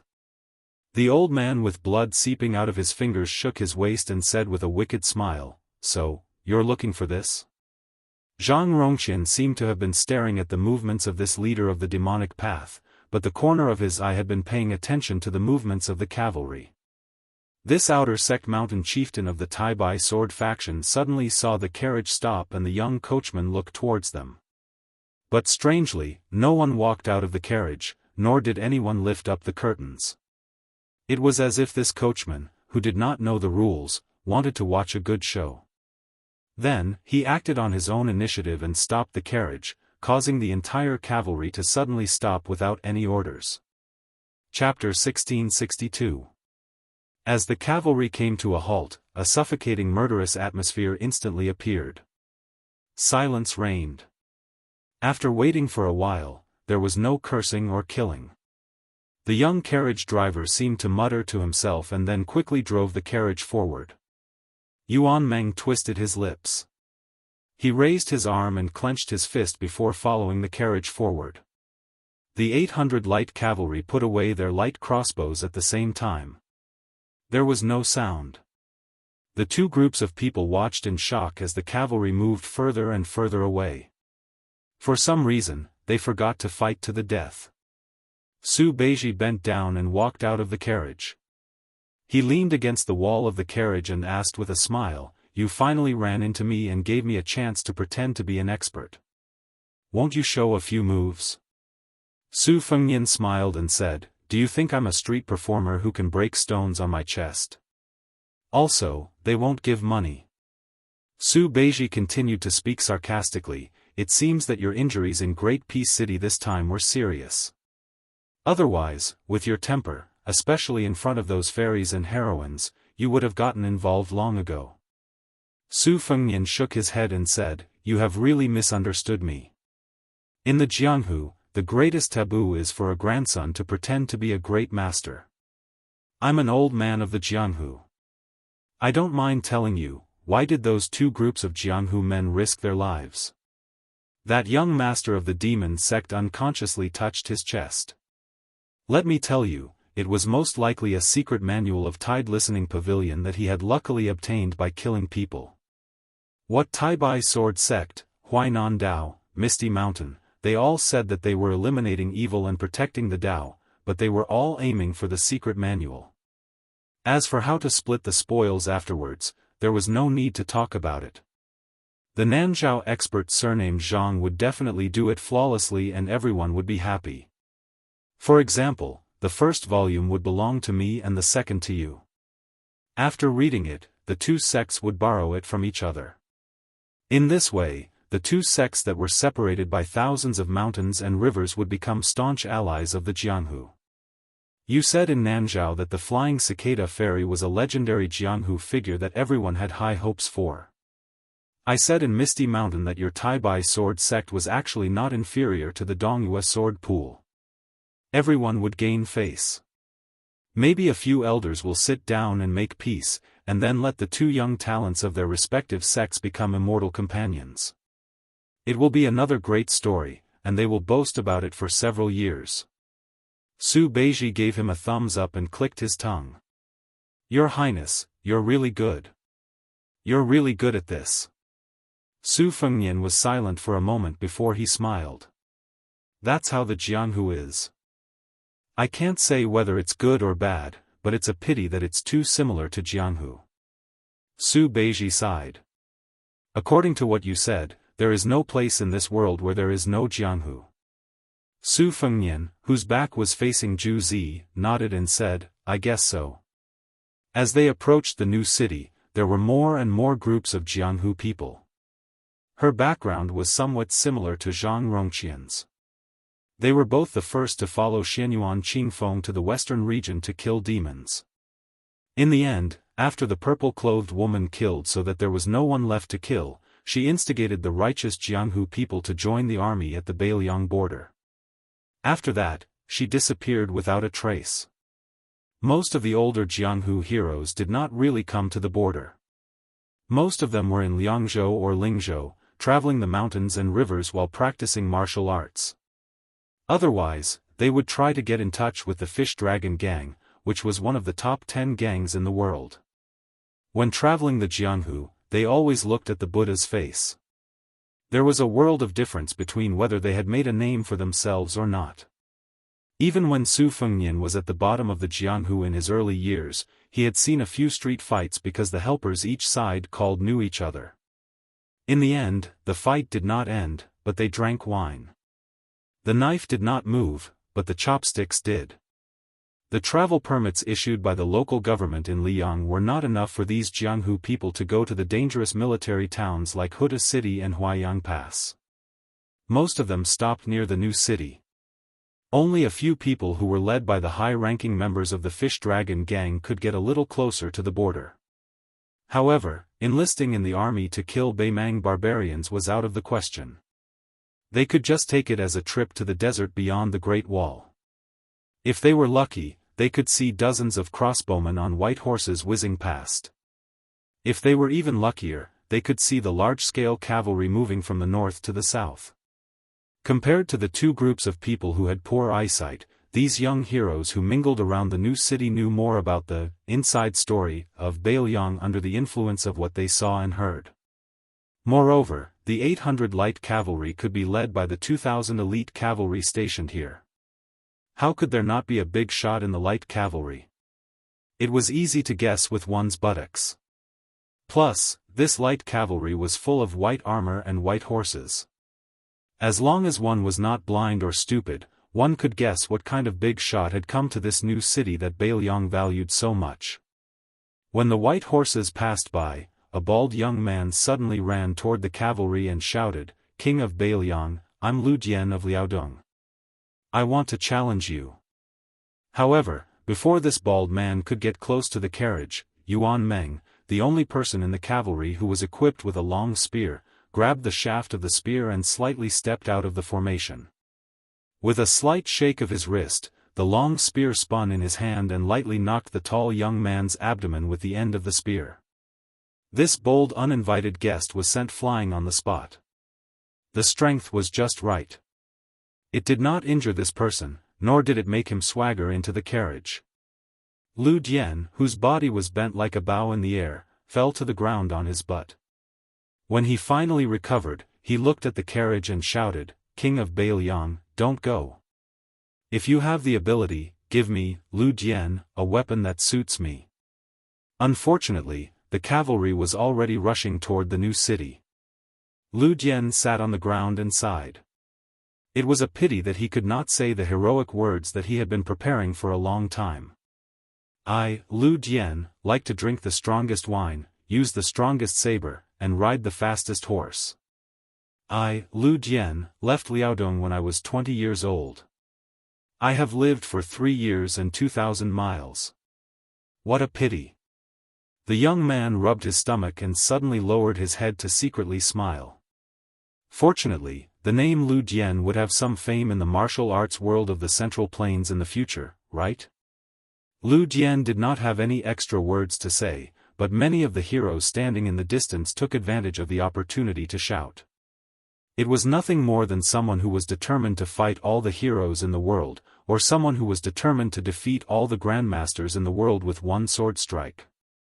There was even someone who shouted, "My life is in my own hands, not in the hands of the heavens. If the heavens want to kill me, I will kill the heavens." The only thing that could be compared to this was probably someone who said, "Everyone in the world is unfaithful. I will kill Buddha if I see Buddha, I will kill God if I see God." On the other side of the carriage, Su Beiji and Chen Shiliang who were sitting in the carriage looked at each other. Could it be that the young heroes of Jianghu nowadays all had such lofty ambitions? However, it was a pity that the young king, who was one of the grandmasters of martial arts evaluation, was not here. There was someone that Su Fengnian wanted to meet. Chapter 1663. Su Fengnian and Su Yanbing quietly left the team early. Under the guidance of a spy from the whisk room, they came to a slope 7 or 8 miles northwest of the new city. Occasionally, a group of crossbowmen would pass by in the distance. Compared to the past, there were 1 or 2 more cavalrymen in light armor who did not carry a cold saber or light crossbow. These people were the Jianghu people who had been selected by the border army of Liangzhou and the Whispering Room. According to the confidential military files of the Huaiyang Pass Protectorate, more than 200 Jianghu experts from the Central Plains had been secretly recruited into the border army. This was undoubtedly a timely supplement for the crossbowmen in the border army who often died in a battle on a narrow path. After all, in the first battle of Liangmang, the northern Liang scouts had suffered a great loss. When Su Fengnian saw the figure of a man and 2 horses on the top of the slope, he did not let Su Yanbing follow him. He turned over and dismounted from the horse alone and led it forward. That tall and sturdy figure that was still sitting on the ground on the hillside didn't stand up to welcome the young vassal king's arrival either. He only raised his head and narrowed his eyes as he looked at this young man who was currently viewed as a heaven-class great demon by northern Mang. Su Fengnian loosened the reins and patted the back of the horse.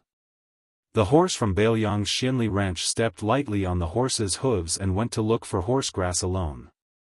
Su Fengnian smiled and asked, "Senior, why did you come back to Bailiang this time?" The old man who was addressed as senior was wearing a thick and heavy mink coat.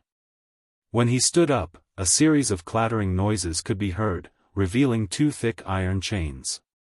Hanging from his waist were 2 hiltless sabers with an astonishing aura.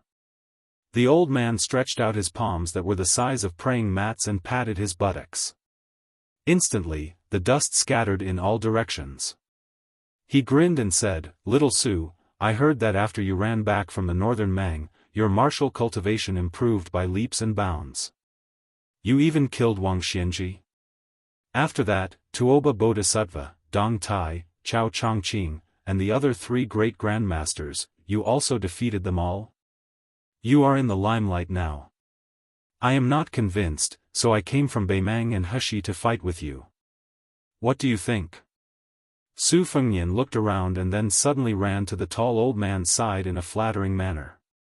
He rubbed the old man's shoulders and said, Senior Chu, Old Immortal Chu, Master Chu. Are you tired after such a long journey? Do you want to drink wine and eat meat? The old man surnamed Chu calmly accepted the king of Bailiang's flattery. He did not have the domineering attitude he had when he came to cause trouble. He smiled and looked at the guy he had watched grow up with his own eyes. It looks like you were really injured in Great Peace City. Otherwise, with your arrogance, you would have already turned against me and fought with me for hundreds of rounds. Su Fengnian said angrily, a starving camel is still bigger than a horse. Senior, don't be so shameless. If I accidentally beat you down and you ran back to Beimang in a fit of pique and delayed Helian Wuwei's important task, who would I cry to? The old man blew his beard and glared. He pressed his hands on his saber and was about to fight. Unfortunately, the young man was shameless and allowed him to beat and scold him. The old man with snow-white hair sighed and shook his shoulders. He refused the young man's insincere kneading. You are so cunning. That's right, it was Helian Wuwei who asked me to come to Bailiang. There are 2 things, one good news and one bad news. Which one do you want to hear first? Su Fengnian said with a smile, let's hear the bad news first. It's only sweet when you eat sugar cane. The old man who had been trapped at the bottom of Tidehark Lake for many years said in a deep voice, Helian Wuwei and I are both guests of the Big Idea branch of Beimang's princess tomb. I didn't hide it from you last time. However, so many years have passed, and we no longer care about the princess tomb. Even Luo Yang has gone to Mount Zhulu. It's said that little idea with half-face makeup was slapped to death by Huyen Daguan. Therefore, whether it's me or Helian Wuwei, we are both here to pay our debts. Once this matter is settled, we will go our separate ways in the future. Su Fengnian rolled his eyes and said, all right. Let's get down to business. This king has a myriad of affairs to attend to every day. What he worries about is the general trend of the world. In the end, Su Fengnian didn't fight back after being slapped by the old man. It was as if he didn't have such thoughts at all. He only touched his head, which didn't make him look very handsome. Instead, he touched a lot of fine sand. It was a bleak scene to ride a horse in the northwest Great Desert. After the old man scolded him jokingly, he stopped smiling and said with a rare solemn tone, this bad news isn't small at all. Have you heard of the Beimang Princess Qinghuan? Her public identity is Fan Bainu. When you were still Bailiang's His Royal Highness, this woman had been flirting with Chen Jibao for a long time. In fact, to be precise, she should be called Yelu Bainu. She's a true member of the Beimang royal family. She has a feud with the old woman surnamed Murong for killing her father. In the past, she could only endure the humiliation to survive. Now, it's different. After such a big defeat, the old woman's 2 trusted subordinates, the Taiping Commandant and Dongzhua, are respectively in Norland and Southern dynasties. They're not having a good time. Su Fengnian nodded and said, this is reasonable. At that time, whether to attack Bailiang or Liao first was because they wanted to attack Gu Jiantang first. Otherwise, the old woman wouldn't have let Tuoba Bodhisattva lead hundreds of thousands of elite cavalry to patrol the grasslands of Norland before the Battle of Liangmang. In the end, it was to suppress those Yelu princes and the grassland tyrants. If this time they successfully took down Bailiang, it would be fine. They would be able to conquer the Central Plains soon. Even if it was painful, they could still bear it. But since they didn't even enter Bailiang, it's a different matter. No one would be willing to die without any gains, especially those Beimang barbarians who have been used to plundering the borders and returning with great gains for hundreds of years. The old man glanced at the calm young man and wanted to say something but stopped. He curled his lips and gave up on the digression. Instead, the old man continued the previous topic and said, the ambitious Yelu Dongshuang returned to Beimang. This kid couldn't have caused any trouble, but he had a good grandfather, Yelu Hongkai, who had followed Beimang for 3 dynasties. This old man could really be called an old man. When the holy sect Yelu Wenshu burped, Yelu Hongkai, as one of the 6 people in front of the emperor's bed, was ranked last. He wasn't a big shot. When Shenzong died, there were 5 people, and he was ranked 3rd. When the former emperor of Beimang was tortured to death by the old woman, there were 5 people in Beimang who were important ministers. Su boy, do you know who they were? Su Fengnian smiled and said, General Yelu Shulai, a remnant of the Central Plains, Su Huainan, Tuoba Bodhisattva, and Murong Baoding. It was clear that Yelu Shulai was already quite old at the time, only able to barely obtain a seat as the leader of the Northern Mang army's older generation. Meanwhile, Su Huainan and Tuoba Bodhisattva, one civil, one military, were both trusted aides personally promoted by the old woman. As for Murong Baoding, there was even less of a need to talk about it. One could tell just by looking at the surname. In that case, Yelu Hongkai, the only trusted aide of the Northern Mang old emperor, had to use his own strength to shelter the entire Yelu family. However, in the past 10 years or so, other than quarreling with Dong Zhuo when he was drawing ashes to discuss official business, the old man had almost never made a sound out of the Norland. Without a backbone, the Yelu princes and the prairie warden were naturally greatly disappointed with this old man. The old man sighed and said, Helian Wuwei privately told me that this time, the Yelu of Beimang had finally banded together and allowed that Princess Qinghuan to quietly enter the central plains of Liang. They must have drawn a big pie for Chen Jibao, a big pie as big as the sky. Su Fengnian frowned and said, Will Chen Jibao agree?